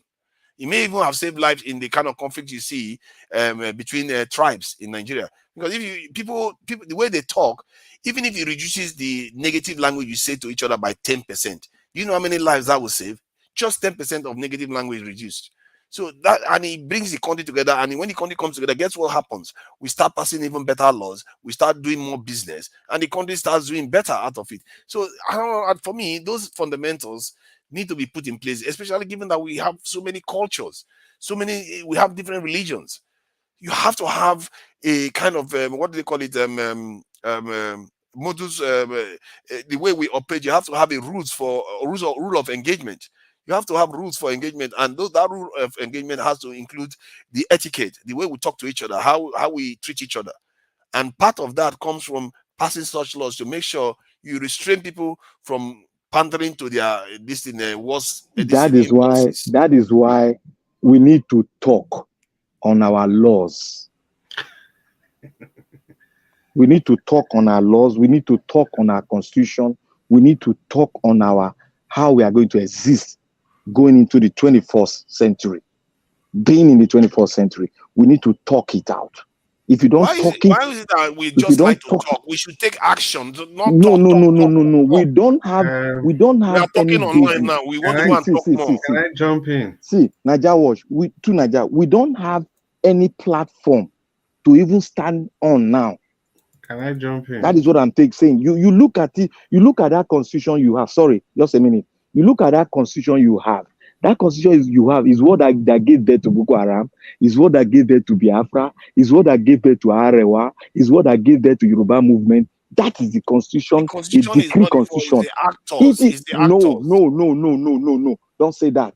Didn't you Don't see be a that my don't analysis be today a included? See, don't be among the bourgeois. my Don't be analysis among the today. bourgeois Hold that on will say now. that. They say that My every time. analysis today of what happened, what Ekpa was doing, and what the state governor was doing was because both sides were violating the constitution, and somewhere along the line, the See, people are in the middle. Some of them are supporting them, some of them Naija are not Watch, supporting them. Naija. If you continue this trajectory, I'm telling you, you are going to experience They are another violating the military route. constitution. Both sides are. Another Who military cares whether? rule. You are I going to don't care whether experience it. military. You think I have the Okay, luxury you will for care worrying then. about military You will regime? care. Don't worry, you will I'm not care. too Since worried you don't about want that. to, since you want, since you What don't I'm want worried to, about since you is a don't want, strong look, let me nation. tell you one thing. Let me tell you one thing. Since you don't want the chain to be taken away from the hands of your brothers and sisters, then continue to dine in the euphoria of that you have a constitution.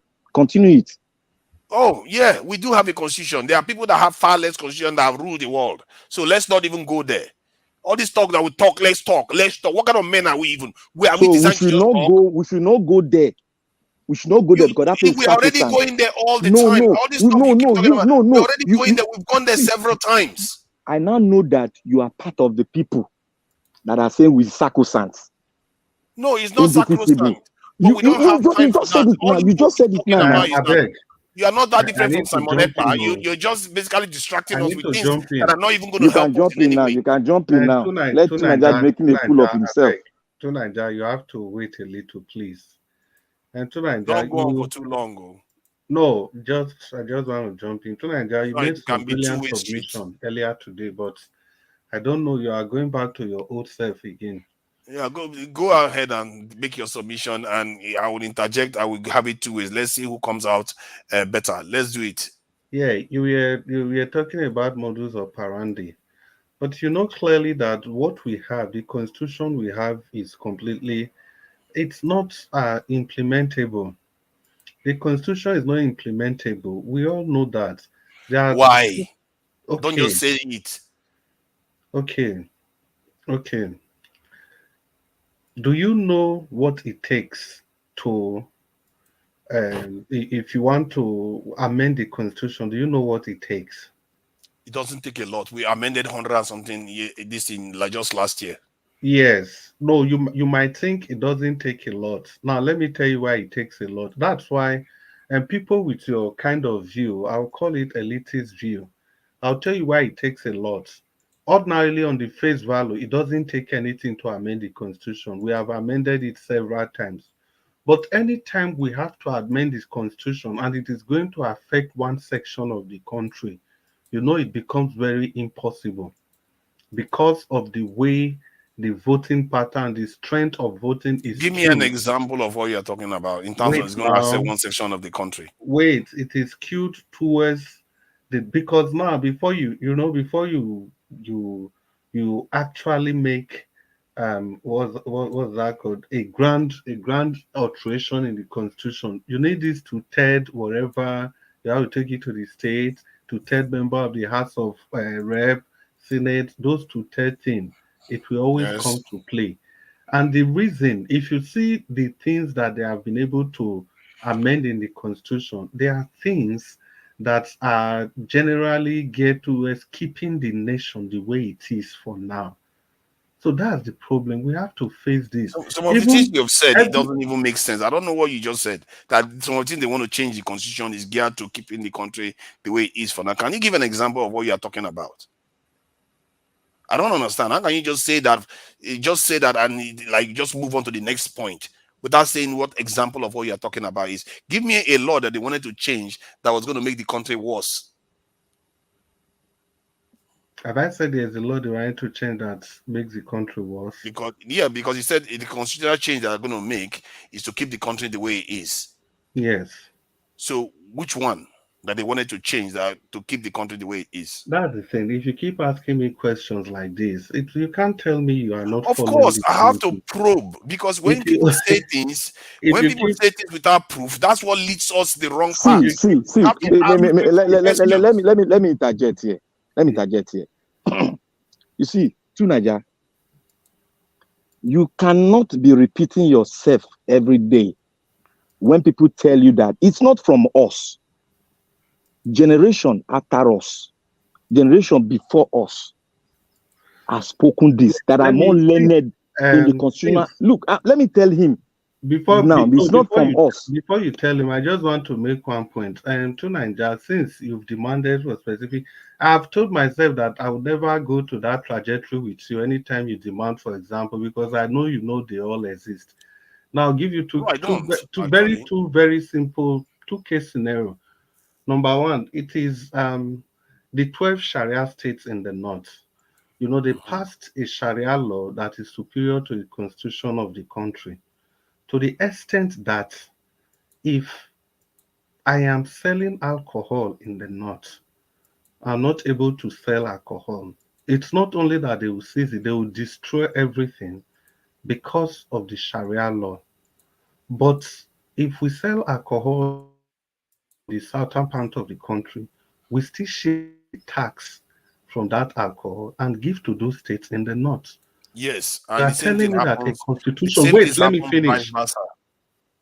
No, that's the problem. It is not whether it's happening vice versa. That is not the issue. The issue is that there is a defect. That's what we are talking about, It's not a irrespective of defect. where it All is nations happening. have If you are listen, peculiarities. if you are saying that it happens in the north, it happens in the south, then it is okay. That is not the You know what argument. I think? You know what I think? I No, think whoever is championing these ideas, many of them, I'll the put it, I argument will say it today, categorically so Nigerians Hey, hear it. Many Tunaja, of them that, can I say before you speak, something? Now the argument before today you is that speak, the constitution is not okay. We need to see, talk, they don't want whether me to you start like calling it all or these people not. out and what they before are you doing to the speak, country. Tunaja, let me tell you who's championing it. The people that champion that are senior to you, They are more than 80 years old. Let 90 me years old. speak. Let me Look, tell let Nigerians what is me going tell you on. people. Let me tell you people You that see how championing it. Nigerians, I hope you are here. Let You me see tell you how they people are that shutting it down. championing it. They are not shutting you down. They are telling you the fact. You don't know the fact. It's a written book that you know. Let me just say something for 15 seconds. It's a written book that you know. You don't know any fact. You are not physically. You don't know any fact. I gave you that example, and the best you could. The example you gave, no, the example I said vice versa is happening, and if you let me talk, then I will give you examples that has happened in the South. Right. Oh we my are talking God. about the sanctity of the constitution. But you're not letting me talk. If you let me talk, then the just like constitution I let you not talk. Strong enough. You said it was strong enough. Now I gave you. It is strong enough. That is exactly. I'm trying to give you example that it is strong enough, but you won't let me talk. See, for the fact that you are even you won't giving let me example talk. that it happens also in I the said South, this has to be two-way, so you can let me dismiss dismiss your point. You're not letting me give you my opinion on your point you just made about the laws being slanted against some side of the country. But you can also argue that there are laws that are slanted against the North, like the 30%. You see, no. You just said no. But you don't even let me give you an example. No, wait, what you should do is ask me for an example too. Before you continue in that trajectory, my argument was not whether the law is slanted against any section of the country. The argument, what brought me into a discussion was you said the argument was superior to the Nigerian constitution. Enough. That is what I'm saying. It is not strong enough. Even the 13%. Then let me question your point. Don't just run away with it, because all people just want to carry on doing is deceive Nigerians and tell Nigerians that your problem is in the constitution. Your problem is in the constitution. You guys are acting like gatekeepers. You are telling them that you, instead of them to, you tell them what they need to do to hold your House of Assembly members accountable. You are telling them that the problem is the constitution. The paper is not the problem. The constitution is very, very sound. If you look at some of the things it has said, like all this stuff that, like the people that are being killed in the North because of they said something about Islam, or the South Ekpa, what Ekpa is doing, they are all violating the constitution. It's the people that are violating it, it's not the constitution that is violating it. So I don't know why we keep blaming the constitution for every single thing, when in reality the people are the ones causing the problem. Like educated person like you now, you are also telling us that the constitution let me ask you a question. Let me ask you a question. Let me ask you a question too, Naja. Who wrote this? Let me counter your own point. You said you are not countering my point. You are countering my point. Okay, let me. You are not here to counter. You're here to learn now. Why are you countering? Okay, good. You're here to learn.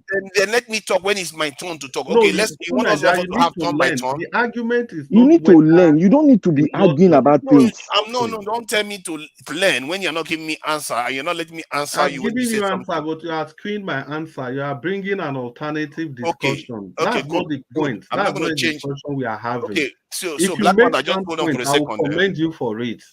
But okay, good. Don't, please, let's not do that. Let's focus on the points we are discussing. You said something about law being lopsided in the North without no, please. That's where you are. Okay, give me exactly what you said again, so that what I said was this: listen very carefully. What I said was, you asked me a question. That was why I said I didn't want to give you any example. You asked me a question that I should show how the Constitution is deficient.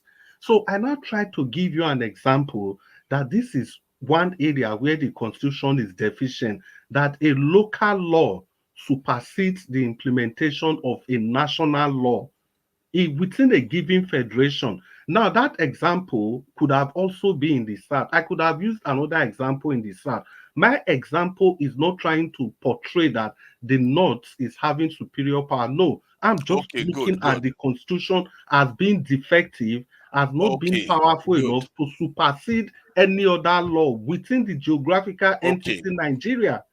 So that law that you describe as being deficient is perfectly reasonable by the standard of almost any nation on earth, because you always have peculiarities with some laws. Like in the UK now, they have what they call the West Lothian question, which is the way they allocate resources between the Scottish side and the Northern England and the Southern England. You also have the North and South divide that they call the North and South divide in the UK. In America, you have the coastal cities, how different they are from the Bible Belt and this in midland of this in America. So every nation has their peculiarities. In terms of the Constitution, how you described it, you can also, like, I can give you an example or another example that you would say is deficient. Like you can say, okay, the derivation formula that they did where the South get most of this resources. You can argue that, that's anti-democratic because we are in one nation. Why should one side be getting more? No, see, Nigeria, this is the problem. This is the problem I have with you. Now, You just gave an example using UK and the US to portray the fact that there are some sections of the country where you derive resources from, and those sections, by rights, they have to get more just because of the fact that resources are centered in these regions. It's the same 13%. That's the same thing that applies to a 13% derivation. Now we are talking about a case of flaunting the law completely. 13% derivation you are talking about is captured in the Constitution. How can you compare that to a situation where you allow a local law to supersede the law of the land? Okay, How can you make those two you analogies? made your point there. Now let me reply to that. That same law that passed the Sharia law, the Constitution allowed it to happen under Obasanjo. That same constitutional amendment that allowed it enabled this thing to happen that you are No, calling wait, That's Mr. Tinaja, exactly some of the defects of the which law Constitution are you I'm talking telling about? you about. It ought not because to be. the law that allowed That is constitution what I'm this saying. in That is some exactly states. the defect I was telling you about. Let me listen. The law that allowed their constitutional part of their this in part of the constitution that allows some states to practice Sharia law. That same part of the constitution is what allowed this to happen. What you call deficient, the constitution allowed it to happen, and the reason why it happens is because people voted for I it. need to come into this thing. This is not Mr. passed from Tinaja, heaven and down. hold on.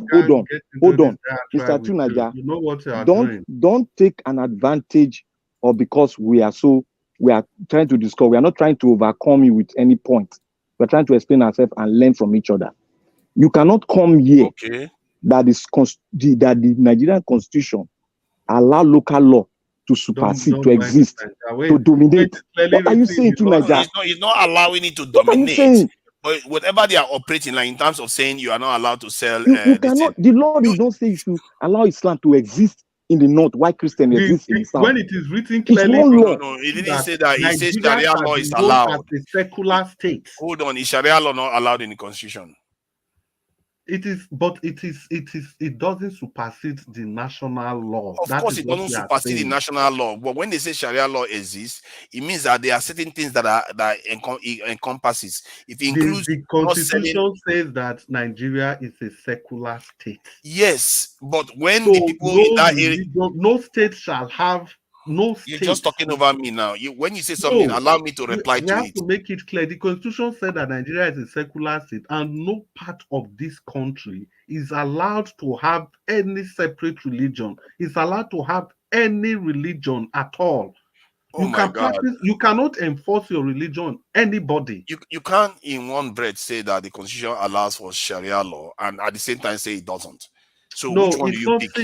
See, there's a difference between allow. If you say the Constitution mentioned Sharia law, the Constitution mentioned, even if the Constitution has said that, but the Constitution also made it clear that if the reason the Constitution allows for Sharia law, what the Constitution is trying to make there is that if you are in a Sharia controlled state and you are a Muslim person, you can use that law for yourself, but you can't impose that law on other people living in that area.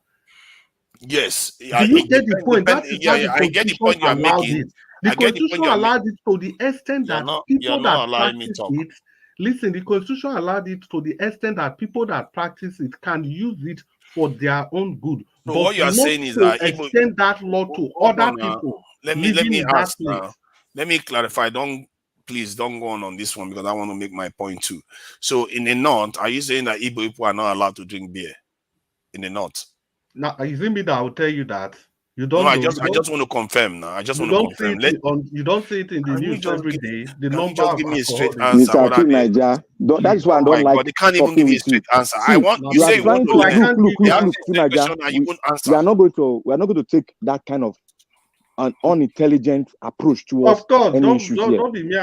Don't bring any unintelligent approach. I ask a straight question and you refuse to answer. Don't ask that kind of question. It's like because I'm trying to get to the heart of the problem. Like if you are saying that Igbos are not allowed to, because you said it should not affect other people. So I want to confirm if are Igbos prevented from drinking beer in the north? If they are, I don't know. You go and. So, but you see, because it's going to the heart of the point you are making. It's like somebody asking me, is it true that Peter Obi is in court? That's exactly what you are doing.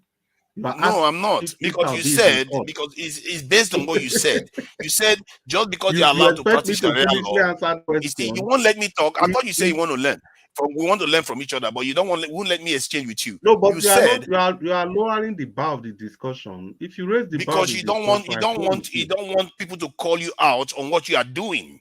Because you said yourself that the Sharia law that is there should not necessarily affect other people that is in the country.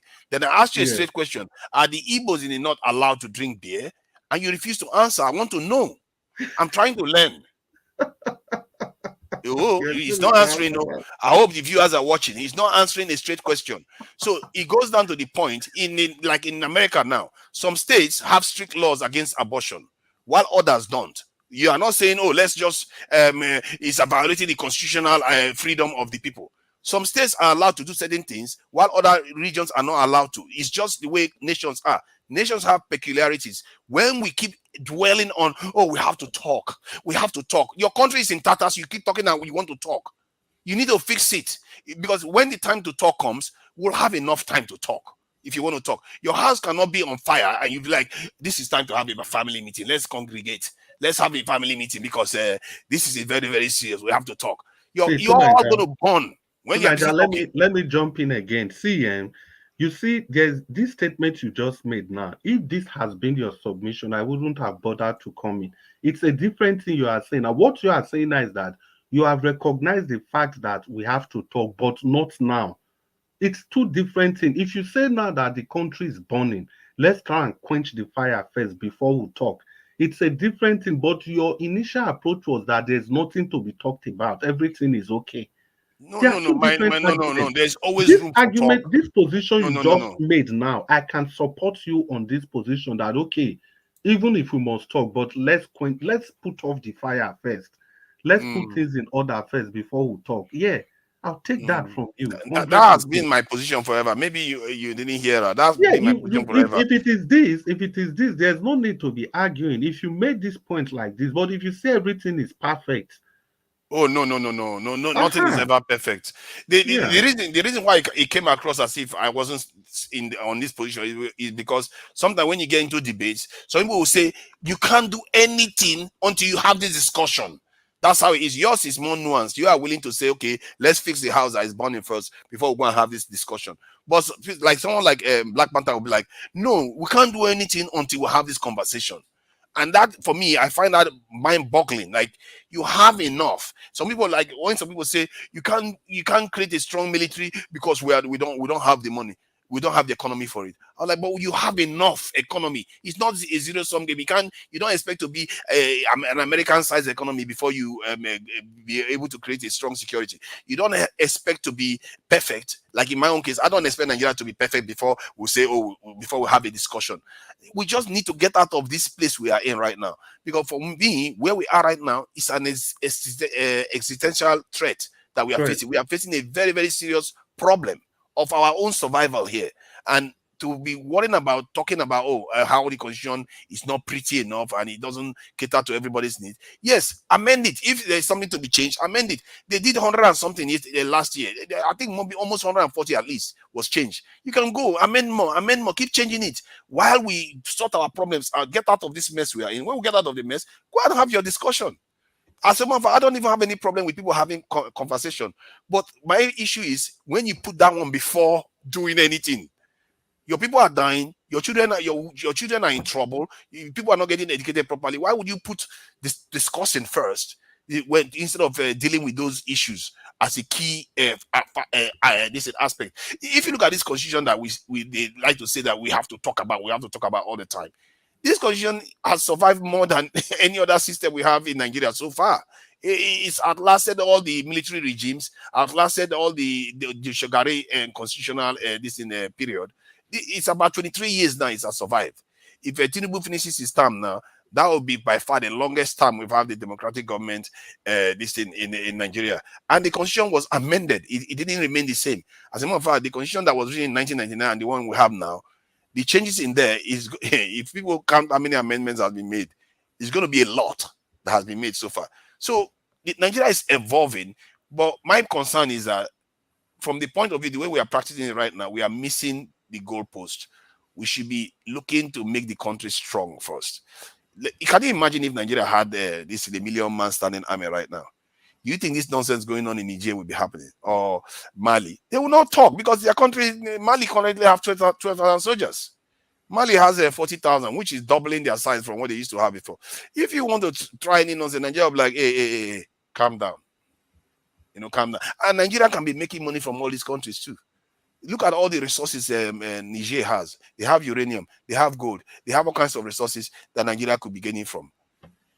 The same thing in all surrounding countries in Africa. If that's what our priority should be, we need to get out of this mess we are in, build our country so that our people can start living a better standard of living. Let's just make something simple. Stop the division first. Stop the nasty fighting of each other, so that at least, and put security in place so that our economy can actually function on its own. There is a report out there on the internet that says that the Nigerian economy is depressed by almost 10%. If that is the case, we are losing about $50 billion worth of GDP just because of insecurity alone. What other investment can give you that kind of return in such a short period of time? There is no investment you are going to put in this world that is going to give you GDP growth of 50%, $50 billion. Not one will do that for you, except security.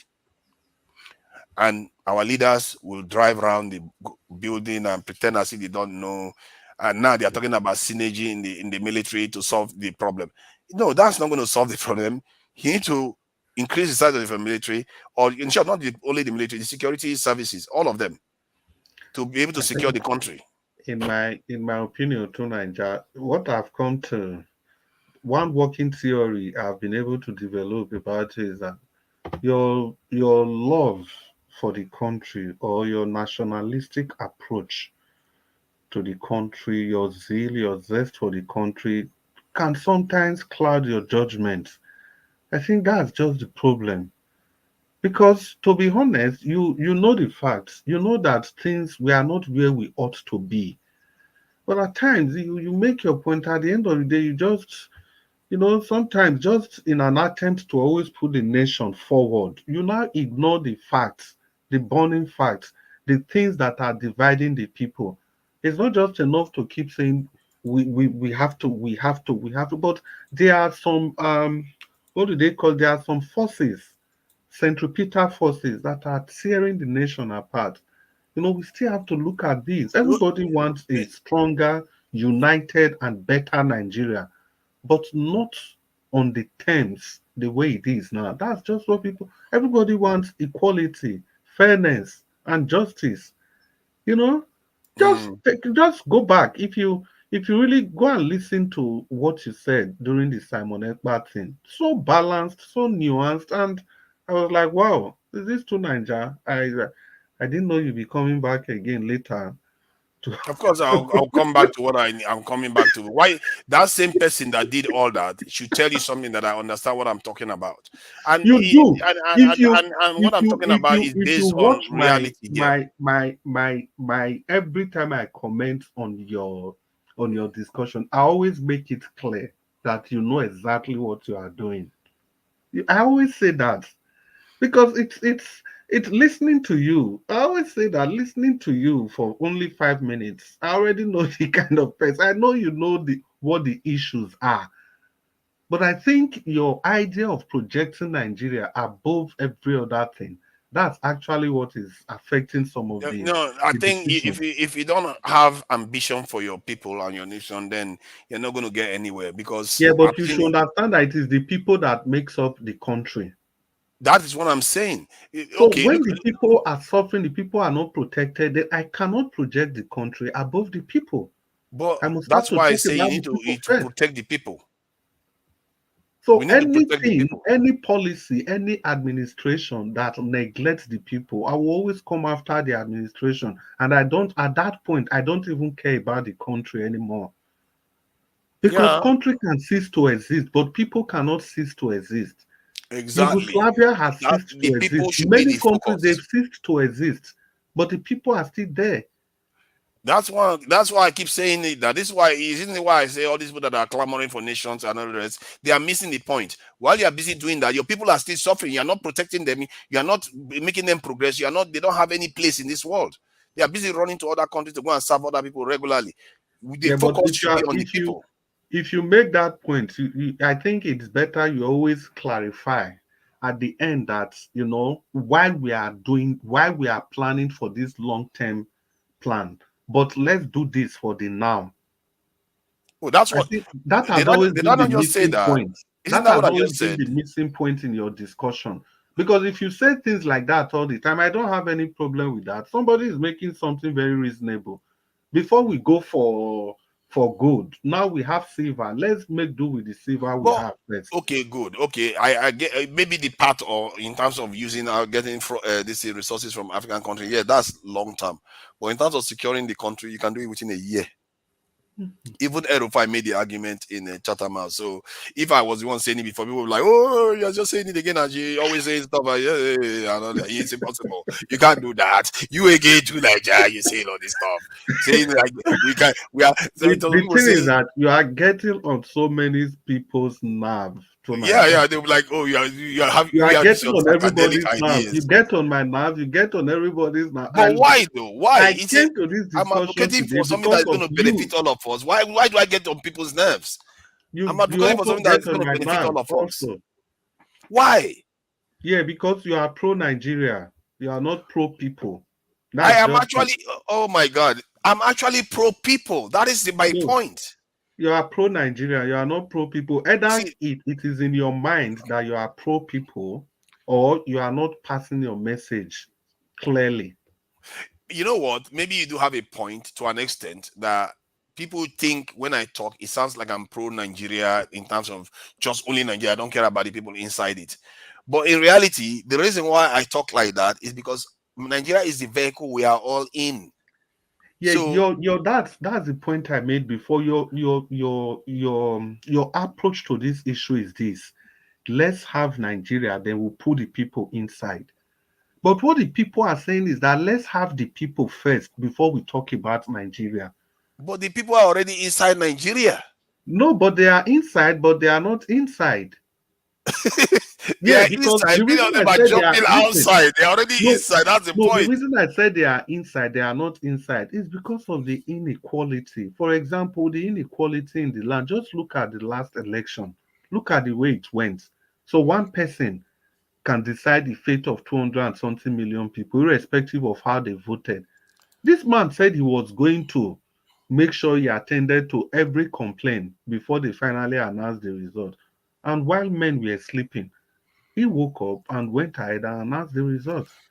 See, So all you these can things see, don't surprise me too much because even in the UK here, you see a lot of distortion of power. Like in the UK, the last six prime ministers, only one of them didn't attend Oxford University. Every single one of them, Oxford, just one university they all attended out of more than 100 in the UK. So you can see that countries have these peculiarities where some people capture the nation. Basically, they capture it and they are very difficult to dislodge yeah, from even in power. the US, it is Harvard. Yeah, yeah, exactly. So they capture nations, and it's very, very to. And if you look at all the nations in the world, before you dislodge the elites, you literally have to rip that nation to pieces before you Yeah, can but dislodge the elites. see, the problem now is that every nation in the world, let's not deceive ourselves, they have a ruling class. But the issue is that how are the ruling class treating the common man on the street? If the common man on the Exactly. street, if they are treated well, nobody really care who the ruling class is. In Mm, countries like Italy, even European countries, they are virtually ruled by mafias. yeah, Mafias. yeah. You have to belong to that clique. Like in China, you have the 50 wise men in China, but nobody really cares because they are delivering to the people what they ought to deliver. So Mm, that's it's as simple as that. But at the yeah. time that these people they want to they okay, the nays have it, the poor should be allowed to breathe. It's the name of the game now. It's the name of the game that they play.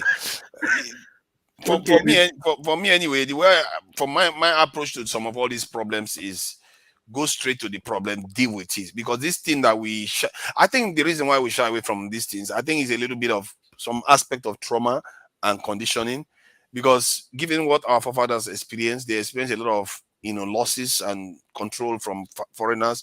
So that has been passed down into our genetic memory. So we don't necessarily instinctively want to get up and challenge the powers that be and say, okay, we are our own nation. And that part of it is one. This is one of our issues. I think the biggest one, though, is that we don't necessarily have something that unites us like most people did when they built their nation. And if you look at all the countries that went to war last century, every single one of them are doing better than us today. All of them, from Germany, China, North Korea, this in Japan. Japan was nuked twice. Taiwan, all of them, they're all doing better than us today. Why? Because you know what they did? They said, you know what? We've seen how bad this world can be. We need to get our act together, put our differences aside. Even if they have different tribes amongst them, they put it aside and built a nation that is strong, that is able to defend itself, that is able to prosper and go and make its way in the world. But we were just handed the keys by the colonial powers and said, you know what, they run your country now, and all the booby traps that they put all over the place, we didn't see it. So, and when they left, they were the ones governing us. So we were not united amongst ourselves against them. That wasn't the case. Now, they still have a hand in everything that goes on in the country. And who is responsible? We are the cause. Because if we don't take charge, we have to take charge. It's not their fault that they have control over us, because to them, it's in their interest to control us. But to us, it's not in our interest for them to control us. So it's we need to pull back from them. Country. If we have, even we that are complaining, if we have the opportunity of controlling other countries, we will. We will do the same. That is the truth. We will do exactly what they are doing, maybe even worse. I think you were already tending towards that direction. When we were eyeing the gold and uranium. Nigerians are saying we should be invading different places. I talked to my Cameroonian friend and say, you know what, we may just need to annex some part of Cameroon at this rate, because your president is nowhere to be found. He shows up twice a year to come and talk to people. He lives in Switzerland. Their president lives in Switzerland. This is disgraceful. African leaders are really, the way they behave, they were in this meeting with Russia, Putin. And I've forgotten which country that was. The country wanted to thank Putin for the hospitality. He says, thank you for the food you gave us. The Russian culture. The food. You know what? I said, does this guy know the cliche that is South Africa with hungry people? You're thanking for the food. Oh, like, you shouldn't have said that. These leaders, they are not self-conscious at all. How does that make us look? It just make us look like childish. And every time Russia talks, it's like, we are going to give you food, grains for free. It's like we are going there to beg for food. You know what the Chinese leader did when he first went to China, where after the Second World War and the Japanese invasion? He went to China, Russia. That was the Soviet Union then. The first thing he asked them was for nuclear technology. Like, this is the most advanced technology in the world that even the Russians have barely tested. He wants their most advanced technology. Stalin was like, no, we are not giving you anything. Go away. So he went away. When Stalin left office, he came back again and asked Khrushchev, and Khrushchev gave him. Because if you don't have ambition for your people, why would anybody give you anything? They won't give you anything. And these are our leaders. All they go there is, give us some free grains, reduce our debt. Reduce our debt so we can borrow more again. It's like they don't have any real ambition. Talking about food, like the grain thing we are talking about now. Just last week, Ukraine was promising Africa to send us more grain. A country that is in war. I'm telling you. Oh my God, you just made it even worse. No, I just took my head. How embarrassing is that? A country is at war. They are bringing food for us to eat. But it's not even worse. The African president we were talking about, I think that's worse. How can a president be thanking another president for food that you just finished eating? After they just talked about giving African food, grains, and all the rest, and I understand that he just wanted to thank them for their hospitality, but to thank them for food, for the dinner, it just makes Africa look like beggars. And Could these have people don't used have one any. simple word. Maybe he could have said for the hospitality, something, Exactly. instead That of your saying for sophisticated the food. cuisine, and all the rest. Yeah, but thank them Or for for the the food. warm reception. Exactly. When I said that, people were like, "Oh, he was trying to thank them for the this in the culture and the reception, this in the hospitality." I said, but to talk about food, even most of them say they admitted that, "Oh my God, that's not good. It doesn't make Africa look good at all." Because how can you go there and thank them for food? Africa has more land than Ukraine. We have more arable land than Ukraine, More and yet arable, we are begging them fertile for land. food. Hey God, these We have leaders. everything more than them. And you know what? This is making me support what the Malian government has done, what the Burkina Faso government has done, and what the Guinean government has done. What they are trying to do is wrest control over their country from the French, because Yeah, these French people have suffocated them too much. exactly. Somebody was saying now that they study language, what language are they going to start? I said it's not really about the language, it's about making a statement that Yeah, we are no longer your stooge. not at That, all. that is You have to take your that country back. statement. It is the statement. Do you know, since Mali kicked out the French, their military size doubled, and the ratio between the people and the military now is around 480 something, while before it was almost 2,000. Burkina Faso to the same thing, and the Burkina Faso leaders, the moment they chuck the old government, and these governments are civilian governments, they refuse to secure their nations. And then when the moment they chuck them out, then the Burkina Faso government within a week said they're going to recruit 50,000 soldiers, because you have to protect your country. But these civilian governments, did you know this Nigerian government? I just heard about it in this German news channel, that they were the ones that invited German troops to come into their country within the last year or two. They keep what? Why do these Nigerian African leaders keep inviting foreigners into their country, their soldiers into their country?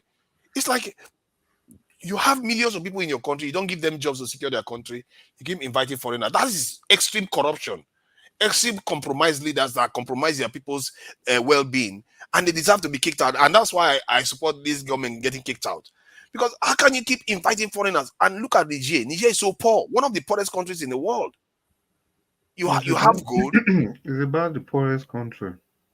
Imagine that. You have gold, you have uranium, and France is lit 24/7, and your country can't even get 27 power supply. What kind of relationship is that? That is a relationship between Python and it's a meal.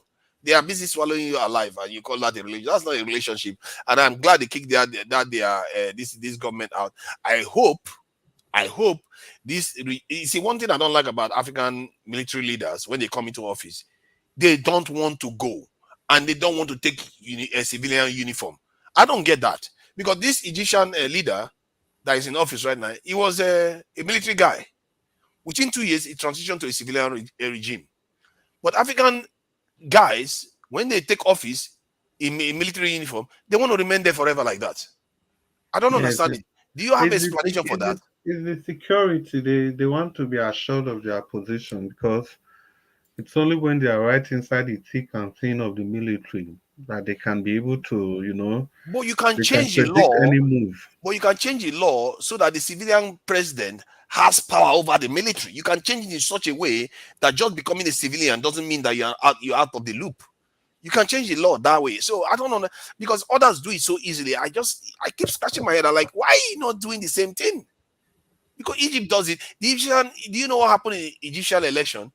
The president gets about 97% of the vote. Talk about rigging.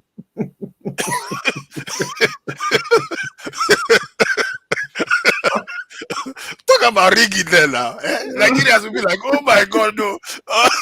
Nigerians will be like, they've never seen anything like this before. One man gets 90 something percent of the vote. That will teach you. Shameful. That's shameful. They don't play around, man. These leaders don't play around. They are military, but they'll switch to civilian and win 97% of the vote. I say, why are these leaders not doing the same thing? You operate like wizard. Now you come up me for this network. No, I didn't. Now you. Your wizardry don't I was come out up. there. I was out there. You be wizard. You get power, no man, and a wizard. They try to manipulate people. Oh, you God, know, say what they talk. You know, see Tunaja. Make I tell you about Tunaja. You they tell a blind man saying they blind. You where they carry the blind man waka. You yourself, you they blind. You they tell that blind man saying they blind. Black Panther. Every How time. you manage to carry blind man waka if you are not Every blind time. yourself? You sabi do one now. Nigeria, if he enter that, if he gets into that kind of argument, I always tell him that I know he's more intelligent than this. He can do. I always say it every time. I always say it. I just know there are some questions he asks, there are some positions he takes. I'll keep wondering, is this the same to Nigeria that I know? Because I think if you are missing my argument sometimes, it's because there no, are you have areas to you have make not your filled your argument head. clear. It's not Yeah, just me. exactly. That is If the you get problem. into There that are gaps. trajectory, you look at the comment section, everybody is worked up, everybody is writing and writing and writing. You have to Yeah, make yourself I think clearer and better. see you have to understand sometimes that it's so hard to bring your language to the level when you're talking about, especially most of the time I talk about macro level things. So I don't to speak the language that most people speak on this platform, whereby they talk about one-on-one corruption, all those things. But I tend to talk about system and on a macro level. So it comes across as dispassionate, aloof, and it flies over a lot of people said. Even if I'm making all the key points, like I'm on the side of the people, I want the people No, secure. I'm let, talking let me about te- women getting kidnapped, all those things, but they don't let me care tell about you that. your technique. The defect in your technique is that it will only take a patient and a discerning mind to be able to get it, because you start from the national level before you get to the people. Yes. And before you get to that before you start talking in favor of the people listening to you, they're already worked up. You will Yeah. eventually get to the aspect where you now project the people, but before you get there, you usually project the nation ahead first. And before you Mm. land, people are worked up, people are talking, they That's are an interesting writing. point. That's an interesting point because I noticed Yes, that some days when people say I spoke well, wondering what did I say that was so different. yeah, It may because be because I started from the those people those days, you days. you you change Mm. your pattern of speaking. I follow this Mm. program every day. You change your pattern. The day you start with the people, just Yeah, go and people play say back. it's The day good. you Yeah, start with the people, that's when people clap for you. But yeah, immediately you start with the nation and you want to end with the people, they don't allow you to get to the end. And yeah. sometimes you get angry, and before you know, you can't even make the final point you want to. Oh my God, I do get a lot of trouble from this. This is You a lot see, of people go after let me let big let time. let, let, let me describe to Niger. To Niger, you see, when you are making a point, you try as much as possible to make, not that they should believe in you. Try as much as possible to make your point very clear. But don't, you see, sometimes you have to go around the circle. But as you go down the circle, they will be following you. That means they are understanding you. But when Mm, you outrightly say, no, no, no, no, we don't need to go this direction, you are trying to make people, be very angry, because it's mm, as if you don't know what is happening to people, and you don't know what the problem has mm, taken them to. Because we've gone a long way. We've tested all the testable. They have brought out a lot of things that doesn't work. And a mm, lot of things that doesn't work, it does not work. So what are we going to do now? mm. That's the Yeah, question. What are we going to do now? I think there's a You point got to hit, there's a the point he point. was making When you earlier. hit the point, people will understand you. But when you now say no, no, no, no, it doesn't make sense anymore, because people are going to picture you as one of them. No, But a man that doesn't have the understanding will not see from the point we are seeing from. that's Mm, exactly what he was trying to say. He said that he cannot pass the message in the macro way that the people would, there's a specific way that most of us talk, that he's not attuned to speaking like that. But so Nigeria is a public forum. You have to know your mm. audience. Yeah. I get what you are saying. I'm believing me. I'm listening very very intently because You have to know your the last thing audience. I need is people haunting me like as if they when they come here. And you know what? No, Literally, sometimes when I'm on this panel, I've not even said one word.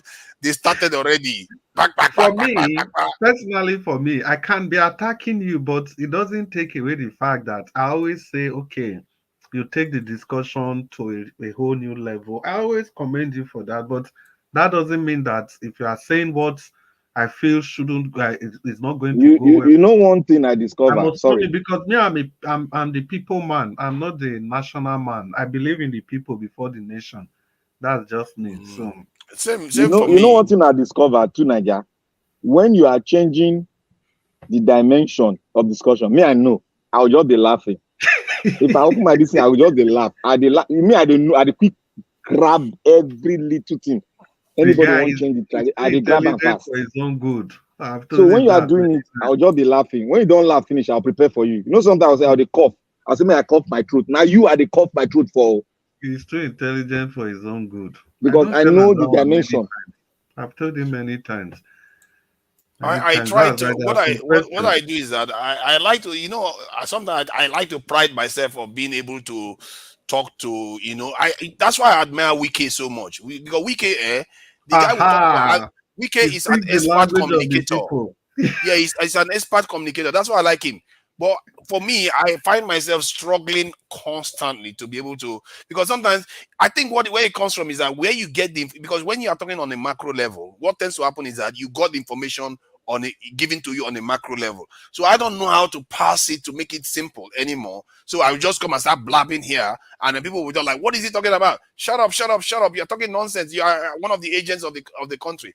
They don't get the idea that I'm actually on their side. I think one of the things I've taken from this conversation is that I need to start from the people.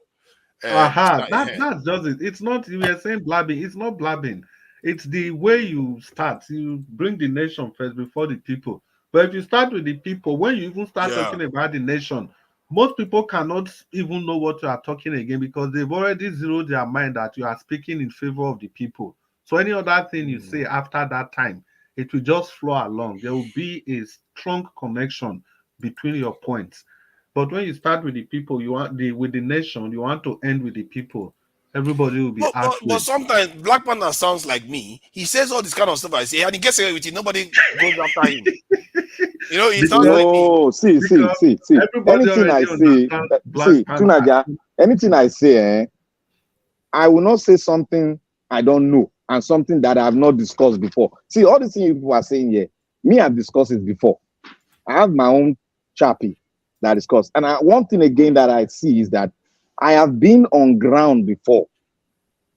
I did not only start it while I was not even in school.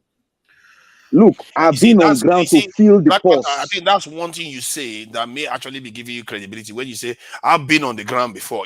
All those other things makes you more connected to the people.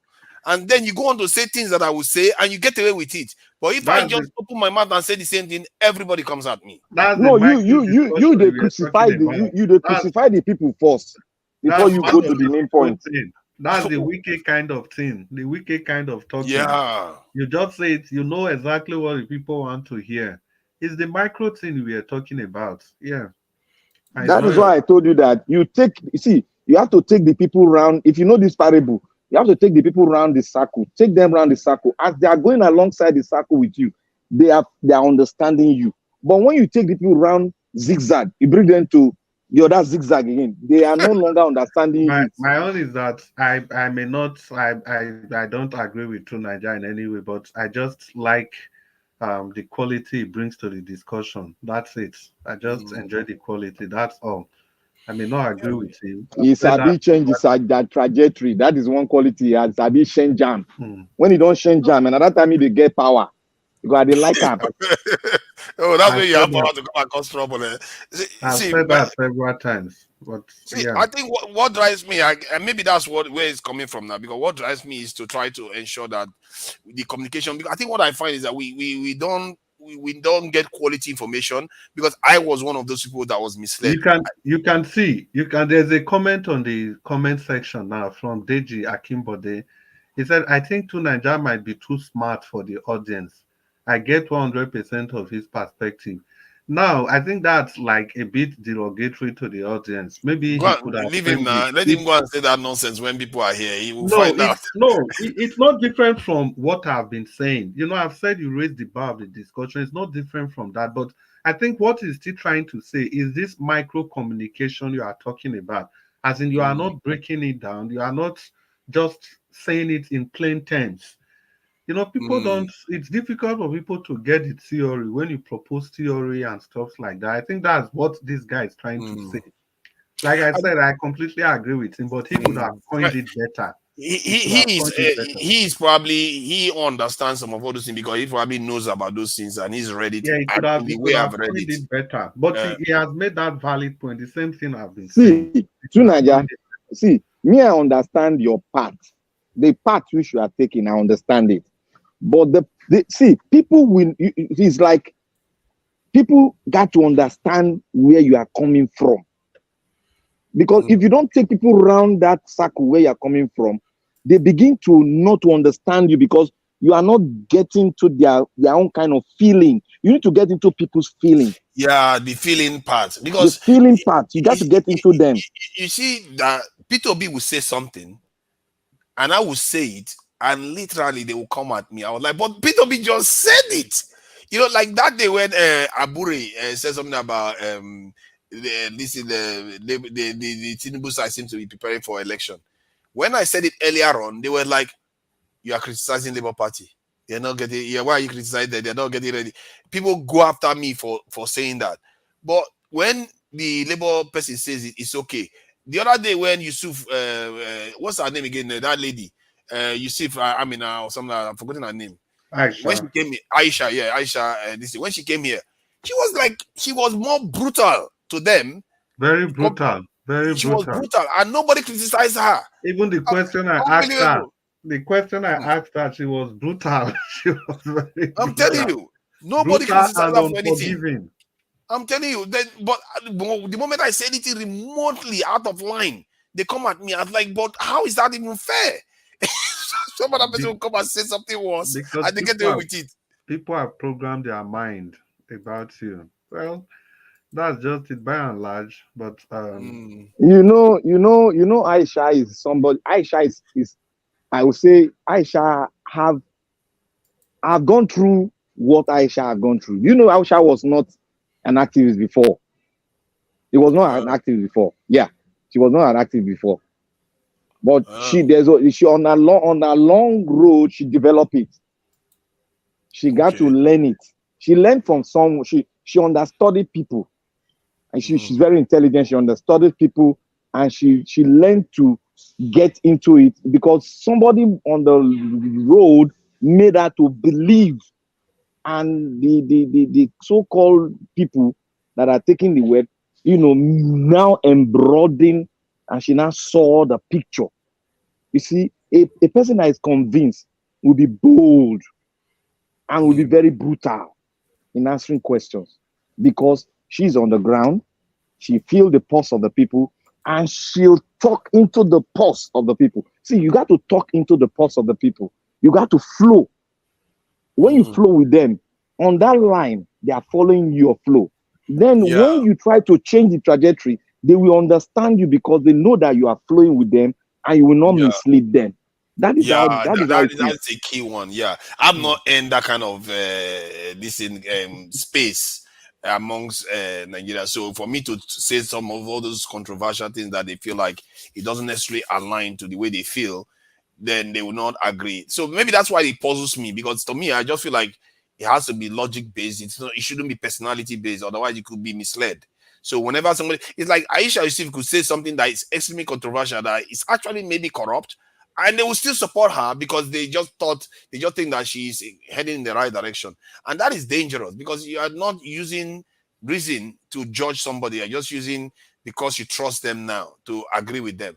And no, she has earned their trust. She has earned the trust of the people. That's the thing now. That's what I found. You are right there. You are right. And that's what in a way, I concluded that because clearly, when Peter Obi says don't go on the street, remember that day we were having that conversation here. Most people were against me when I said it's not a good idea to go on the street. But we Peter B said it's okay. And we are all obedient at the same time. It's your for me, I find that really weird. I was like, how is that even possible? You know, if you are supporting somebody, don't you want to be like the person? Not attack anybody that is trying to sound like the person. It's really strange. So I think at the core of it, what I concluded was that because they trust Peter Obi and they trust Aisha Yusuf, they don't Yes, and trust me. Peter Obi is like the one carrying the banner. Yeah, You know, when you are carrying the banner, if you try to speak like him, not making yourself being trusted, then yeah. they will see you as somebody like, what was this one saying? This one is not living here. He doesn't even know where we are going through. You know, that's the kind of thing they'll be telling you. But they don't know that you're coming from another angle. And one thing I would like to tell you is that when you see a lot of people now, they are saying one particular thing. I've experienced it before, and I'm going this way.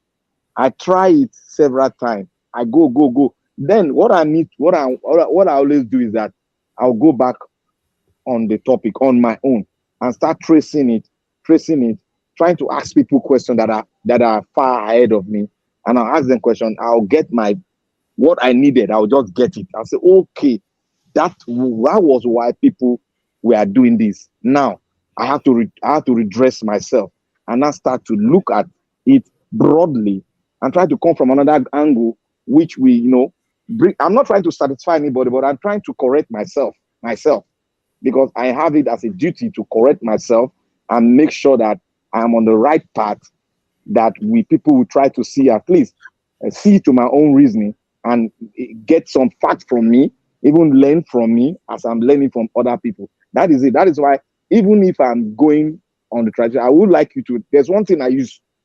If I am using that thing, I would like you to, I'll ask you a question and your answer is what I will use. And I will use that answer. I will know your direction. And when I know your direction, each time you come, I will always listen to you and ask you questions. Yeah. Because I learned it from someone, and that's my I'm learning, mentor. no. I'm learning. I've learned a lot in the last 15 minutes alone. No, Because like that. Well, just before I go, before I take my leave, irrespective of people attacking you left, right, center, you understand that Nigeria Watch understands the value that you bring to the table.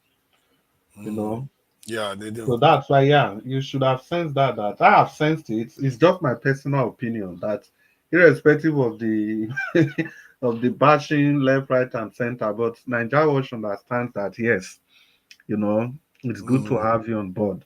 It's just my personal opinion anyway. So Yeah, you mm, often say that when you come on, mm, and I'm sure a lot of people don't appreciate that when I'm having one of my bad days, when I'm being saying some days I don't expect it, I'll just come out like this is a very very easy point to make, and I just open my mouth, everybody. I don't see it coming at all. And like the other day when we were talking about Bill Gates, I didn't even see that one coming. Like that was controversial at all. It became something totally controversial. The whole people are like, but then again, the whole policy got reversed again. Like now we are free to talk about Bill Gates. How did that even happen? It's just too strange for me. And some days you go through these things, and we are supposed to be Obi supporters from that point of view. I don't understand why we should be supporting each other. That's how I look at it. We should be supporting each other. Like if I'm disagreeing with you here, I'm disagreeing with you based on the point, but I still support the trajectory you are traveling because we all want Nigeria to be better. That's what we all want. So the idea that some people like they really come at me like I'm the devil, like I'm a mole. Some of them call me a mole, APC guy. It's like where did that all come from? yeah, that's the part I was trying to clarify. That irrespective of all those bashing, I don't think Nigeria Watch sees you like that. You know, I think he sets a high priority on you. He You didn't see, tell me say, me and it's Naija just watch, we don't fight before.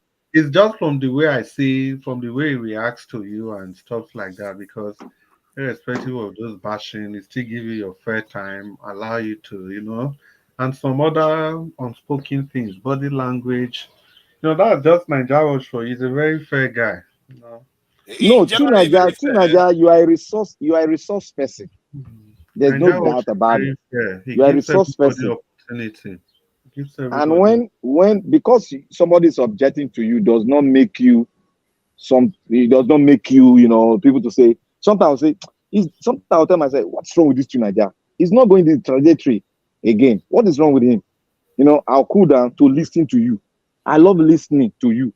But when you are going off the track, you see me, I'll raise up my hand. No, Teenager, no. Anytime I raise up my hand, I say, no, you are diverted. You should ask yourself, which side am I going wrong? That is it. But That is it. sometimes When those diversions are things that I just found out. Like when it comes across a diversion, because the way I look at it is that if I know something that is important to the people, I don't say it. I don't know what my life is tomorrow. I might not be able to say. So some things, the idea behind me is that I would rather make a nuisance of myself than to act timid and not say what I feel like I need to say. And that's why maybe sometimes I come out and just sound brash. I don't care what people think. I just say it because I feel like where we are right now, I feel very, very alarmed. When you start finding I'm one of those people that believed all the things I was being told when I was growing up. Like, our problem is only corruption, our leaders, and all the nonsense that has been going on. And our priority is just to fix the economy. I never for once thought about security. Not for once. And and even if I knew it, like as men, you go to school, you see how the bullies bully each other, but you don't necessarily tie it to your nation. Until when I started finding all this information and I saw what happened with George Floyd and some more, when you get, because of George Floyd, you go into researching all this and you hearing some of the tragic story that is happening to a lot of black people all over the world. You begin to wonder what is it we got wrong here? And then when you start checking the security data, you start finding that your whole people are completely undefended. And that is why if you go to my channel right now, the first video is that the question I asked was that why is it that our people are the least defended in the world? We are the least defended people in the world. And I said that must be the issue that is costing us all these problems. And every single day I do further and further research, is still popping up. The same issue is popping up over and over again. And that's why when people talk to me, everybody say, I'm just for military, I'm for security all the time. It's because I see it as a core problem for us. Obviously, I also think transparency is very, very important. But knife is knife. I don't care where it comes from. As long as we can let me tell you one enemies. funny thing. It looks funny, but it's like a prophecy. The last tribe of. I'm not trying to divert you. I want to get to somewhere. You see, there's something unique about the black people that we sometimes we go on research, we go around the globe, but by the time we find the beauty of blackness in us, and we believe in our blackness, and we uphold it, love it, we begin to grow. You see why I'm saying this stuff now? You see in Israel now, the last tribe that they were looking for have been seen. Guess where it is? And guess when it landed last week in Israel, the last tribe of the Jew. And guess who that tribe is? Is Ethiopians. Ethiopian, yeah. They landed there, and these are blacks. Mm-hmm. Have you seen it? That is why you don't see the greatness in you until you notice it. You cannot sell it. Yeah. We got to notice it before we not sell it to the world. That is why sometimes we are fidgeting. We are saying, we are still thinking, is this man bigger than me? Is this man better than me? That is what most blacks are still thinking about. But we don't know that it's something in us that is great, and we're great. We look at just palm oil. It has every resources inside that can make your brain work, your heart work, your lungs work perfectly. But we have been taking this thing, we didn't notice it until we found it from the opposite people that tells us it is because we've not sat down to research and see the wealth God has given us that can take this world by surprise. That is just it. I really have to go now. It has been a very fruitful discussion with you guys. It's been a while, isn't it? Yeah, oh my. It's almost morning. 5 o'clock here. This guy is in America, isn't he? You are in America, Black Panther, aren't you? No, it's 10 o'clock, 10:49. I want to go sleep, sir. It's 10:49 here. All right then. It's almost 5. But in London now should be 4:48. Yeah, 4:48 in London. Perfect timing. So my guys, my hands are up. Good night, bros. I love you. Good night. Night Tomorrow, all. yeah. Bye.